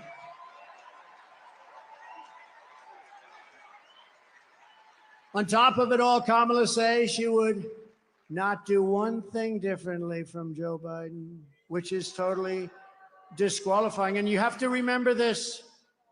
All of the mistakes he made, and you know what maybe is the worst, but they're all so bad. Think of this. 325,000 children are missing, dead, sex slaves or slaves. They came through the open border and they're gone. Their parents will most likely never see them again, almost any of them. Think of the number, 325,000 children are missing or dead. Take a look at this, please. Would you have done something differently than President Biden during the past 4 years? There is not a thing that comes to mind. I stood there on the tarmac watching you check your watch. The chaotic and deadly U.S. evacuation from Afghanistan stunned Americans and the world and cost the lives of 13 U.S. soldiers. Would you have done something differently? There is not a thing that comes to mind. More than 13,000 illegal immigrants convicted of murder have been caught at the border and then released into the United States. An Afghan national is in custody today after being accused of plotting an election day terrorist attack. The suspect entered the U.S. on a special immigrant visa. Gut-wrenching new details in the murder of Georgia nursing student Laken Riley. The illegal immigrant suspect, who cops say committed the heinous murder, is a Venezuelan national who crossed the unsecured southern border back in 2022. 2 men investigators say are in the country illegally from Venezuela are charged with capital murder and the death of Jocelyn Nungaray. A 5th illegal immigrant accused of attacking 2 New York City police officers over the weekend showed no remorse or regret. Would you have done something differently? There is not a thing that comes to mind. Only 18% say the economy is in excellent or good condition. U.S. inflation has hit a new 40-year high, increasing by 9.1% over the financial year. Authorities saying Train Day Aragua, which has been linked with more than 100 criminal investigations here in the U.S., has now been found operating its criminal enterprise in apartment complexes. Were you the last person in the room? Yes.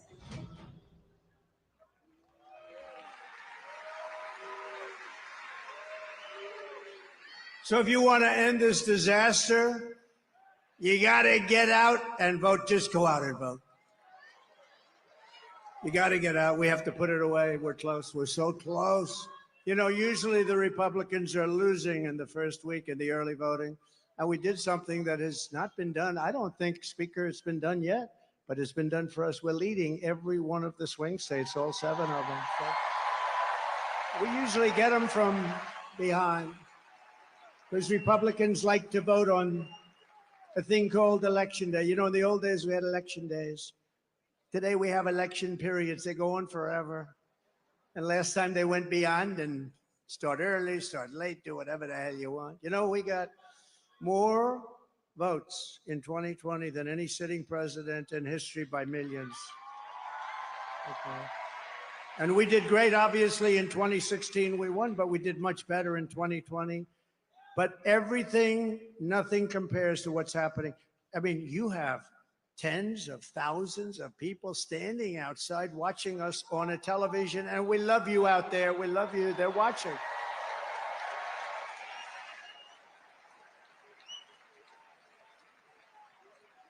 But both of those great races, both of them don't compare to what's happening now. In Florida, we took a massive lead, and all of these places. I mean, there's something happening that's really good.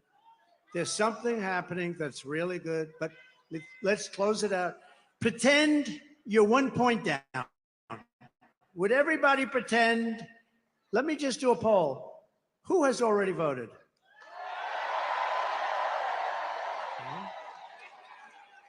Who is going to vote? Good.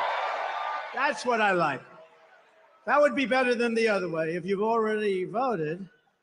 So I'd say 16, 17, maybe 20%, and we're leading. And most of you haven't voted, but you promise you're going to vote? Everybody promise? Promise, promise, promise? There's a lot of people in here. Well, the beauty is that, you know, a Republican likes to vote late, and they like to vote and make sure their vote's in the box, right? They want to vote. They just feel better about it. And so we had a lot of people voting, but really that's the same. I do it in every event. I say, who's voted for the last 3 events? Last night I was at Penn State, a great place. I actually met, this is an amazing, the national championship wrestling team. They won Penn State won the national championship, but listen to this. 11 out of the last 13 years, even Jim Jordan would be impressed by that. You know, Jim Jordan is a great guy. He's a great wrestler, all-American wrestler, Jim. You can see it by the way he acts. Not afraid of anything, right? And I looked at those guys and they're rough as hell. I said, you may be the only people that can take Trendy Aragua in a fight.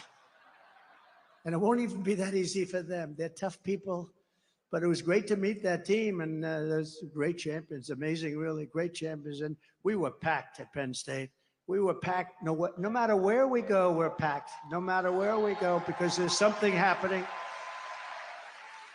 And the something happening is they want to take back their country. People want to take back their country. You love the country. I love the country. We want to take it back. I could be right now on the most beautiful beach in the world. I could be at Turnberry in Scotland. I own it. I could be anywhere. I got that greatest. I don't have to be here, but I would much rather be at Madison Square Garden with you. Much.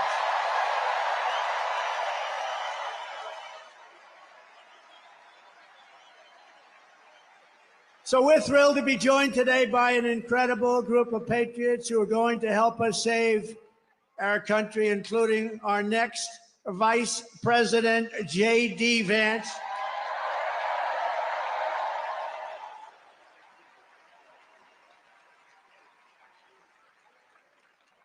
And a man who was so incredible. Last week, I watched that rocket ship come down. I've never seen it. I told this story last night. I was on the phone with a very, very important person. And I'm talking to him, and I'm watching the television while I'm talking to this guy's boring as hell. And I said, wait a minute, wait a minute. I'm looking at the screen, and I see this rocket pouring the fire, the flames. It's all over the place. It was white a week ago, and now it's pitch black from the burning coming down at 10,000 miles an hour. It's coming down at a low. There he is. There is my Eli. He's that great. You know what he was doing for the last week? Campaigning in Pennsylvania. He's a sweetheart, too. So I'm talking to this guy, very important guy, big guy, and I have the television screen on, and there's rockets coming down. I said, you know, it was pure, beautiful white when it left, but it's burned from the fire and the flame, and it is. And now I see it coming down like this. And it's like 20 stories tall or something. It's massive. And it's coming down. And I say to the guy, hey, do me a favor. Will you hold on a minute? Just hold on. I'll talk to you. This is like one of the most important people. I'm watching. So just hold on. I put the phone down. By the way, I never picked it up again. You know what these people are going to say? He's cognitively impaired. He's cognitively impaired. Oh, you don't think so? They're the worst. They are the worst. So I put it down, and I'm watching this rocket, and I see the engines. I said, oh, it's going to crash. No, because it was looking right next to gantry. I guess they call it the gantry, whatever the hell they call it, the launching pad. And it's coming down at a bad angle, Elon. I wasn't happy. And I was a little worried. You might have been worried too. I said, oh no, it's not going to be good. And then all of a sudden I saw the flame on the bottom left, and it was ripping. The flame was pouring out of that sucker, and it straightened it out like this. And it came down and it landed, and then it's two of these big, beautiful arms grabbed it, and they held it tight.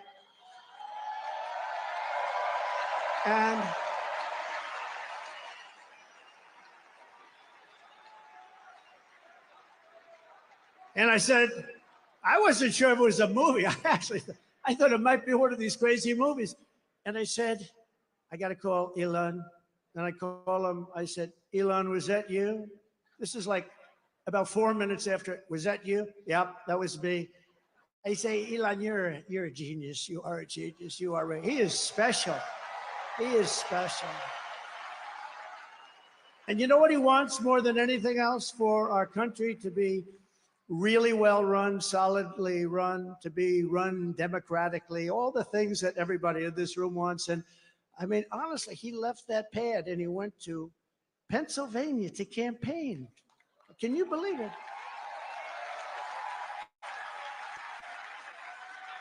And I asked him a couple of questions. I said, Elon, let me ask you a question. Can Russia do that? No. Can China do that? No. Can anybody do that other than you? Nobody else can do it. Nobody else can do it. Pretty good. And he said, and they won't be able to for 10 years, you said, right? They won't be able to for 10 years. No, he's amazing. And he's a great guy, too. He really is. Got to remember him. This is a piece of work.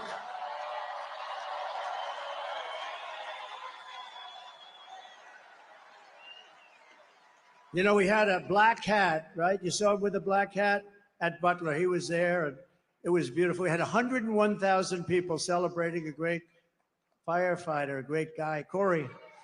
And Elon got up, and I didn't even know we made a black hat. I've never seen anybody wear it. I see the red hats all over the place, the white hats. I see all different, but I never saw black. But he liked the black. You know, it's a little different. It's a black hat with black letters, okay? It's called Understated. And I said, you like that hat? He said, I love that hat. I call it Dark MAGA. But you know that after that evening, that became our #1 best-selling hat for that week. All I have to do is put something on them now. You're great. And thank you very much. Thank you very much. It's great. Thank you. And we also have somebody that is great. And look, we're not going to let him go too crazy, Elon, with the oil and gas stuff. And, you know, because Robert F. Kennedy cares more about human beings and health and the environment than anybody. And he's going to be absolutely, having him is such a great honor. I've been friends of his for a long time.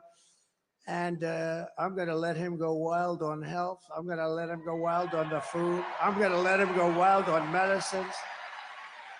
The only thing I don't think I'm going to let him even get near is the liquid gold that we have under our feet. I don't know, Elon, he might not like liquid gold. It's oil and gas, sometimes referred to as oil and gas. JD, I think we're going to have to keep him away from the oil and gas. What do you think, Howard? Yes? But where is Robert? He's around. He gave a beautiful speech. He's a great guy. He truly cares. I mean, he truly cares about this, and it's an honor. And we're also pleased to be joined by my beautiful wife. She's got the #1 best-selling book in the whole universe, New York Times. #1 best-selling.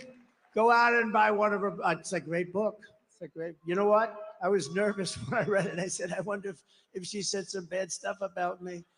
I was very nervous.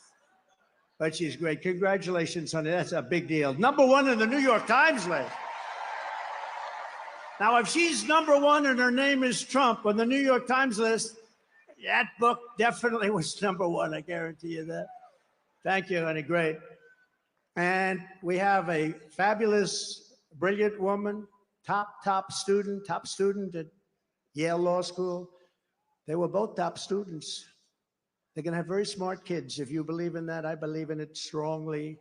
I would like to have their children because they are going to be smart. Yale Law School, top of the class, both of them.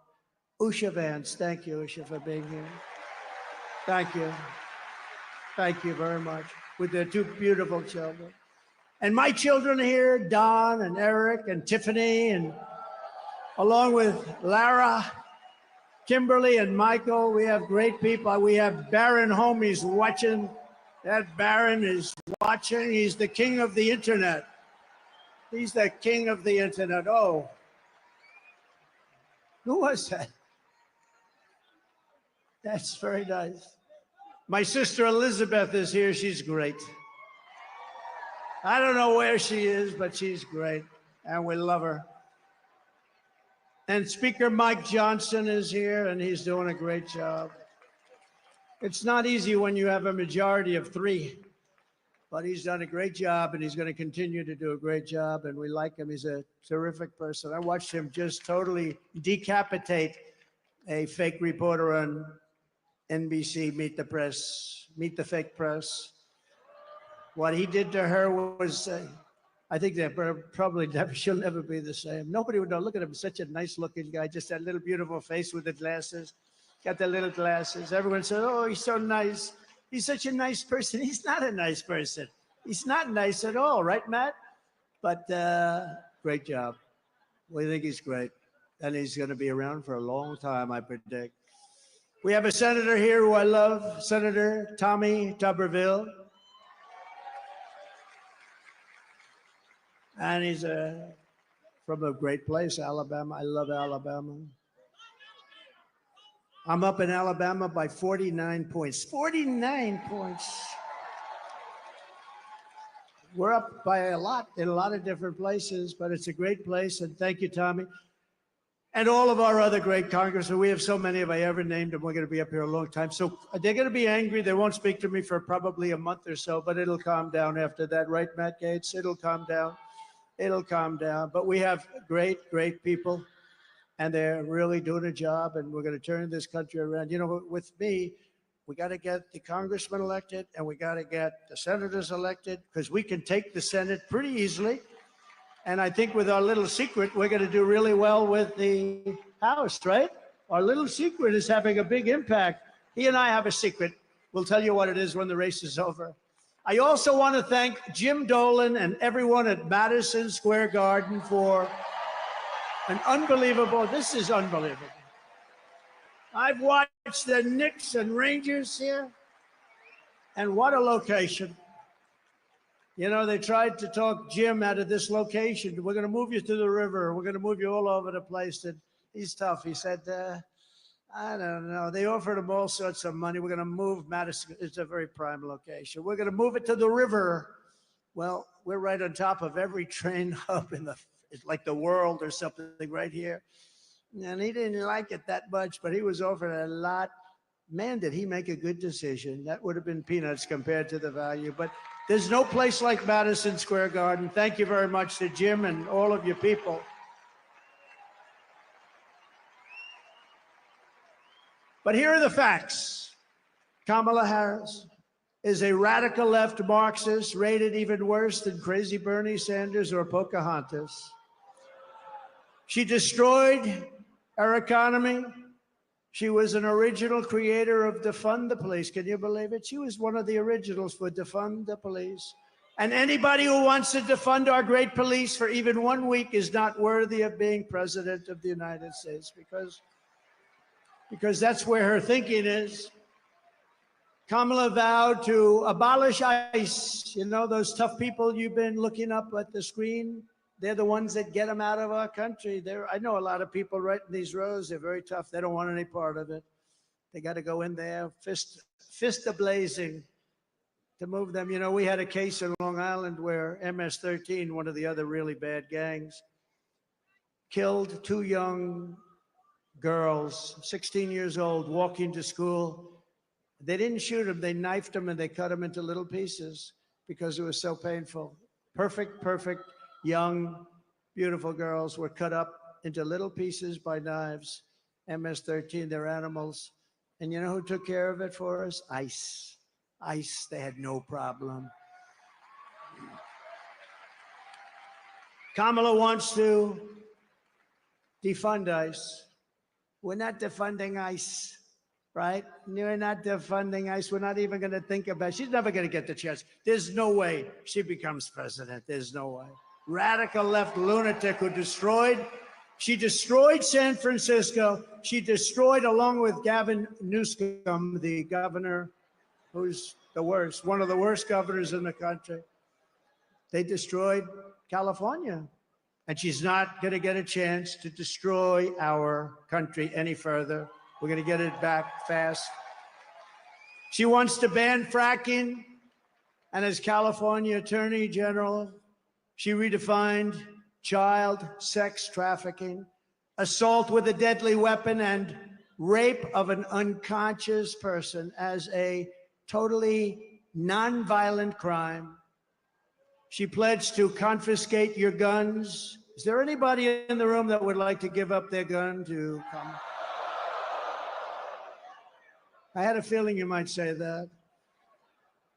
And endorsed a total ban on handgun ownership. I don't think that's good. When a criminal crawls into your house at night, it would be nice to be able to at least have a chance, wouldn't it? Wouldn't it be nice? She even called for free sex change operations on illegal aliens in detention at taxpayer expense. Think of it, at taxpayer. She said they're caught, they're illegally detained, but if they want a sex change operation, she's all in favor. Now, she gave this stuff up about a year ago, a little more, because it didn't work. It wasn't working too well with the electorate, but she'll be back to it because that's where it is. She's a radical left person from San Francisco. She destroyed the place. But you know, she lied about that, but she also lied about something very important. For years and years, she said she had a job at McDonald's. And the reason I went there last week, do you know that I got a call from Sundar, very smart guy at Google. He said, this is the most amazing thing. We've had just about more hits on this crazy McDonald's story. And I went there just to prove a little point. See, you never know how something's going to work out, Mr. VP, do you? But he called and he said, we've had more hits on McDonald's than I think he said anything we've ever had, but let's say it's close. And did anybody watch Joe Rogan recently? Right?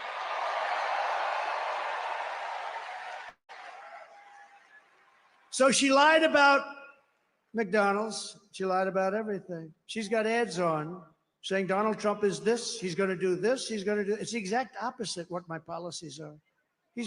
She's got me doing this. He doesn't want to frack. No, I'm all for fracking. And I have been for one thing. I have been, even the enemy, because they are the enemy, what they've said, even that enemy too, and they're really the enemy. They're the enemy of the people, the press. They said one thing about me that I consider a great compliment. They said, this guy is the most consistent person we've ever seen, because I've been against cars and car factories being taken out of Detroit and being taken out of our manufacturing of automobiles, being taken out of our system, out of our country for years. I've been against all of the things that are happening and have happened. We stopped it, and now it's happening again. When you hear 50,000 manufacturing jobs lost in just a short period of time. But I've been the most consistent because we're going to bring our manufacturing back to the United States. It's all coming back, so get ready. Get ready. You're going to have your choice of great jobs. And on top of all this, Kamala tried to turn our military woke. So tonight, whether you are a Republican, Democrat, or independent, conservative, or liberal, I'm inviting you to join the greatest political movement in the history of our country. It's really, it is. You know, it's the greatest movement in the history of our country. I tell the story years ago. There's a guy, is a great guy, older guy now, very old, but he was great, conservative guy, Pat Buchanan, right? We know Pat Buchanan. He came in second in the New Hampshire primary, and for 45 years, he made an unbelievable career of it. He was a hot item. He was on every show. He came in second in one primary. We came in first in 50 primaries. We then had a great election that we won. We then had another great election that we did a hell of a lot better in, and bad things happened. We're not going to let that happen. COVID. They used COVID to cheat. But we then had an election, but now we have the election of all. This will be, in my opinion, I have to say if, because, you know, there's always risks, I guess. But if we pull this off, this will be the biggest political event in the history of our country. Right?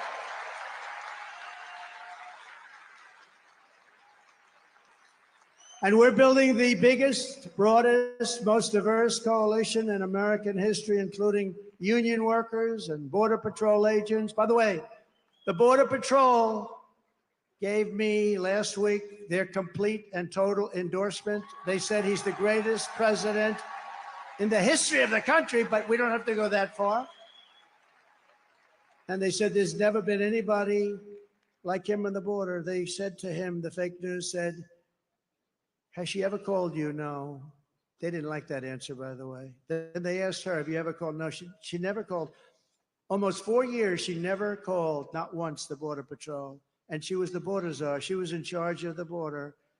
Think of it. 4 years, she never called. Now she's trying to say, well, you know, I was really not the border. Whether she was the border czar or not, she was put in charge of the border by Sleepy Joe. And then he went to bed. He put her in charge. She went to bed. She did the worst job on the border than anybody has done in the history of the world. There's never been a border like this in the world.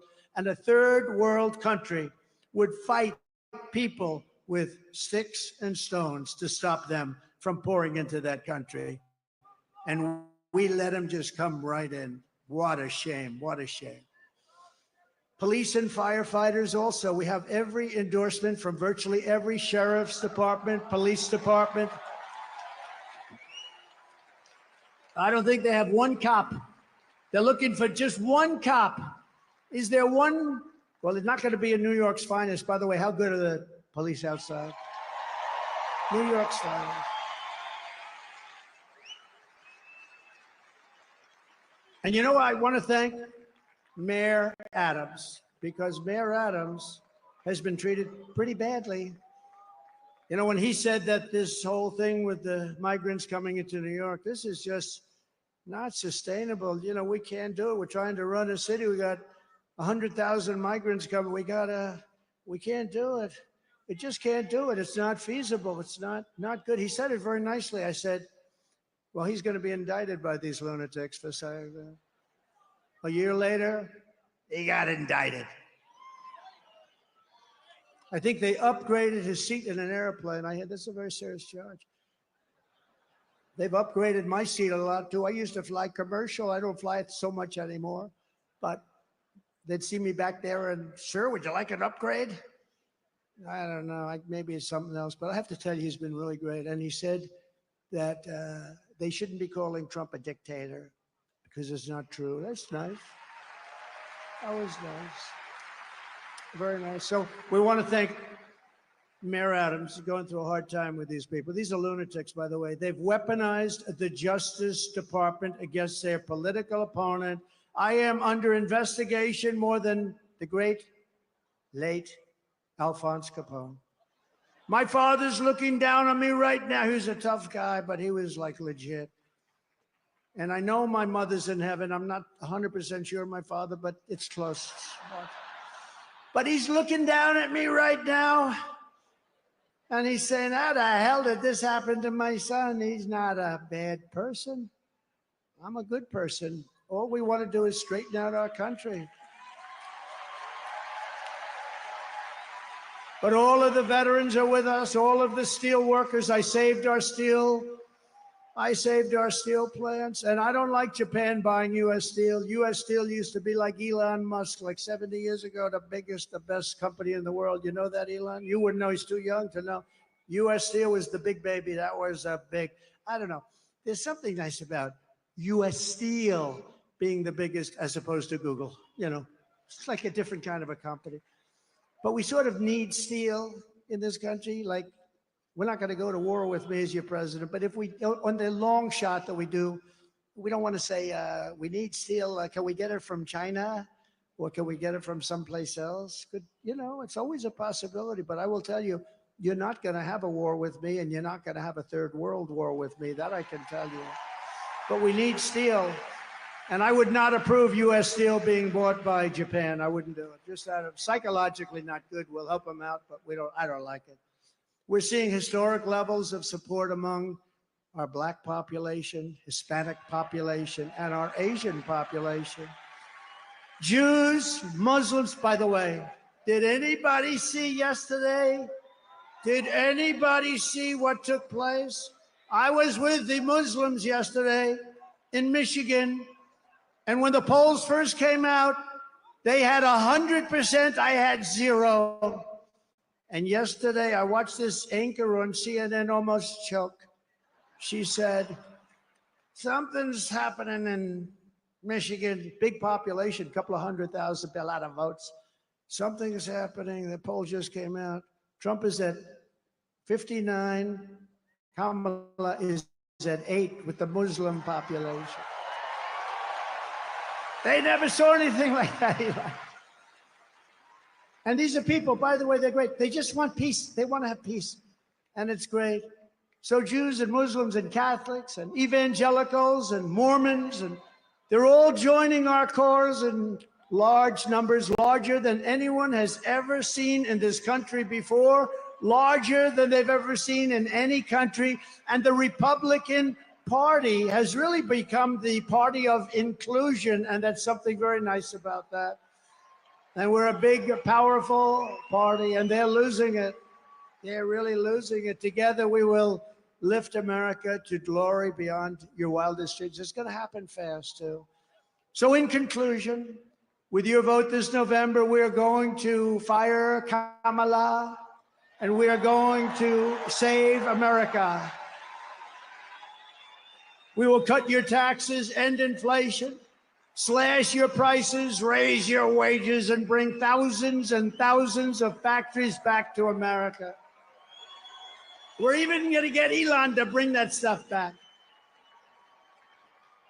We will build American, we will buy American, and we will hire American.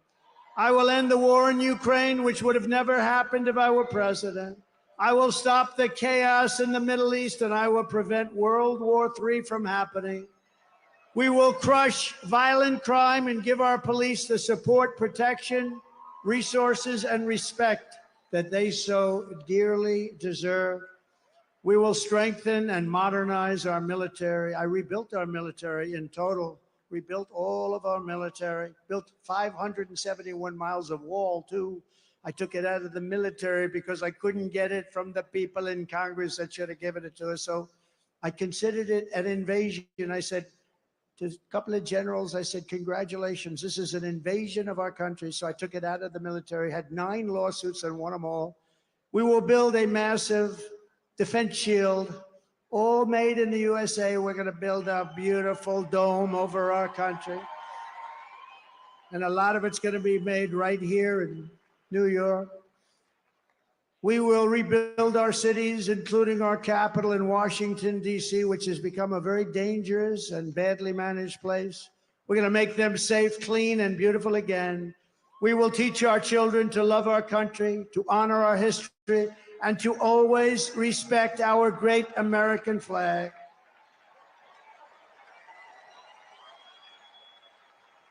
And as long as the Speaker of the House of Representatives is here, I would like to put forward a bill, because I watched 2 months ago as some very bad people, radical left people, by the way, nothing happened to them, in Washington, D.C., burned our American flags. They were burning flags.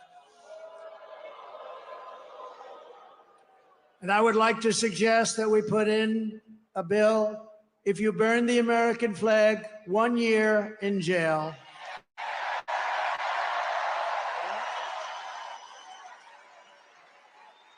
We will get critical race theory and transgender insanity the hell out of our schools. And we will keep men out of women's sports. I will defend religious liberty. I will restore free speech, and I will defend the right to keep and bear arms. Our Second Amendment is under siege. After years of building up foreign nations, defending foreign borders, and protecting foreign lands, we are finally going to build up our country, defend our borders, and protect our citizens. It's called America First, and it's going to happen at levels never seen before. And I'll tell our friends, our allies, who sometimes treat us very badly, that it's about time we take care of ourselves. And we will stop the illegal immigration that's taking place at levels never seen before. We will stop it cold and once and for all. We will not be invaded. We will not be occupied. We will not be overrun. We will not be conquered. We will be a free and proud nation once again. Everyone will prosper. Every family will thrive. And every day will be filled with opportunity and hope. And very much so, it will be filled with the American dream. We're bringing back the American dream, and we're going to bring it back at the highest level that you've ever seen. But for that to happen, we must defeat Kamala Harris and stop her radical left agenda with a landslide that is too big to rig.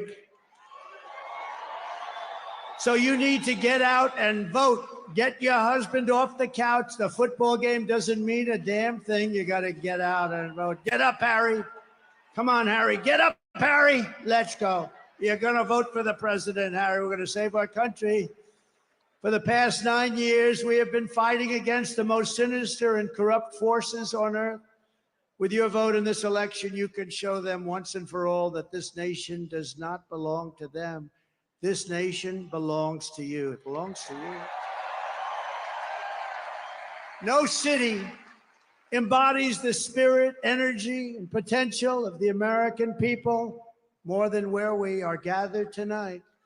We want to win our country, but we also want to win New York and make it safe and strong and beautiful and affordable and vibrant again. And we're going to do that. And we'll work with the mayor and we'll work with the governor. We're going to do that. We're going to make it great. You know, when I left for Washington 8 years ago, we had a horrible mayor named de Blasio. He was a horrible, horrible. And things you could see they weren't being properly done, but still it was a place that people wanted to be and all. But since then, our federal government, what they've done to this place, what they've done to the state, and I mean, to force hundreds of thousands of really rough people into this beautiful, I call it a beautiful oasis. When I left, New York was the place you wanted to be, and now people just don't speak well of it. But we're gonna bring it back, and we're gonna bring it back strong. And I hope you go out and vote. You got to vote for. You got to vote. It would be such an honor to win New York. Hasn't been done in decades. Hasn't been done in so long. It hasn't been done in so long. They all say, "Sir, you're wasting your money." I don't think so. Your crime is through the roof. Everything is through the roof. I remember during the debate, they said, "No, sir, this stupid person named David Muir from ABC Fake News." He said, "Sir, crime is not through the roof. Crime is down." I said, "No, it's not." I said, "It's not down, it's up. It's down." I was like debating three people. I had that person next to him who I never even heard of. But it turned out the following day, they released the stats and crime was up 45%. And what a shame, what a shame.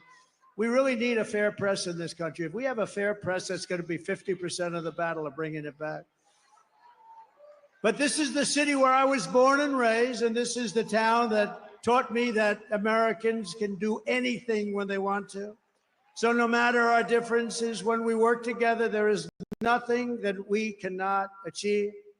From New York to Las Vegas, from Philadelphia to Phoenix, from Chicago to Charlotte, from Atlanta to Detroit, this nation was built by generations of American patriots who gave everything they had for our rights, our future, and for our freedom. Through freezing cold winters and hot, scorching summers, through storms and setbacks and conflicts and danger, our American ancestors pushed onward, marched forward, and overcame every single obstacle that stood in their way.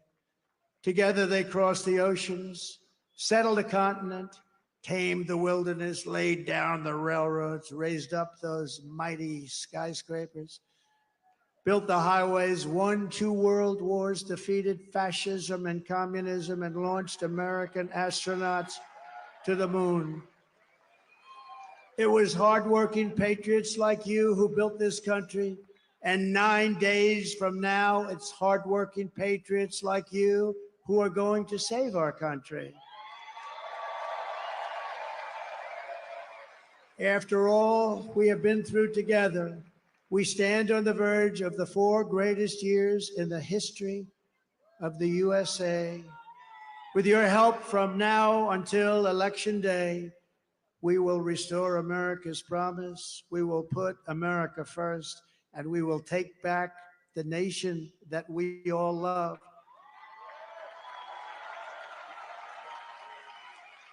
We bleed the same blood. We share the same home, and we salute the same great American flag. We are one people, one family, and one glorious nation under God. We will never give in. We will never give up. We will never, ever back down, and we will never, ever, ever, ever surrender.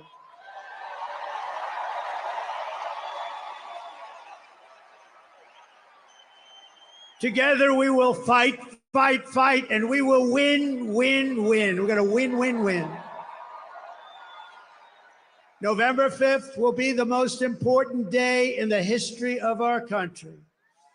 And together we will make America powerful again.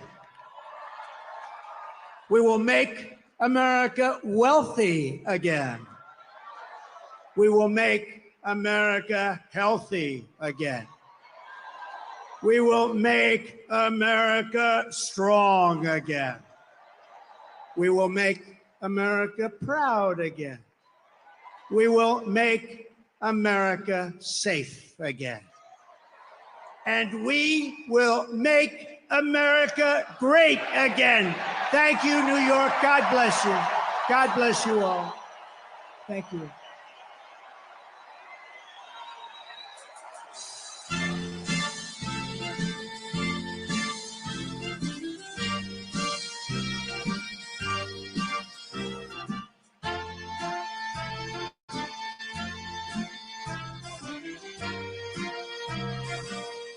Start spreading the news. I'm leaving today. I'll make a brand new start of it. New York, New York. These vagabond shoes are longing to stray. They'll step around the heart of it. New York, New York. I want to wake up in a city that never sleeps. But I'm king of the hill, top of the heap. These little towns are melting away. I'll make a brand new start of it in old New York. can't make it there, I'll make it anywhere. It's up to you, New York, New York.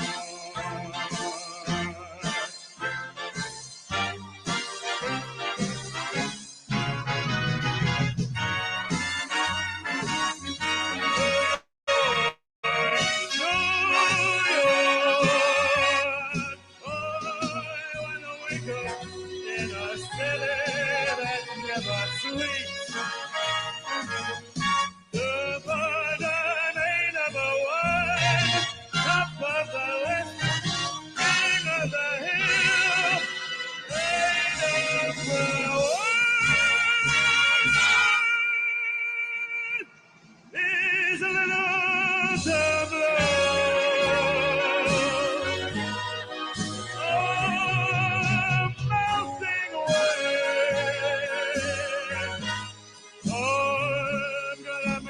Brand new start of it. Hello, New York. And if I can make it there, I'm gonna make it anywhere. It's up to you, New York.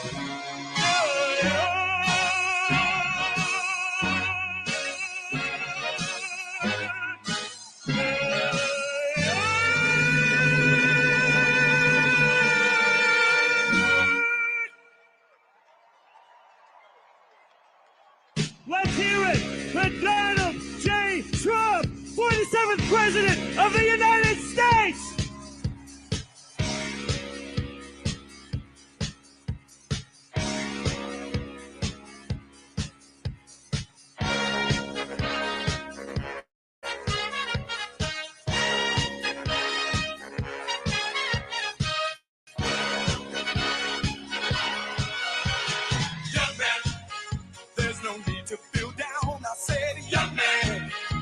Yourself off the ground. I said, young man, cause you're in a new town. There's no need to be unhappy, young man.